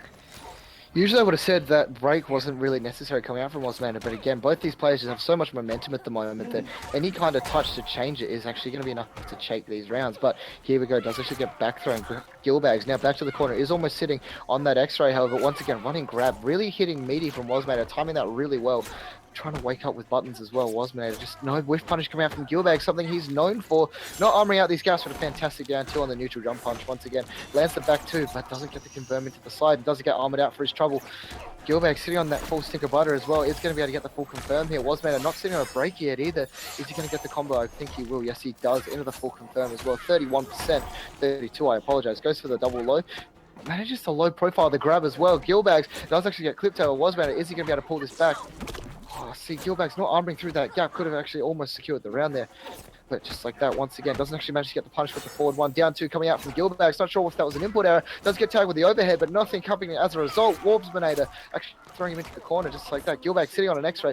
Wasmater needs to be really careful. You can see him just sitting there and blocking. Does actually manage to tag him. Back two does come out from Gilbags, but can he close out the round? Wasmater is going to be close taking it with that. Does use the EX armor just like that. Gilbags is going to take the round. Fantastic stuff. I obviously expected X-ray. Huge play coming out from both those guys. Wasmater with the big clutch that he's known for, but the EX slide coming out there from Gilbags was just supreme, and now we can see his Broodmother pressure still trying to do its work, but now the slide comes out. No EX this time, didn't have the bar to expend, and now, well, the tech breaks coming out from these throws from both of these fighters, and now the armor comes out again, but a freeze is so good here from Gilbags. He manages to get that huge juggle combo, 32% and climbing. In fact, it's going to be 35. Thank you very much. Safety jump doesn't really find its mark now. Jump over from Wasmater, gets himself a down one throw, so not too bad. He's forced Gilbags back into the corner now, trying to keep it at range. Another down one throw. So this will be interesting to see if he can actually capitalize here. Jumps over with the neutral, so very efficient there. There's a good grab that comes out this time from Gilbags, but here comes Wasmater into the EX bug splash. Oh, this is huge play. He's getting the juggles on. It's not going to be enough to kill, I don't think. Low bug now needs one more. This will be enough to kill. Should he not drop it? He gets it. Well done. Huge play. Ladies and gentlemen, Wasmater just using the hard to blockable. Fantastic stuff coming out from Wasmater. And just, wow, back and forth, as we said, 2-1. Wasmater on reset point here now. Gilbags, can he pull it back 2 games and close it out, or is he going to have to fight his way through a loser's bracket as well? Well, it's all in the ball is in Gilbag's court at the moment. I mean, it's his to lose. I feel he kind of has the dominance over Wasmater when it comes to the combos. He's just not capitalizing enough. I mean, Wasmater's able to finish out his combos a lot more. Gilbag's just drops 1 or 2, and I think that's what costs him in the end. Yeah, Gilbag's combos, his character underwent a massive change not recently, but in the most recent patch, so has been a little bit shaky on some of the combos in high pressure situations, but has been managing to tie it up together now. Really impressed with how Gilbag has been playing recently, but let's see how it goes now. 2-1 coming in for Gilbags. So if Wasmater takes this round... Sorry for Wasmater. Yeah, if Wasmater takes this round, we'll go into another set. So he has to go back-to-back to take this one out. But again, both players just going, all up in each other's faces. The first hit going to Wasmater. He gets the first one. Good claws come out there, but there's a good slide. An even better slide, rather, coming out there. But the combo is answered very, very well by Wasmater. Now the bug comes out and just displaces the OG Cryo Sub-Zero. Now the low swarm was unable to get the lift it required. And now here comes that Cryomancer Sub-Zero, so good at the close range, able to manifest those weapons, but his Wasmanator forces out the breaker here from Gilbags. Now he's forced to back throw. He closes the gap a little bit, but well read by Wasmanator, throws down that low bug, and just forces Gilbags, gives him an extra thing to think about. Now throw comes out, this is going to be another good round here, both bars very, very close, but in the advantage of Wasmanator at the moment, but there he forces out the breaker, so he's forced to expend a lot of bar, and now the combo juggle is in favor of Sub-Zero. Can he get it? Goes for the safety jump, but the low block is too good from Wasmanator. He's in a lot of trouble, and well done. Gilbags clutches, holds firm. Round 2, fight. But here we go, ladies and gentlemen, back into it. Gilbags just trying to be back thrown into the corner just like that. I was actually taken with the overhead into the EX blast as well. Does get the full confirm. This will be about 30%. But into that setup, as you probably saw as well, both players now just sitting there into the EX slide, jump in, back two. Here we go, though, back into that pressure. T2 Oblivion does actually manage to once again get a throw using all these mix-ups, not even using overhead low mix-ups. Does force the breaker out of Wasmanator. Neutral crouches, does manage to tag him with that forward one. This isn't going to be enough to kill, but the setup might lead into something. Goes for the neutral jump kick, but does actually get armored out. Here we go, the Aaron one mix-up is going to be enough to take it. Does actually whiff a throw, down one, does actually block out the armor. Is it going to be enough to kill? Yes, it is. And that is going to be, assuming he doesn't drop his combo. T2 Oblivion is going to be taking the fourth game. This is going to be, wow, set point for tournament point for Gilbags, as well as reset point for Tasman. Well, this is what happened last time, correct me if I'm wrong, Enigma. Both of these two guys went round piece, and then Gilbags were just able to come out on top. I'm not 100% sure if we just went 1 for 1 or Gilbags went 2 in a row, which is what he has to do now on this tournament point. Yeah, definitely. This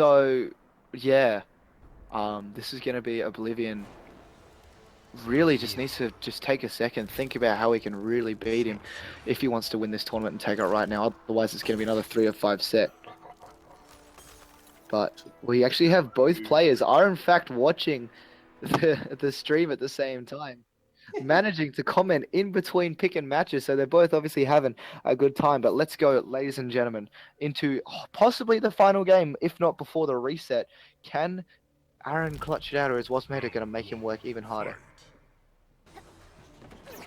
But here we go, both players just playing the full screen game. Tries to go for a slide, doesn't get punished from Wasmanator, however. Down 4 is going to take that first hit. Both players equal on meter, however. Down 1 coming out from Gilbags, does actually get armored through by Taz. Taz goes for that walk back into the forward one once again. Jumps over the throw, he can't actually get the punish just with that little bit of a floaty jump. Both players now down 3 coming out from Wasmanator. Tries to do something that I'm not totally sure what Aaron did. Tries to armor through, that isn't in fact unsafe, but with a fantastic read from Wasmanator. That down one into the bug, jump back, tries to jump back and kill, however, it's going to be tag Wasmanator. Is going full force at the moment. Aaron might be feeling the pressure a little bit, but here we go, into the full conversion, down 4 comes out. What's going to happen? Use the interaction with out of the corner. Can Aaron make the comeback? Sitting almost on 2 bars, he's going to have enough to break, but I'm not sure if he's going to want to spend it, and does low get bug by the creepy crawly. Oh, the low bug. Nobody suspects the low bug, so well done there to Wasmanator. Picking up the cheeky win. Gilbags not left out of it yet, but Wasmanator, he's just one half of a round away from picking up the reset, and we'll go into yet another set, ladies and gentlemen. So it's not over just yet, because here comes Gilbags, and he lands one of those frozen combos again, getting the juggles on, forces Wasmanator back into the corner, into the grab. So this is good news. It's unable to capitalize, but gets himself another grab, gets the juggle off. No, he doesn't get the juggle off. Wasmanator able to jump around and forces him back into the corner now. So Gilbags in a little bit of trouble here. Might have to be forced to interactable out of this one. EX bugs blocked. Well done, well read by the Cryomancer Sub-Zero in Gilbags, but the neutral jump unable to connect there from Wasmanator. The low blocks are too good, so he forces out the grab. And Wasmanator doing a lot of damage. Levels up the bars about 1 apiece, eats some EX bugs to the face. Tech throw from both of these guys, and it's such a pleasure to watch. You can tell that this one is the grand final, because the EX slide has just come out and caught Wasmanator just a little bit off guard. Gilbags needs to be careful here if he doesn't get caught by a low. Another tech throw from both of these two guys, breaking each other, being completely unthrowable, and now the armor comes out. Good juggles coming out. This should be enough here for Wasmanator to kill. Yes, it is. We've got a reset on our hands. We have a reset, ladies and gentlemen. Gilbags is now also in loser's side with Wasmanator. Another 3 of 5. Reset the scores back to 0-0, ladies and gentlemen, because we are going to the final 3 of 5 set. Here we go. And the beauty of that is we get to keep the same lobby, so it just flows on. It's great. It's absolutely fantastic. Yes. Gotta love these communities. I'm liking FGC more and more, ladies and gentlemen, and hopefully you guys are liking Gamestah as well. Follow us on Twitter if you haven't done so, at Gamestah. Follow the sponsors as well. Follow Split Media Labs, follow Zowie, follow Plantronics, follow everybody involved, because we've loved putting this one on for you. But Enigma, whew, we have got a game on our hands. We do, and this is going to be the last 3 of 5 set. Whoa, ladies and gentlemen, it's taking it out of me, but this is going to be hell. Gilbags is actually, he's got to play flawlessly now. Now, the thing is, he's going to have at the back of his mind that he did get reset, but as you see, it's been 1 for 1 both times, so if he gets the first game, if it keeps going the way it has been, it could, I don't know, it's so hard to call. But here we go, both players once again just starting off the way that it has been. Does actually get the first hit. Wasminator does set up the bug as well. Goes for the overhead. Down 4 coming out from Gilbags. Does manage to tag him with the back 2 into the full confirm as well. Might not be able to get the full juggle. No, but he tries to spend the bar anyway. Trying to even up that life lead. 34% into an overhead. Does actually manage to whiff it and still block in time. Goes for the EX. Wasminator keeping himself nice and plus. Tries to poke out, but actually just a little bit too late. Down 4 comes out into the armor from Wasminator. Both players currently sitting at about the same health. Does actually try to whiff punish. Gets clipped with that forward 1. More pressure coming in from Gilbags. Down 4. Does actually fantastic block coming out from Wasminator into the low string though. However, both players now just running forward 1 from Wasminator is actually probably getting his head a little bit. Tries to go for an unbreakable, but fantastic throw break coming out from Gilbags. Doesn't actually manage to get it. Does actually raw slide. Can Gilbags pull it back now? Double down 1 though coming out from Gilbags. From Wasminator, sorry. It's going to take the first round. Yeah, well played. He's opted off the Swarm Queen for the Broodmother against Wasminator in this grand final so far, which is interesting to see because he's gone through this game pretty much as Swarm Queen, but now nobody suspects the low bug. Needs to be very, very careful of that. Sets the traps now, jumps in, a neutral jump, unable to find its mark there. The blocks are too good coming out here from Gilbags. Now the low comes in yet again, still unable to find the marks, and now we can see the grab coming out, forces it out. Oh, good break comes out from Wasminator though, turns the tides, keeps Gilbags in the corner now, tries the low, tries the lift, doesn't actually have the desired effect. Now low bug, needs to be careful, good uppercut comes out there from Gilbags just to reset things. Now trying to land the combos, a neutral jump, unable to find its mark, jumps in from Wasminator, from Gilbags, trying to find those low kicks, and now we can see the combo. This is going to be a full confirm. It's going to be, yes it is. Oh no, breaker comes out here from Wasminator. That was big. He realizes there's a lot on the line here. He is, well, we're into the reset already, and Gilbags is just without an answer because here comes Waz. He goes for the juggle. He's going for the other juggle, straight over the top of the head. Low bug again, another juggle. 14%, 19%, it's climbing. This is the Wasminator show, but no, there's an EX slide that comes out, catches Wasminator off guard. Big plays coming out of him. Gilbags, well done. It's 1 apiece. Wow, ladies and gentlemen, you can see how much both of these players want at prize pot. As you can see, just actually decides to use the EX zombie corpse here, trying to go for a little bit of that Broodmother zoning, but runs into that down 2, does actually get full punish, Oblivion. Probably just the crack a little bit, needs to take a second, needs to relax, jumps over, fantastic stuff from Gilbags, however does get tagged once again by that low. If he can EX out, maybe EX can mind grab. Oh, that might not work with Cryomancer, it definitely works with Aaron Black, but here we go, goes for the low, really that cheeky online mix-up. Is he going to be able to close this out? Wasminator is sitting on a break here. Aaron, not a lot of bar on his side either, forced to hold all of this. Tries to get the trade with the ice ball. Once again, it's going to get chipped out. Wasminator is going to take the game. Wow. So Gilbags is shaken. You can see in his play, he's a little bit more tentative in the way he plays. He's not as aggressive. He doesn't have the pressure on that he's hoping for to keep Wasminator pressed into the corner, and he's just not landing the combos that he's hoping for. Yes, Wasminator had a lot of bar to negate anything he threw at him with those breaks, but wow, Gilbags, he's just a little bit shaken. Was is composed. He knows what he's doing. He's been in this situation before, and he knows that he's got the momentum coming in with this reset Enigma. Yeah, both players just really focused on winning this game. However, Gilbags, he's just lost 2 in a row, so he needs to just take a second, mentally compose himself, and just make sure that he can pull it back. Both players still playing exceptionally well, but just Wasminator with that stamina game. Quanchi's Fortress was actually selected there, but it looks like we're going to go over to the refugee camp. So Wasminator Gilbags just trying to spice things up a little bit. We know the Cove is liked from both of these guys, more so Wasminator than Gilbags, but Enigma has the advantage. Do you think he's got what it takes? Round 1. Again, man, it's too early. I definitely think they both have what it takes. Just like that, you can see making a solid read on that low, but it just depends on who has the stamina. It does manage to jump out of that one. Really good stuff from Gilbags, making the adjustment, but let's see how it goes. Just like that, just get caught with the low bug once again. These setups coming out from Broodmother. I feel like Aaron might not have as much matchup knowledge as something like Swarm Queen, just like that does get tagged with the forward one.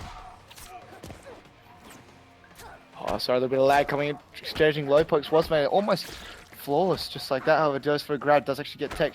Gilbag still managing to take every grab, and Wasman is not actually punishing these back twos as well as he could be. But that is okay because he's still managing to close out the rounds. Double down one into the throw coming out from Gilbag, sitting on 2 bars of meter now too. Is he going to break? I don't think so. And just like that, I'll run up down two to catch that back jump from Gilbags. Round 2. This is good from Wasmada. He's getting a little bit better at reading Gilbags. Every time he jumps in, now we can see these lows finding into the high bugs as well. Was continuing to pile on this pressure, just chipping away here into a nice armor that comes out here. The throw was just missed a little bit there from Gilbags. Another high bug coming out here from the Brood Queen. I think you're right. I'm starting to see where there is just a lot more gaps in the play between this one and the Swarm Queen. Now try and get those lifts on. Again, not as effective because you're not in the Swarm Queen mode, but hey, it gets the job done. The low bug's again coming out, and now another high bug, but well blocked from Gilbags. Tries to go in with a low of his own, takes the fight to the air, and now both of these guys just continuing to go ham at each other. Good armor coming out there from Wasnader, dealing nice 12% damage, and Gilbags is in trouble here. Was with a lot of health. This is solid play from Was. He's got another round. He's all of a sudden, Gilbags had tournament point 5 minutes ago, it seems like, and now Was has got it. Yeah, it's definitely interesting to see how Gilbag's probably just cracking a little bit. Needs to change up a couple of things about his game plan. Maybe start to go for a couple more command grabs instead of just that neutral pressure, because as you can see, Osminator holding all of that, blocking insanely well. I don't think he's been tagged with an overhead into a full combo in a while, just being able to react to that overhead. But we're going to see this is tournament point now for Wasminator, and can Gilbags pull it back with a reverse 3-0? I guess we'll have to wait and see. Of course, sticking with their guns all the way through. Both players obviously so much respect for each other, but can DS Wasminator take the game? Yes, DS Wasminator. Darkside recently picked up, so let's see if he can do his sponsors and new org proud. He's done very, very well so far, Enigma, it must be said, coming out of the losers bracket after having, well, losing a close game to this man, Gilbags. We saw it in the semi-finals, and Gilbags going 1-for-1. Do not can our Wasminator, because he is the David, and the Goliath is standing in front of him, and that is Gilbags, and we can see the first hit already going in favour of Wasnader into a back throw. So we're on to the Linkway Temple. This will be interesting to see how they use the environmentals here. Another creepy crawly low bug comes out, the lows coming out and from the Sub-Zero in Gilbags. Still finding their marks here. Still, it's where they open up the combos. It's all in the low game, and now we can see there's a good freeze coming out, set up to any combo that Gilbags wants, and this is what we didn't see enough of last round, Enigma, and that is the full confirmed combos. Doesn't expend the bar, goes for the neutral jump, the safety jump rather, and now we can see him get into another combo. Is not going to be impressed, forces out the breaker, and now the overhead comes in with the neutral jump. This is good from Was, lands down those bugs, and good EX slide coming out though there from Gilbags. Another low bug, needs to be careful of that one, making Sub-Zero crouch low. Another good D1 throw coming out here from Gilbags. He's been good at those tonight, just forcing Was back into another corner. Was again going for another low, not in the Swarm Queen mode, not as effective, but he holds firm, and now he's got tournament. Just like that, ladies and gentlemen. Gilbags really tried hard to backdash into that with punish, but could this be tournament point? Was made to feel himself run into down two on a read of a high. However, let's see if he can keep that solid fundamental play. Both players, Gilbags whipping a couple of buttons there, but does finally start to use that slide to get out of the pressure on block. That is in fact a gimmick, but here we go. Wasmaner uses that armor himself. Both players not very much meter, but just like that, Cryomancer does get the anti-air, but drops the combo. Both players, let's see how this goes. Down three coming out, back two coming out, also landing into the side. Good stuff coming out from Gilbags, pushing him back into the corner, showing signs of life, uses that ES interactable, goes into the low. Forward one's coming out once again with that bug. Does actually manage just to pull the trigger a little later and catch him. But really good stuff from Gilbags, actually committing into that ice ball. If that had been blocked, and that would have been a full combo punish, possibly into death, but doesn't. 31% into the safe jump. Blocks the low. Whiffs a jump back kick, but here we go. Oh, no pull punish coming out from Gilbags, and is showing sign of life. He's still on match point, however. Here we go. Gilbags, can he pull it back? Sitting on a significant bar advantage, but here we go. Dvorak tries to zone him out. Down four underneath the bug. Tries to jump back into the EX ball to make it safe. Fantastic whiff punish just on the walk forward coming out from Gilbags. Can he get the full confirm? Yes, he can. Back two into the full confirm just like that. Into the grab. 36%, 35% into the safe jump. Once again, armor coming out from Wasmeta. Not something that we're used to seeing out of Devora, but just like that, uses that forward advancing string. Gilbags making the adjustment into the grab as well. Wasmeta looks a little bit pressured here. Does it get the jumpy kick trying to catch out that anti-air? Once again, just that forward pressure coming out from Devora. Sets up the creepy crawly. Double low coming out. Here we go. Gilbags with just a slight health, but also with a bar advantage. If he does get caught, can get the breaker. So that does get down to Wasmeta trying to close up this life lead. Backdash on the command grab. Really smart stuff coming out from Wasmeta. Good read. However, the neutral jump probably could have taken a bit more. Once again, Gilbags almost does sitting on a breaker again. Back two. Does actually get the punish, but doesn't get the full confirm. Just like that. Run into down two. Wasmeta really trying to close this out. Both players does actually trade with a freeze ball and does actually get over. Is he going to break? Yes, he does. Gilbags, he's still sitting on a breaker as well. 20 seconds. Actually into the grab. However, it does get tech from Gilbags. Both players so close to death. Does actually manage to block the EX overhead. Just like that. No breaker coming out from either player. Does get tech thrown. And just like that, down two, doesn't get down punish once again with the grab, and just like that, Gilbags on chip, and just like that, is going to be Wasmeta. Take you into the brutality as well. Wasmeta is going to be your champion for the Gamestah Mark 1 to MKX tournament. Fantastic stuff. Gilbags almost able to clutch that out, but wow, what a fantastic tournament from both players. Wasmeta bringing it back from the loser's side to 3-0 Gilbags. Fantastic play from both players, but wow, what a tournament, ladies and gentlemen. Congratulations to Wasmeta again for taking out the first Gamestah Mortal Kombat 10 Mark 1 tournament. Hopefully the first of many marks here at Gamestah, and hopefully it's been great for everybody involved, but more importantly for you, the audience. Hopefully you have got an absolute kick out of tonight, and your Saturday night esports thirst has been sated. There's a lot more going on. There's plenty of Overwatch action going on. I believe there's a fair bit of Counter-Strike going on out too, but thank you so much for joining us, and thank you for being so patient while we ironed out the creases. Just recapping, it was Wasmeta taking down Gilbags for the championship title. Thanks to Enigma for joining us tonight as the co-caster. Hopefully all your boxes have been ticked in terms of the way the tournament was run, the way it was produced. And, well, speaking of producers, big shout out to our producer, Crisis, as well. And thanks once again to the viewers. Follow us if you haven't done so already. That's the big heart in the top right of the screen. Give us a follow on Twitter as well, at Gamestah. Thanks to the sponsors, Zowie, Split Media Labs, and Plantronics. And thank you to the viewers. My name is Kit Fox. It's been an absolute pleasure to be your host this Saturday night. And next time we won't run one of these, we look forward to the pleasure of your company then. So without further ado, from us here at Gamestah and Enigma, it's GG's and GG's, ladies and gentlemen. Thank you so much for a tournament. And thank you so much to Gamestah for supporting the community.